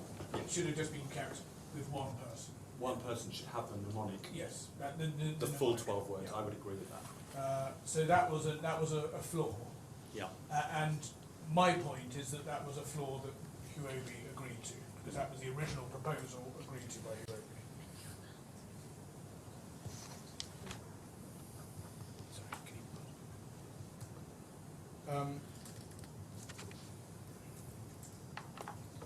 And I should say the piece of evidence that my learned friend has just mentioned isn't accepted, and I'm not sure the judge didn't really find piece of evidence? the evidence, the suggestion that Huobi had an option of having the 6 words. I mean, I don't think it matters at all No. in this case, but I should say I don't want to be taken to have accepted it, and the judge said. Okay, well, I'll make that good. And so I'm not suggesting it wasn't said in the evidence. Yes. I'm just saying that it's not accepted by us, and that the judge made no finding accepted. I understand. Thank you. So, and then, so just to wrap up on my judgment, is that paragraph 11, the judge is finding that the loss arose from Mr. Al-Ali not heeding the instructions he had been given not to take unnecessary risks, and in choosing to release the Bitcoin before the funds had been received. And I've been through the risks. And it is worth noting that given the judge's findings, he could equally have disposed of this case on grounds of contributory negligence and causation, both of which were arguments being run.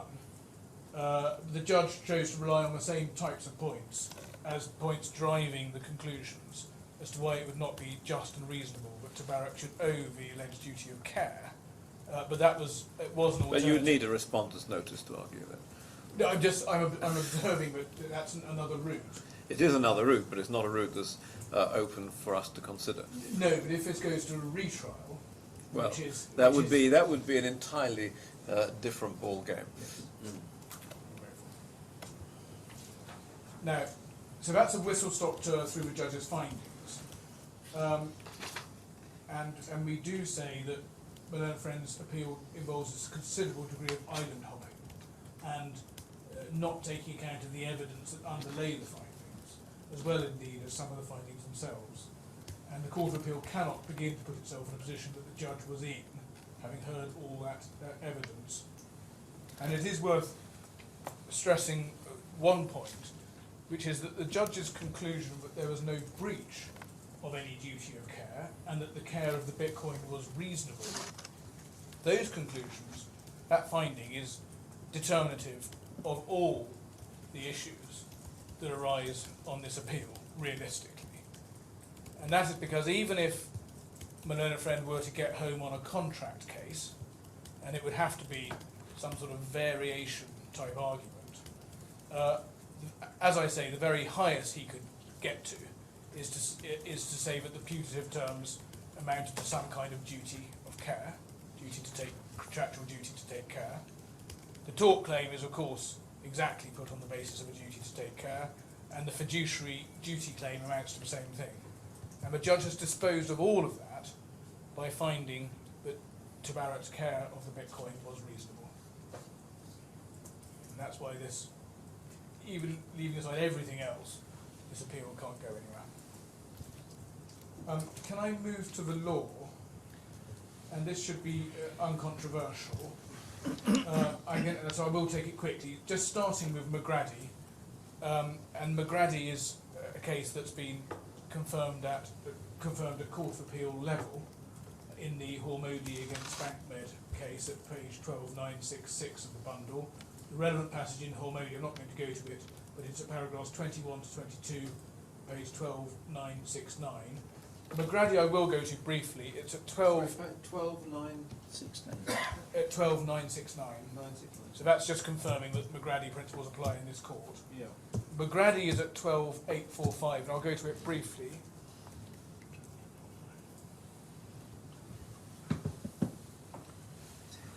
Uh, 12845.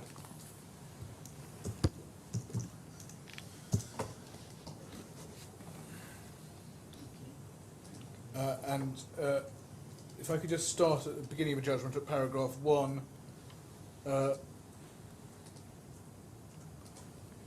where it's setting out part of a speech of Lord Thankerton and looking at and invite you to start with subparagraph 1, which is where a question of fact has been tried by a judge without a jury and there's no question of misdirection of himself by the judge.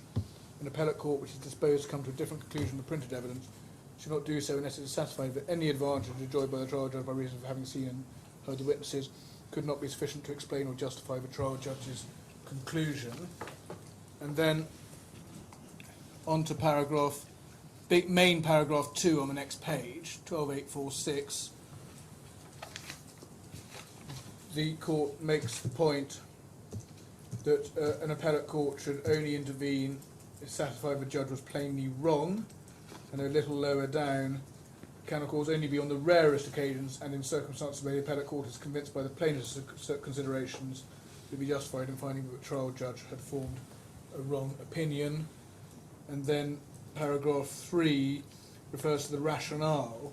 The rationale for deference to the original finder of fact is not limited to the superiority of the trial judge's position to determine the credibility. The trial judge's major role is the determination of fact, and with experience in fulfilling that role comes expertise. Duplication of a trial judge's efforts in the Court of Appeals would very likely contribute only negligibly to the accuracy of fact determination at a huge cost and diversion of judicial resources. In addition, the parties to a case on appeal have already been forced to concentrate their energies and resources on persuading the trial judge that their account of the facts is the correct one, requiring them to persuade 3 more judges that the appellate court is requiring too much. As the court has stated in different contexts, the trial on the merits should be the main event rather than a tryout on the road.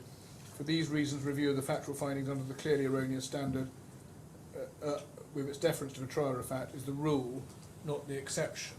And we do suggest that the reference to an appeal not being another opportunity for a tilt at the facts is particularly significant in this case, because we do see in this appeal an attempt to rerun evidential parts of the case. It even extends, although my learned friend hasn't revisited it already, he relies on his skeleton, and it even extends to suggestions that the judge should have taken a different view on the credibility of witnesses. And then paragraph 4,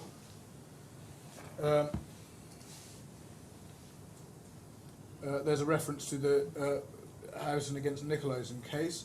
The trial judge has sat through the entire case, and his ultimate judgment reflects his total familiarity with the evidence. The insight gained by the trial judge who has lived with the case for several days, weeks, or even months may be far deeper than that of the Court of Appeal, whose view of the case is much more limited and narrow, often being shaped and distorted by the various orders or rulings being challenged. And that's an important point. Down to paragraph 6. In the present case, and I can just cut it forward, just down to the quote, the rule which defines the proper approach to an appellate court to a decision on the fact by the court, decision on fact by the court of first instance is so familiar it would hardly be necessary to repeat it, were it not for the fact it appears in this case to have been overlooked. That, I again submit, is something that's redolent in this case. Now, so that's McGrady. Just when you rise to consider your judgment, it is worth reminding yourself of the rest of the judgment in McGrady, which is quite short. And it was a case where the Court of Appeal had overturned the trial judge in substituting its own findings. And the Supreme Court was very trenchant and clear about the error in the Court of Appeal's approach in doing that.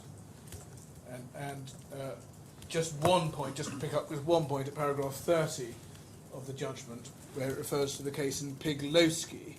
So that's down at page 12852 at the bottom, and the quote is at the top of page 12853. The exigencies of daily courtroom life are such that reasons for judgment will always be capable of having been better expressed. An appellate court should resist the temptation to subvert the principle that they should not substitute their own discretion for that of a judge by a narrow textual analysis which enables them to claim that he misdirected himself. So that's McGrady. There's then Fage UK. That's at page 12855 of the bundle. And the relevant passage is paragraph 114. Sorry, I haven't got a reference. It'll have 12881.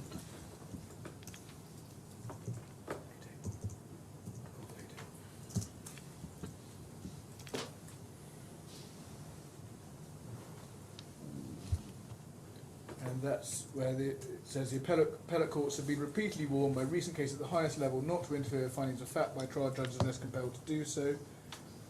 This applies not only to findings of primary fact, but also to evaluation of those facts and to inferences to be drawn from them. And I draw particular attention to that.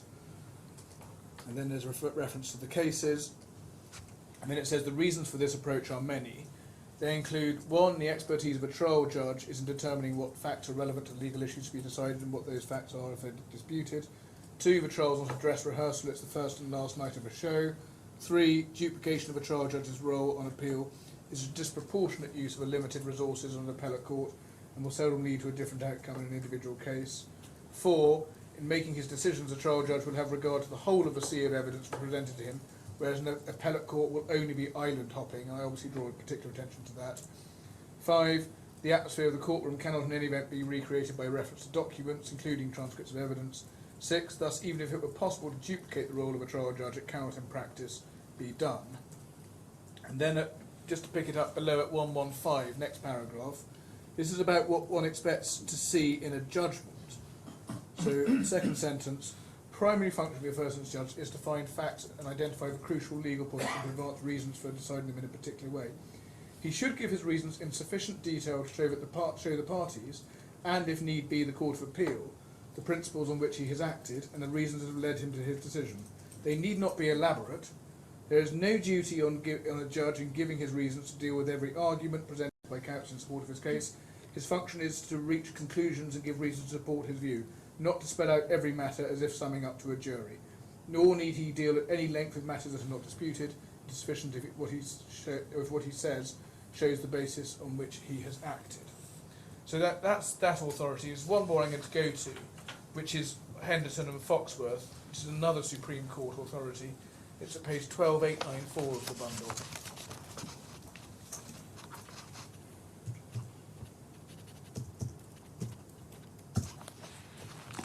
And if I could pick it up at 12906 at paragraph 62.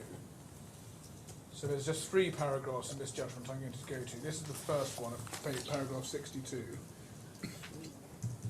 And this gives a bit more flavour of what plainly wrong means. Given the extra division correctly identified, an appellate court can interfere where to satisfy the trial judge has gone plainly wrong.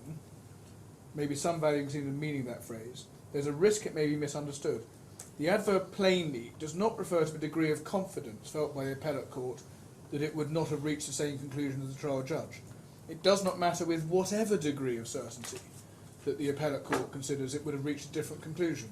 What matters is whether the decision under appeal is one that no reasonable judge could have reached. That's the first passage I want to go to. Next one is at paragraph 57, where the Supreme Court says, I would add that in any event the validity of the findings of fact made by a trial judge is not apt to be tested by considering whether the judgment presents a balanced account of the evidence. The trial judge must, of course, consider all the material evidence, although, as I've explained, it need not be discussed in his judgment. The weight which he gives to it, however, is preeminently a matter for him, subject only to the requirement, as I shall shortly explain, that the findings be such as might reasonably be made. An appellate court could therefore set aside a judgment on the basis that the judge failed to give it the evidence a balanced consideration, only if the judge's conclusion was rationally unsupportable. And that's another point about not reading a judgment as if it contains the full amount of the judge's reasoning and the conclusions are expressed in a balanced way. There's no requirement on the judge to do that. And then also the other point one gets from that is that the judge isn't obliged to discuss all the material evidence in the judgment. And then the third point from this authority is the one at paragraph 48. And that's that's dealing with where an argument's been made that something's been overlooked by the judge. And if I could pick it up 2/3 of the way down, an appellate court is bound, unless there is compelling reason to the contrary, to assume the trial judge has taken the whole of the evidence into his consideration. And again, that necessarily follows from the fact that the judge is not obliged to set everything out. The fact that the judge hasn't mentioned something doesn't mean he's overlooked it. And indeed, the Court of Appeal is obliged to assume the opposite. So, my Lord, those are well-established principles. And in my submission, there can't really be any debate about them. My learned friend does, in his second skeleton on permission, refer to some other authorities on the principles. Those don't change the position. So, for instance, he refers to the Stakelin case, but that's indeed one of our own authorities, which follows and applies McGrady and Henderson. He also refers to the Prescott and Protiamos case, and that is dealing with the exercise, with an evaluative exercise by a lower court. And just for your note, my learned friend relies on paragraph 76 of that case, which is at page 13623. But the passage he relies on at paragraph 76, we'll just call it up quickly, 13623.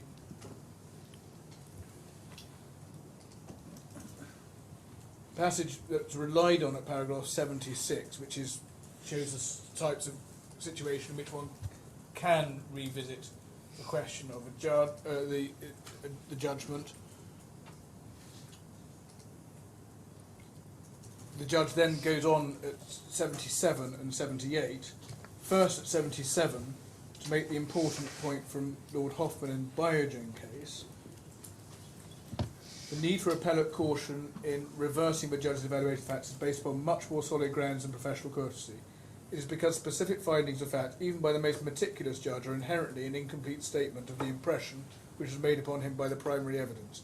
His express findings are always surrounded by a penumbra of imprecision as to emphasis, relative weight, minor qualifications, and nuance.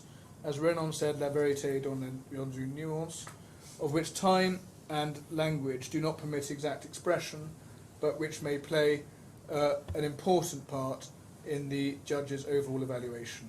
It would, in my view, be wrong to treat Ben Max as authorising or requiring an appellate court to undertake a de novo evaluation of the facts in all cases in which no question of the credibility of witnesses involved, where the application of a legal standard such as negligence or obviousness involves no question of principle, but is simply a matter of degree. An appellate court should be very cautious in differing from a judge's evaluation, and that's an important observation in this case, where it is exactly corresponds to this appeal. There's then paragraph 78, where in that case they specifically endorse and rely on the extract from Phage UK that I've already quoted.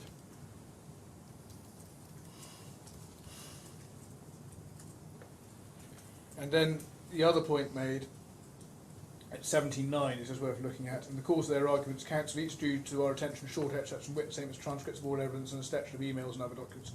We think this exercise took the character of island hopping as characterised by Lewis and LJ. However, it was island hopping but served to demonstrate clearly to us the judge to be fully entitled to reach a conclusion. But there was fault on both sides of the case, and we could not second guess that conclusion. So in other words, be careful of island hopping. And in my submission, what I've done, I hope, is sufficient to show the court that the judge's findings are well grounded in the evidence. But even by my exercise, I'm not pretending to suggest that you could ever put yourself in the same position as the trial judge. And the last point is paragraph 85. And that's another repetition of the point, but it's no part of the judge's function to express a view on every matter in issue. And that's again reference to the Hoffman case. Similar, pausing there, principles are clear. My own friend then suggests there's one potential deviation from the principles in this case because of delay. I just want to deal with that very quickly. There is a line of authority, and the key case in the English Court of Appeal is the Arkalansky case, which my learned friend has referred to, that where there has been excessive delay, that may mitigate the deference that the Court of Appeal will have to the judge's enhanced position as the trial judge. Now, Arkalansky was a case where the court did feel it right to cast doubt on the trial judge's findings. But it's worth reminding ourselves what Arkalansky was. It was a case where there had been a 22-month delay between trial and judgment. So entirely different from this case. And in my submission there's been a very unfair suggestion, unfair to the judge it is, that Arkalansky type considerations are in play at all in this case. And I apologise for rising earlier, but my learned friend's skeleton argument for this appeal, at paragraph 12, at page 11203, gave a very unfair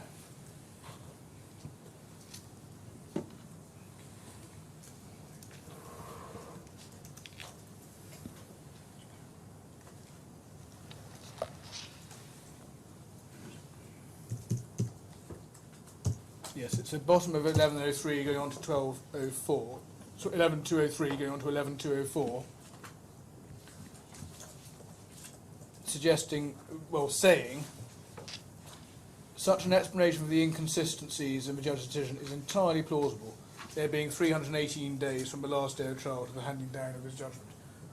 What that omitted to say was that this was a case where the trial was an evidential hearing, with the judge then directing that closings would be in writing by way of written submission. So the end of a trial was after submission of the closing submissions. That was not 318 days, but 204 days. And that is a period of less than 7 months, around 6 months and 3 weeks. Now, it's a very unfortunate suggestion in their skeleton, because it does make a difference. The difference between 318 and 204 days is material. I wouldn't accept that even 318 days brings you anywhere near Arkelansky territory, but it's absolutely clear in my submission that a period of 6.5 months or so to write a judgment does not bring you close to being in the territory, either where the trial judge can be criticised, which is what happened in Arkelansky, or where you can say that... Mr. Hill, your submission is this thick. Remember that the Yes. judge has to go through that, right? Well, I It's not agree. easy. It is, and the material's voluminous. I mean, Yes. frankly, the judge did well to get it done in 6 months and 3 weeks. It was a very big job, and one you've been blessed by not having the hard copy run. But this was a colossal case for the judge to get on top of, and 6 months and 3 weeks was nothing out of the ordinary, and not to be criticised, and it could never be suggested that his advantages as a trial judge had been diminished. And that's even more so in a case where there's transcripts. My learned friend suggests it's irrelevant. It's not. He's right to say Arkelansky principles can apply even in a case where there are transcripts, but the fact that there are transcripts is still relevant to showing why there's no concern that can be had about the length of the delay, and it makes no impact on the Court of Appeal's approach to the judgment. I should just mention one of my learned friend's other authorities on that point, which is NatWest against Bilter, which was a case that followed Arkelansky. But again, that was a 19-month delay, so nothing like a delay of 6 months and 3 weeks. So there's no reason for Arkelansky principles to lead to the Court of Appeal taking anything other than the normal approach in this case. Can I now go to the grounds of appeal, starting with breach of confidence? So this is an appeal against the judge's dismissal of the breach of confidence claim, which the judge dismissed at paragraph 112. And before I go to the arguments, which I can deal with quite quickly, it's worth noting that this has now been elevated to the first of the claimant's grounds of appeal, yet it formed a very small part of the arguments advanced at trial. It was really put forward as a make-way point at trial, but it's now elevated. And to give a flavour of that, out of 130 paragraphs within the claimant's closing submission dealing their various claims, the breach of confidence argument occupied 3 short paragraphs between paragraph 235 and 237 of their document. And we suggest it's instructive because it's not a good point and was rightly given no prominence at trial. If we could start with the judge's finding on breach of confidence, which is at paragraph 112 at page 9488.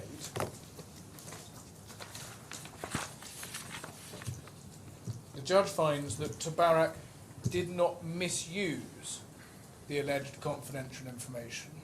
And he says he finds that for the reasons given above, for the finding that Tabarak was not liable in negligence.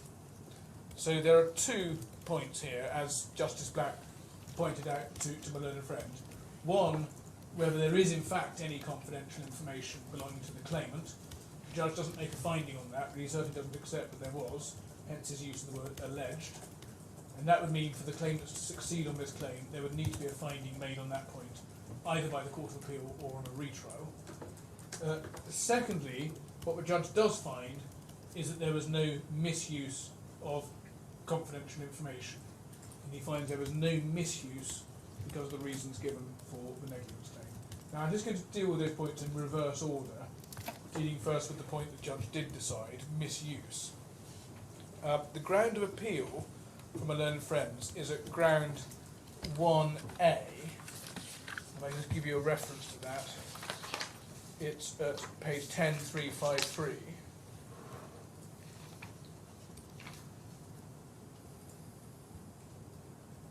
And their point is that they say on a correct construction of Article 37, negligence is not required, and the judge erred in some way. That's just a misreading of the judgment. The judge wasn't saying that negligence was a requirement for misuse of confidential information. He was saying he finds there was no misuse, and the reasons why there were no misuse are within the same reasons as given for the dismissing the negligence claim. So that's just a misreading of the judgment.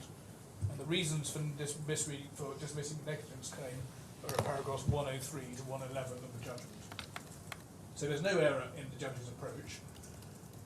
It's then said by my learned friends that on a correct construction of Article 37, the defendants were liable under the article. But in my submission, there's no basis for that ground of appeal. The judge's finding of no misuse was obviously right on the basis of the factual findings that he had made, and there's no basis for appealing it. If I could start with the provisions of Article 37, that's at page 6536 of the bundle.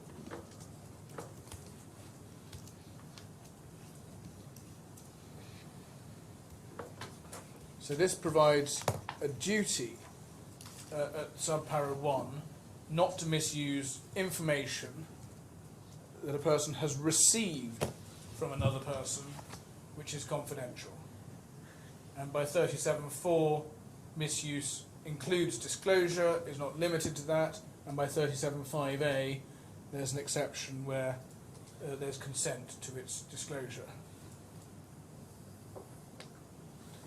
And in my submission, the simple point is that it goes without saying that a person cannot be in breach of a duty to misuse if all he is doing is simply following the instructions of the person who asserts that it's his confidential information. By doing the thing you're told to do by the person owning confidential information, you cannot be misusing it.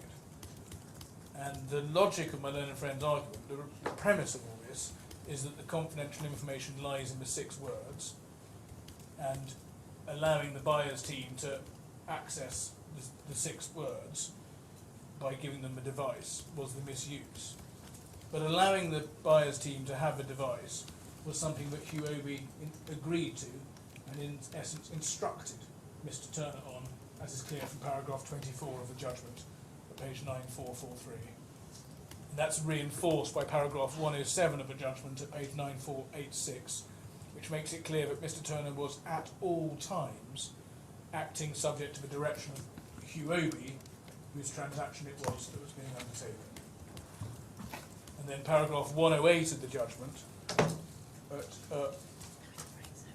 the same page, 9486, also reiterates that it was the Huobi team who wanted Mr. Thurner to set up the wallet, again implementing the buyer's proposal that each of Tabarak and the buyer would enter 6 words into the wallet.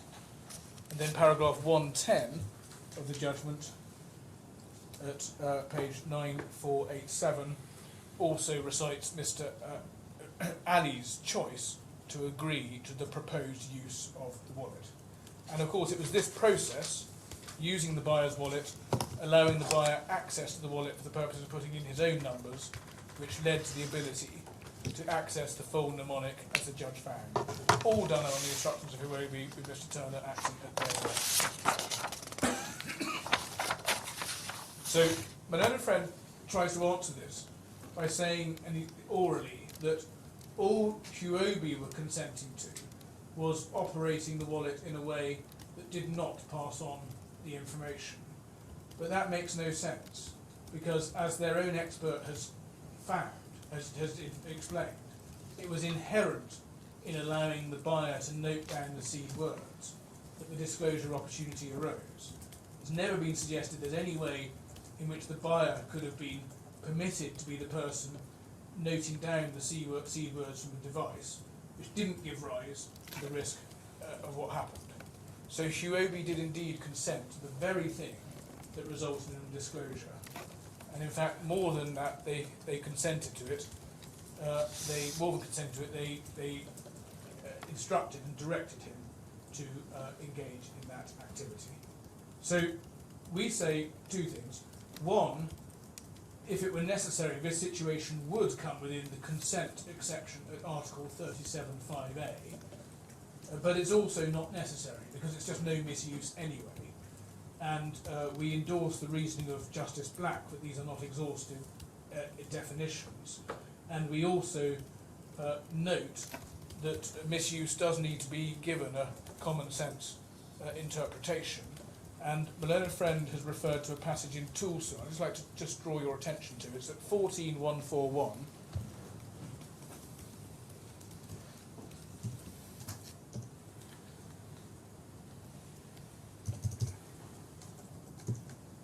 Right at the top of the passage of misuse,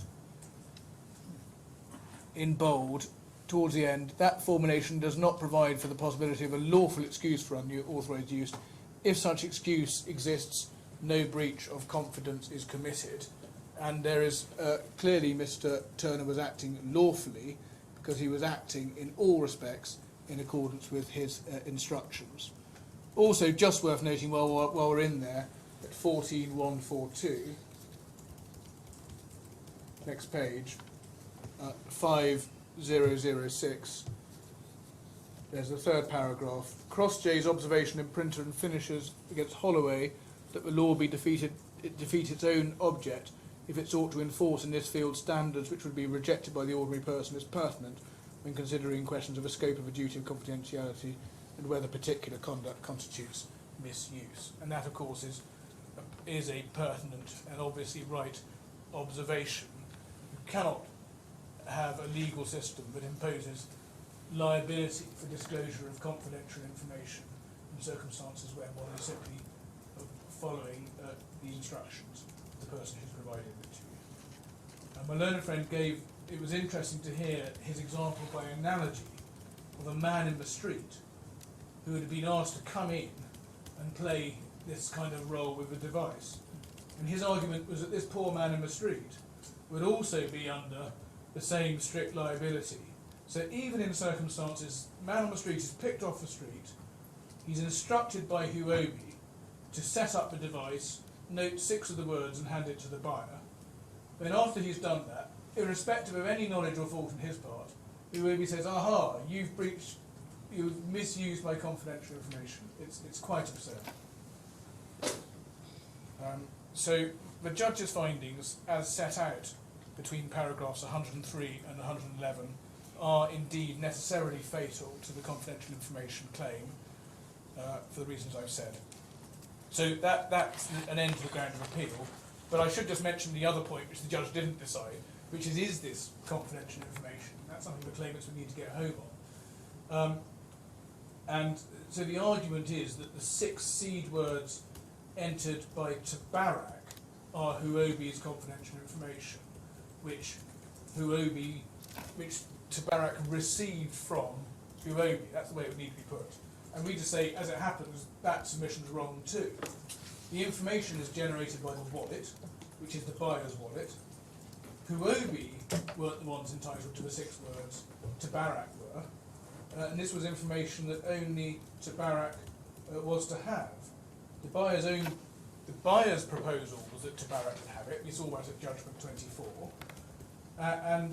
The way the arrangement needed to work was that this was information that, if anyone, was confidential to Tabarak. And neither buyer nor the seller had the right unilaterally to call for that information to be provided to them. And you can test that by positing a scenario where the buyer had come through with the money, put the money into Tabarak's account, and was asking for the transfer of the coins. At that stage, Huobi couldn't have come along and said, actually, can I have the 6 words, please? Tabarak would have said no, and it's the right to say no. But the function of the mnemonic actually had nothing to do with the transfer of the Bitcoin. It's back up. It was only if there were a disaster and it was necessary to reconstitute the transaction. I agree. But the idea of the split was, I suppose, was so that there would not be. It was thought there would not be total control over the wallet by the buyers if they had that. Well, the buyer certainly couldn't have all 12. No. But it was the buyer who proposed the split. And Yes. well, we know why the buyer proposed We it. know why. We know why the buyer. So we say, for that reason as well, one's outside breach of confidence, but that, it doesn't matter because the big point is the one the conclusion the judge reached. So that's ground one. Ground two is breach of contract, and this relates to the judge's finding that there was no binding contract, and it's identified by the claimant as an appeal on a point of law, but really it's a finding against a finding of fact, because, and in reality, the grounds of appeal amount to a series of challenges against findings of fact, and I also submit the ground of appeal doesn't get my learned friend anywhere anyway, because the judge has held that the contract didn't apply. So I'll take this ground of appeal first, and then deal with ground three secondly. This appeal relates to the judge's findings between paragraphs 81 and 83 of the judgment. That's a bundle 9474 and 9475. And we've already touched on this briefly. So the judge held no waiver of the condition precedent of the payment of the account opening fee.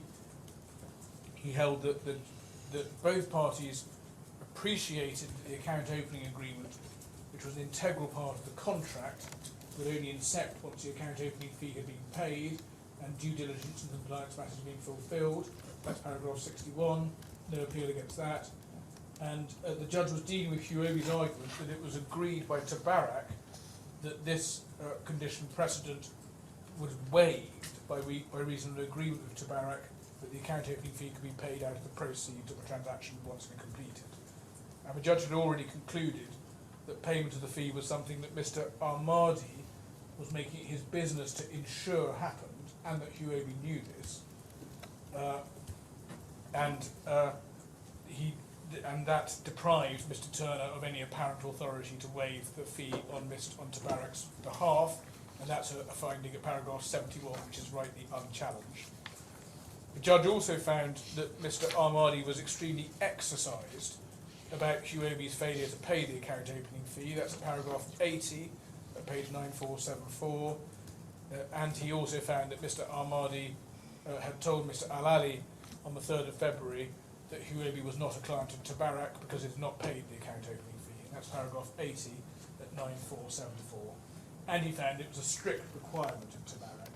And that's paragraph 81 at 9474.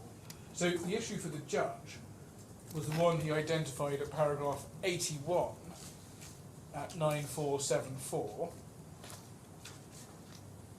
And so he set out the question there. And that was something the judge had to assess the answer to by reference to his conclusions as to the nuances of the interactions between the various parties, about which there were significant conflicts of evidence, and where the judge had to reach his own conclusion as to what in fact happened, and based on that, what an objective observer would have concluded. And I've made the point that just because there's an objective observer test in there, that doesn't in any way diminish the fact that this is a fact-based assessment based on the judge's conclusion on the totality of the facts. So island hopping is just as acute a risk for this finding as it is for any of the other fact-based findings. And it was entirely open to the judge to find that even though Mr. Al-Ali had proposed that the account opening fee be paid out of the transaction proceeds, and Mr. Ahmadi had been silent about this, on the version of events as the judge considered it to be, in the light of all the evidence, there was objectively no waiver. Now, just a number of points about that. First, Mr. Ahmadi's position was expressly that Huobi were not a client, and he had told Huobi that, this being a condition precedent of the deal. And given the importance of the contractual rights and obligations, this was a substantial point and not one to be left hanging. Next, although they could secure Mr. Ahmadi's confirmation that he was happy that Huobi could be treated as a client even before the money was in, the last word from Tabarak was that they were not a client. So, not entitled to presume, without something more concrete, that this was not indeed the last word from Tabarak. There's also something profoundly unsatisfactory with Huobi's case, because their proposal involves the assumption the proceeds would be paid out of a transaction, but if a transaction fell through in some way that was not the fault of Tabarak, then it would seem no payment would be made at all. And even in that, and on that event, Tabarak would be left with bearing the risks of being a contractual counterparty, bound by contractual obligations, but with no payment, as indeed is the claimant's case in this litigation. But I confess, I still find it hard to understand what Tabarak were doing. If the senior person there said that Huobi was not a client, that should have, the meeting should have broken up. Well, I'm going to come again to that in a couple of minutes. Okay, well, in your own literally time. In a couple of minutes, because I am going to. Yes, I mean your own time, but Yes. I do find it hard to understand that, and particularly as I said against the paragraph that I know I keep on coming back to, that the judge actually made a finding that they were going to be remunerated. Well, there's I think on this question, looking at this particular ground of appeal, the later finding doesn't add much in my submission, and that is because Mr. Thurner may have had authority to keep negotiating the fee, but that doesn't bear on the problem of the account, the commission, sorry, but that doesn't bear on the account opening fee. Yeah, that's a different point. I mean, I'm accepting from you that Mr. Ahmadi meant what he said, and that the judge and that the judge's finding is rational and not open to challenge. What would flow from that was any contract based upon the account opening agreement was either been terminated or didn't come into effect because of the failure to inset the condition precedent. But then my question is, well, after that, what transpired after that? What was the transaction there? Well, was it a gratuitous transaction? If it was a gratuitous transaction, why is the judge finding that subsequent to Mr. Ahmadi's words, their remuneration was agreed? there's a number of issues there I need to unpack. Yes. One of them goes to this ground of appeal, Yes. which is it inconsistent with the judge's conclusion on this ground, which we're dealing with here, Yes. that there is this later paragraph 86 with Thurner negotiating the commission. Now, starting with that one, Yes. there's no inconsistency, because Mr. Thurner was not authorised to do anything with regard to the account opening fee, and that was the contractual blocker. So whatever he decides, whatever he goes on to discuss and negotiate, he cannot get round, the claimants cannot get round the contractual blocker they knew about. So there's no inconsistency with this finding. There's a separate question, which my Lord has, to which you have, Justice Black, about, well, how does that relate to other aspects of the case that I need to deal with, and I think in particular the contractual variation argument. Now on that, can I pick that up when I get there? Well, in your own time, Because of course. they're quite separate strands. Yes. And the point you're making comes up twice. And I think dealing with it here, it's not a problem because it doesn't go to the fact that there was no authority, as they knew, for Mr. Thurner to waive the account opening. So the fact that he goes on and has further discussions about commission and so on doesn't undermine that. So that aspect is consistent. There's a separate question which I think is relevant to this, which is, well, what about other things that go on the day? And I will be coming to that in about 1 minute's time. Yeah, I mean, just thinking out loud, if I may,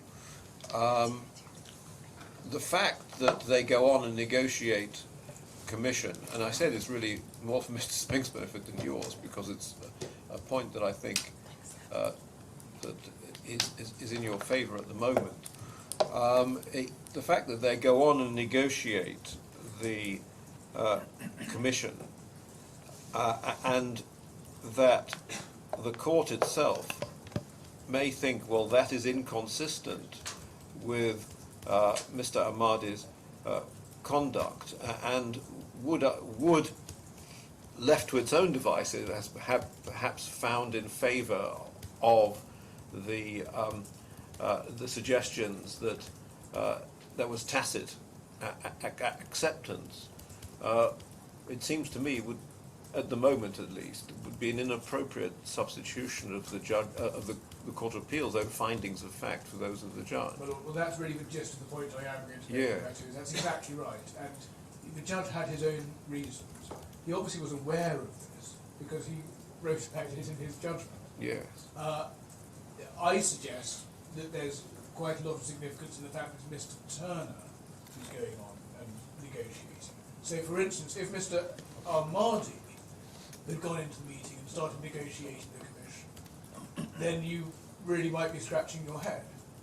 But it might also, I mean, it might also corroborate the fact that that there was actual discussion about the payment of commission from the proceeds, and that while Mr. Ahmadi wasn't happy, he sort of harumphed and walked away. But those are findings of fact that we can't reopen. That's the thing. Yes, just on that, I think just on the facts that are there, I don't think there's any suggestion that Mr. Ahmadi is at all present when this commission... No, I'm not. Yes, What I'm saying is the subsequent conduct Yes. may reflect back on the conversations Yes. that were said to have taken place Possibly, earlier. yes. But that doesn't seem to me to be a permissible exercise of the Court of Appeal's jurisdiction. I endorse that, yes, and that is, yes, you put it better than I'm about to.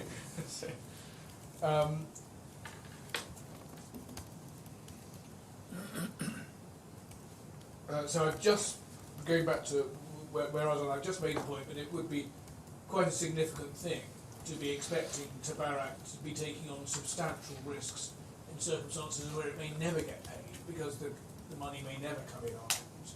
So it's not particularly surprising that Mr. Ahmadi wasn't happy with that. And that is another factor that objectively would have gone to the judge's assessment of how the conversation ran and what the parties would have taken from it. And in those circumstances, one can well see that the judge would fairly have concluded that the more natural inference from the fact that Mr. Ahmadi did not respond was that it was not agreed that the payment could be made out of the transaction proceeds, and not agreed that Tabarak was going to assume contractual obligations whether or not payment was going to get made, and that being the last word, his last word to them. And in my submission, it was more than open to the judge to find. This is my point on Mr. Justice Black's question. More than open to the judge to find that the fact that matters went ahead on the day, but the transaction proceeded in some way, didn't change that. First, because of the significance of the arrangement the claimants are contending for. Secondly, because it's common ground that Mr. Ahmadi was not involved in the transaction and only met at the outset by way of this introductory meeting. Thirdly, because it would in fact still have been open to Huobi to make a transfer to Tabarak if they wanted to satisfy the condition precedent and benefit from any contractual rights against Tabarak. Fourthly, because the issue was whether Huobi was to become an onboarded client, with Tabarak being bound by the obligations under the agreement, and it was theoretically possible for Tabarak or various employees of Tabarak to engage in various respects with Huobi without Huobi being an onboarded client under a client agreement, whether rightly or wrongly, and equally possible for the CEO of Tabarak not to have a concluded position on that. These are all possibilities. They're all reasons why it doesn't necessarily follow from Mr. Ahmadi's silence that Huobi could be treated as being an onboarded client as under a concluded client agreement even before fees were paid. So, and that's really, I think, another way, and perhaps a less elegant way of putting the same point that Justice Black has put to me, which is the judge had lots of material. It was an assessment he was reaching about what the parties based on all the material he had, could be taken to have thought. Now, another way of looking at it, or another question that could be asked is, when, on the claimant's case, did the contract incept? Was it the second that Mr. Ahmadi did not respond to Mr. Al-Ali's proposal about the money coming out of the transaction fee? Or was it from at some point after that, even though Mr. Ahmadi was not involved in the various points after that? One always has to keep in mind, as the judge clearly did, in paragraph 82 of his judgment, that any waiver would need to be clear and unequivocal, and there are, in short, numerous available factors that the judge was entitled to have in mind in reaching the conclusions that he did. And as I submitted, the province of a trial judge does extend not only to the conclusions of primary fact that he reaches, but also to evaluations and inferences to be drawn from those conclusions. And I referred you to the Lewison quote on that in Fage UK.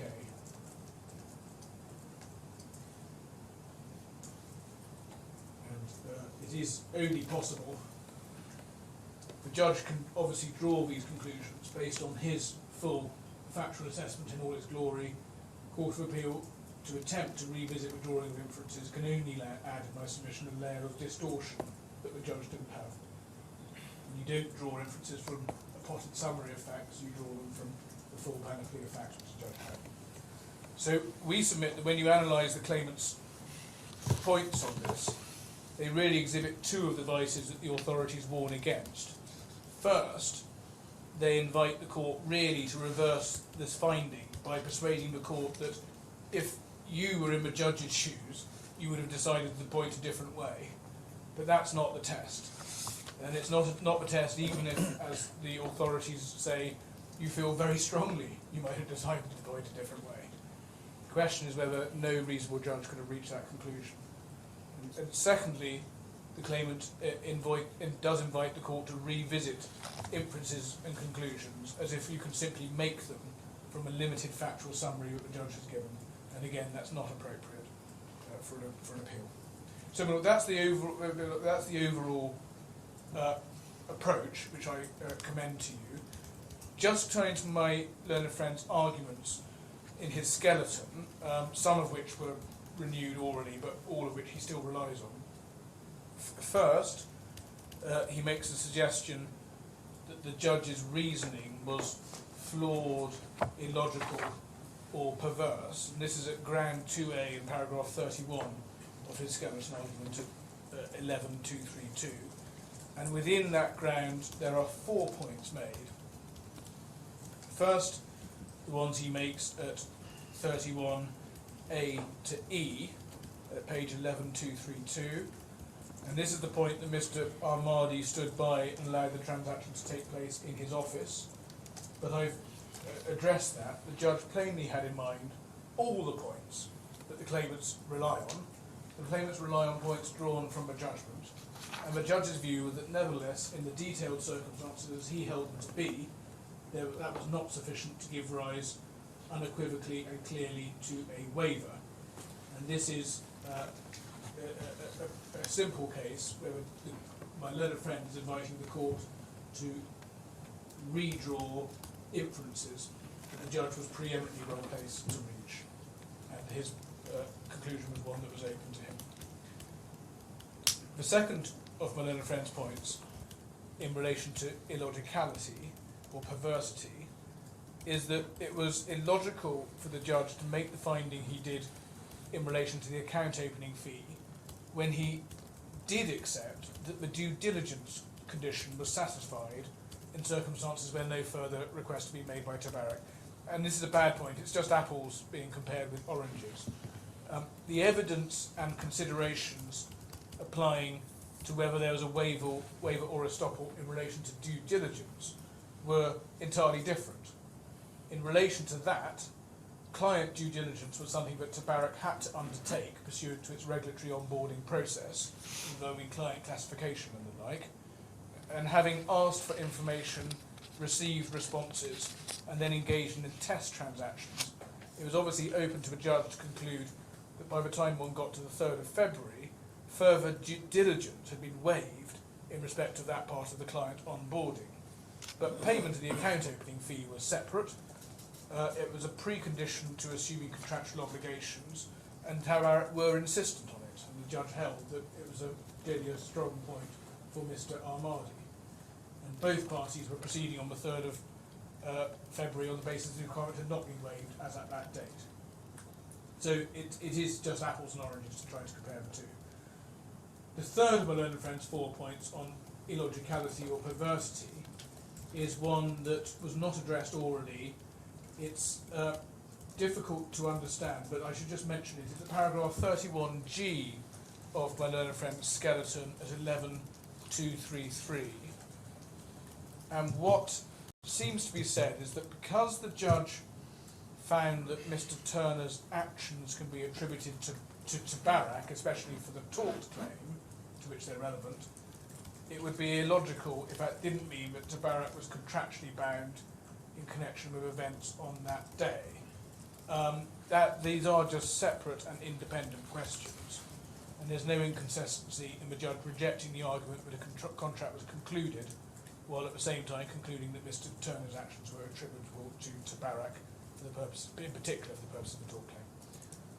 The fourth point on illogicality or perversity is another one not addressed orally, and this is an extreme example of an attempt to revisit the judge's areas which are the judge's province, because the learned friend says that having rejected Mr. Ahmadi's evidence in some respects, the judge should have gone on to make further findings against Mr. Ahmadi, and that is obviously an area that is directly for the trial judge. The judge rejected evidence from Mr. Al-Ali and Mr. Saxena, and indeed Mr. Thurner too, and Mr. Ahmadi's insistence on the account fee and the importance he attached to it was reflected in the evidence coming from multiple witnesses. So that's all the first argument.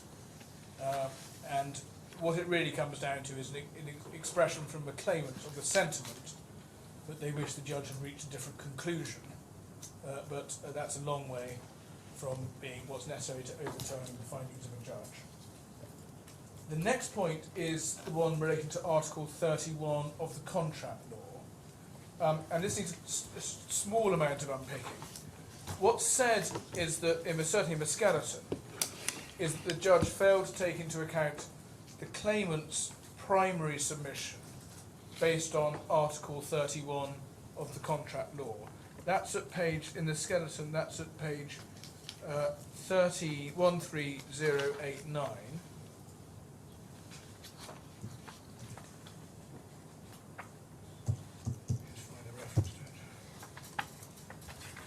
I think it's paragraph 32, is it?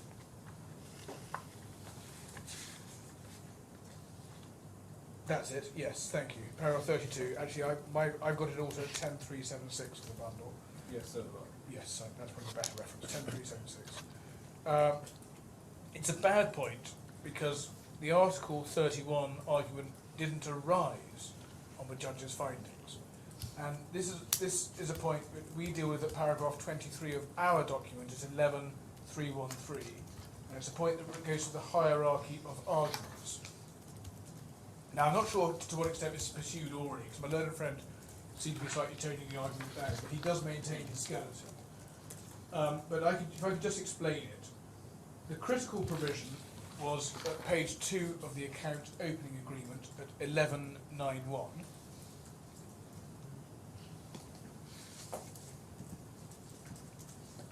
And that required, on page 2, the payment of a one-time, non-refundable flat fee. That was the condition precedent to the inception of the agreement that the judge was dealing with, and he found that a condition precedent. So that meant the condition precedent needed to be satisfied for the agreement to incept, as the judge found at paragraph 64 of the judgment. And there were 2 points in play. One whether under ordinary principles there was a waiver. And on that question, my learned friend doesn't take an issue with the objective test that the judge adopted at paragraph 82 of his judgment at 9474 for addressing the waiver argument. And the judge determined the point against Huobi at that stage, holding that on the normal objective approach there was no waiver, and that was the end of it. Now, if he hadn't rejected Huobi's case, then Tabarak had a second argument, and this was one that related to clause 6 of the AOA at 1193.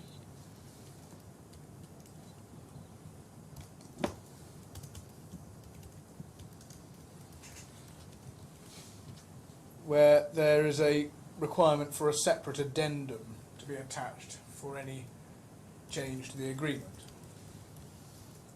So Tabarak had a second argument relating to clause 6, and in that context of his second hurdle, the claimants had an argument based on Article 31, and if you'll note, Article 31 is at page 13089 of the bundle, and that's the provision that a party can be precluded by conduct from asserting a clause of the kind that clause 6 is. And that was addressed in my learned friend's closing submission at paragraph 8833. And my learned friend in his oral submissions the other day wrongly conflated the Article 31 rule as being about waiver generally. It's not. It's just about whether one is or is not precluded from asserting a clause of the type that clause 6 of the AOA. But you never got to that question, because the judge held that Huobi fell at the first hurdle on the waiver generally. So you didn't need to get round. Huobi didn't need to deal with Tabarak's second point, which is that clause 6 precluded a waiver, absence and addendum, and for which Article 31 was relevant. So far from making an error of law by failing to take into account the submissions on Article 31, Article 31 never arose, because the judge disposed of the waiver argument on ordinary principles and didn't need Tabarak's secondary fallback argument. So that's that one. I'm sorry it took a bit of unpicking. The next point is another false point, and this is the argument that the judge failed to take into account that waiver and estoppel can be inferred from silence. And that's what's said at paragraph 34 of my learned friend Skeleton, that's 11234.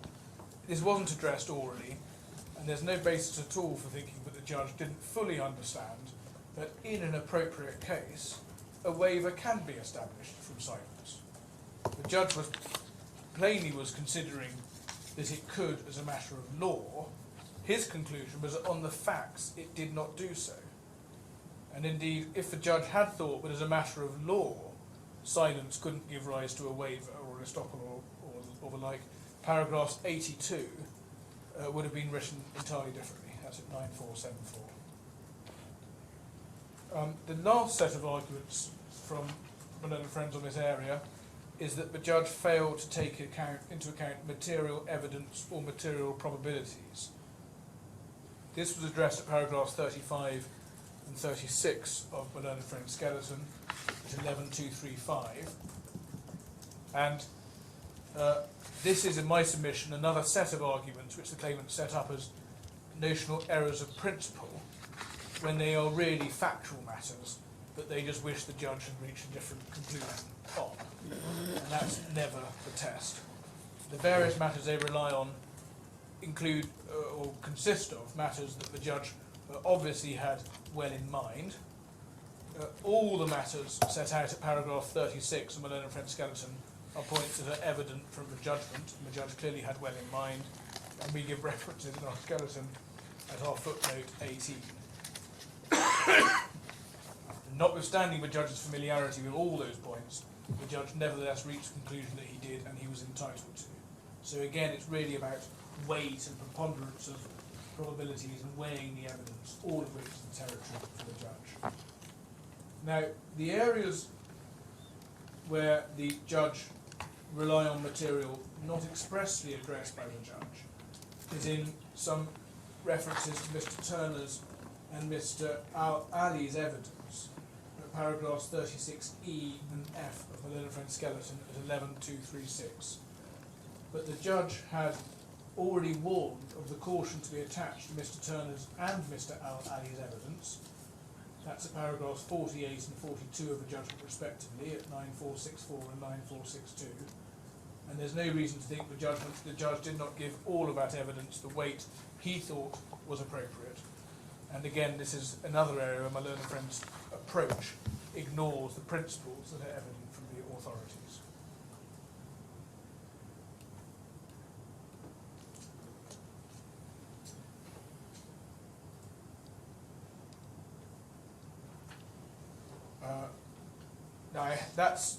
Covers all my learned friend's points. He also raised orally possible suggestion of estoppel by convention. My learned friend accepts that point wasn't raised at trial or indeed on the appeal. It's something he's mentioned already, not pursued, and I'm not going to address it. Well, that's ground 2. Can I get into ground 3 before we break? Sure. I know it's been It's long afternoon. 4:15 now. You have 15 minutes to go. Yes. I'll keep going just for a little bit if I may. So ground 3, breach of contract, and this is. I'm sorry, I should have given everyone a break. I'm sorry, I should have done It's that. okay. Another 15 minutes. I noticed, but no, everybody was happy, so I just let you go on. I'll try not to do that again because it's been a long afternoon. So next one, ground 3, which is the second of the 2 grounds relating to breach of contract. And this is the judge's finding that if there was a contract, it related to a narrow and straightforward role to be performed by Tabarak. And the claimants seek to challenge that finding in their ground 3 at 11212. And just to summarise the problem with the challenge, it fails because it seeks to erect an edifice that's contrary to the findings actually made by the judge on the facts about what the deal between the parties was. And as we've seen, the judge was very clear that Tabarak assumed no advisory role. It was very clear that the modalities of a transaction were set by the parties to a transaction, and specifically Huobi, not by Tabarak. And Tabarak's role was the narrow one of implementer, receiving the coins, receiving the monies, and then distributing. And the judge held no duty in particular to advise on any other modalities that might come along. And what the claimant's case involves is quite an elaborate route of recharacterising the relationship by various steps, so as to end up with a relationship and a set of obligations that's rather different from the one the judge found, and where they end up is a wide duty on Tabarak's part to guarantee the safety of other modalities that might come along and be put to Tabarak outside the arrangement Tabarak actually agreed to implement. And in my submission, one can see where the claimants have gone wrong by their end point, paragraph 50 of their skeleton, 11242.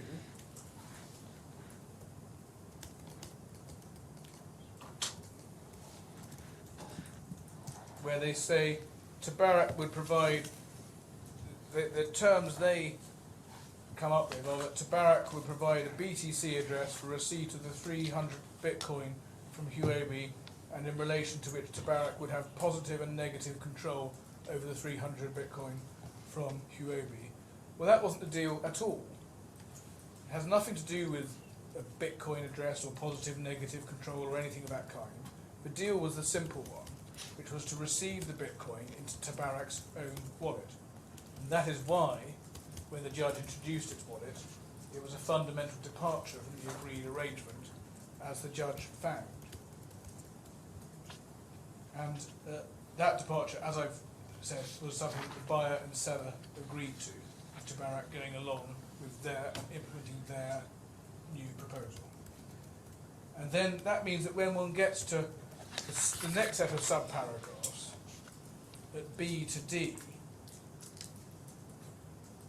these all are an attempt to represent aspects of the original deal, but don't apply to the different arrangement not involving Tabarak's wallet.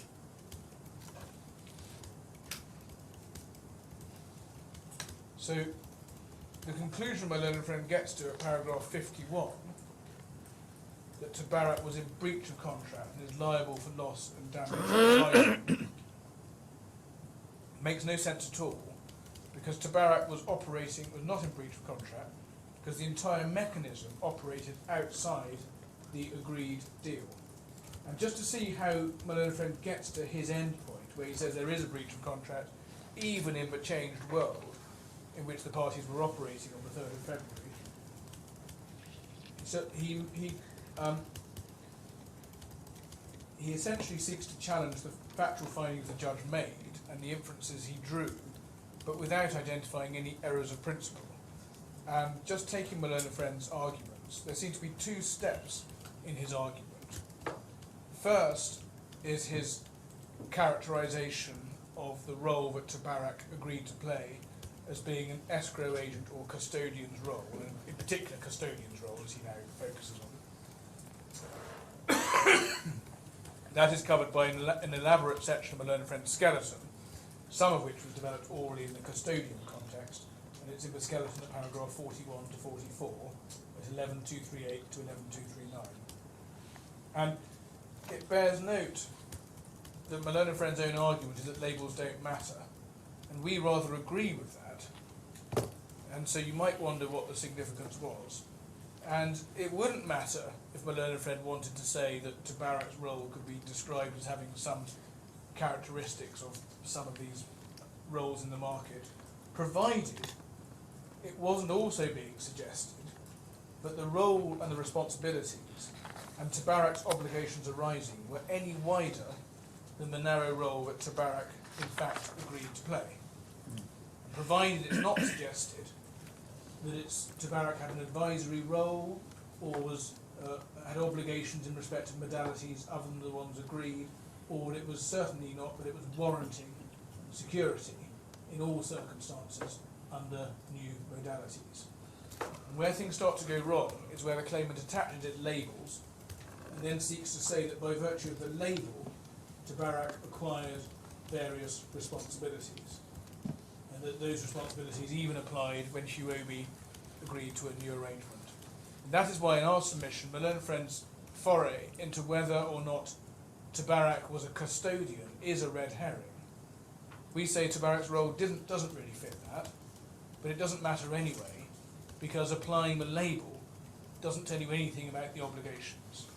And my learned friend accepts that in any relationship, be it a custodian relationship or anything else, the actual obligations of a custodian depend on the terms of the contract. He accepted that orally, and it's a point also made in terms in the new article that he went to at 15.507.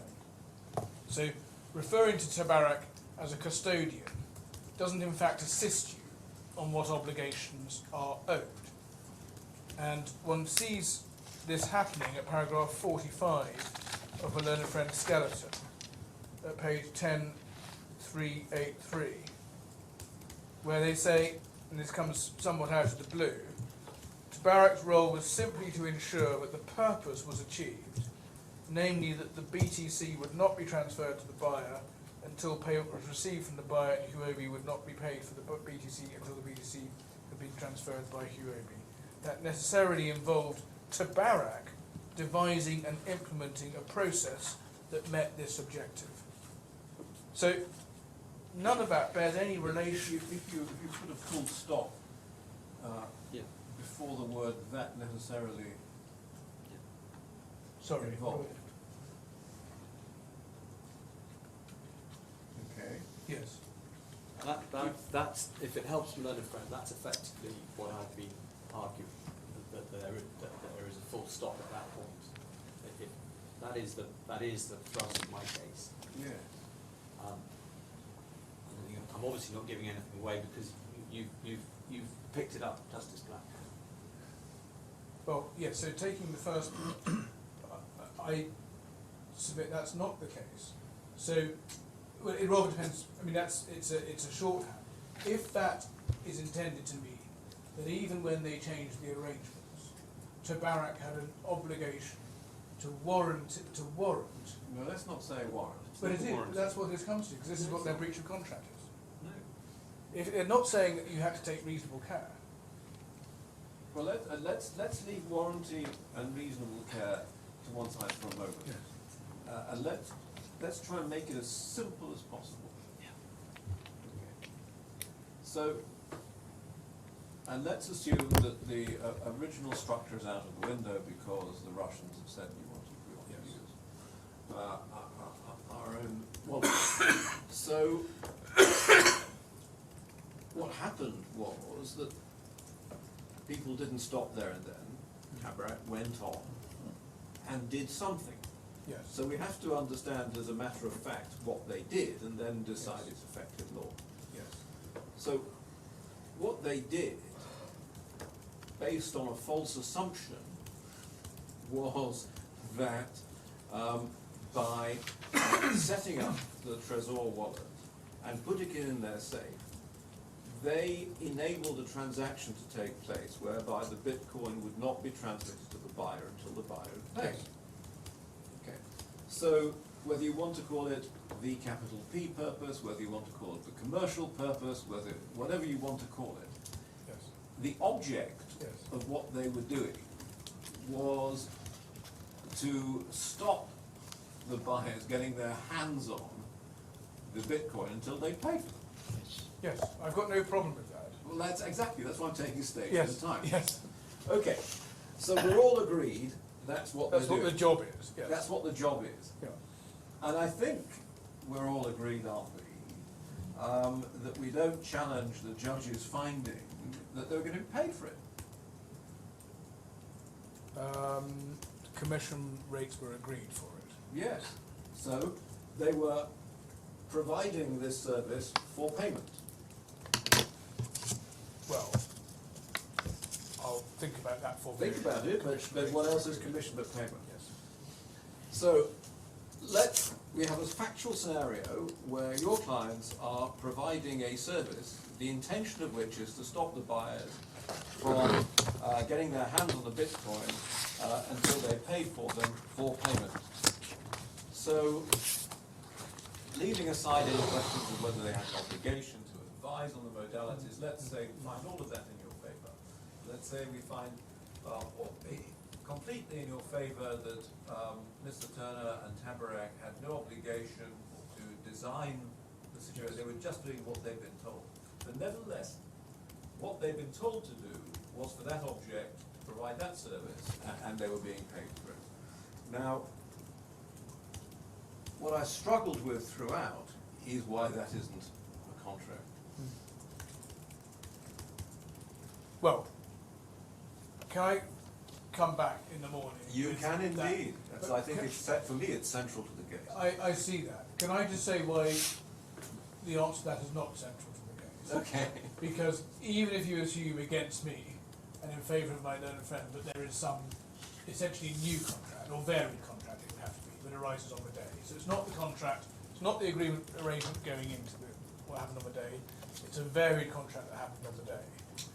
In my submission, there's no way that the terms of that contract could be such as to impose any more on Tabarak than some general duty of care, and certainly could not be such that as to hold Tabarak responsible on a warranty basis or on a strict liability basis for a failing inherent in the process of giving out the sequence, which is what happened. Because that had been agreed to and instructed on to Tabarak, and so whatever new contract you construct for this varied deal, it couldn't have terms which would be so unreasonable and unfair, and no objective bystander would ever say those are the terms, because this isn't Tabarak's wallet, it's been asked to do it, and the process it's been asked to do is simply to hand over. And So it's not, it doesn't have a duty to advise, so that's relevant there. Yes. So you would say that the inherent flaw in the modality for which they were not responsible, means that it would be wholly inappropriate for them to bear any responsibility when that flaw eventuates. Yes. And the Bitcoin That's loss. right. And when so if you're trying to construct what the terms of this varied contract are, Yes. you would never construct them so harshly that Tabarak would owe the sort of strict liability that has been contended for. And I know we don't want to get into every strict liability and so on, but it's important because Yes. that's what my learned friend means, and that's why he has his rather startling paragraph 51 of his skeleton, where he says it follows that Tabarak's in breach of contract. Nothing to do with whether Tabarak took reasonable, for the contract argument, nothing to do with whether Tabarak acted reasonably or anything else. They just say, strictly, you didn't hold the Bitcoin up until the moment the money was in the account, and therefore you're liable. And in the new world that one was in, even if there's a contract at all, it couldn't be a contract on those terms. That's really my big point. Yes. And I'll have to think further about No. is there a contract at all. Yeah, thank you very much. I'm grateful. Okay. So it's for yes, what 4:30 now. We'll adjourn to tomorrow morning. What time tomorrow? 9 a.m. Something mentioned 9 a.m. I think you said Was it 9 9 a.m. tomorrow? Thank you. Okay, 9 a.m. Thank you very much.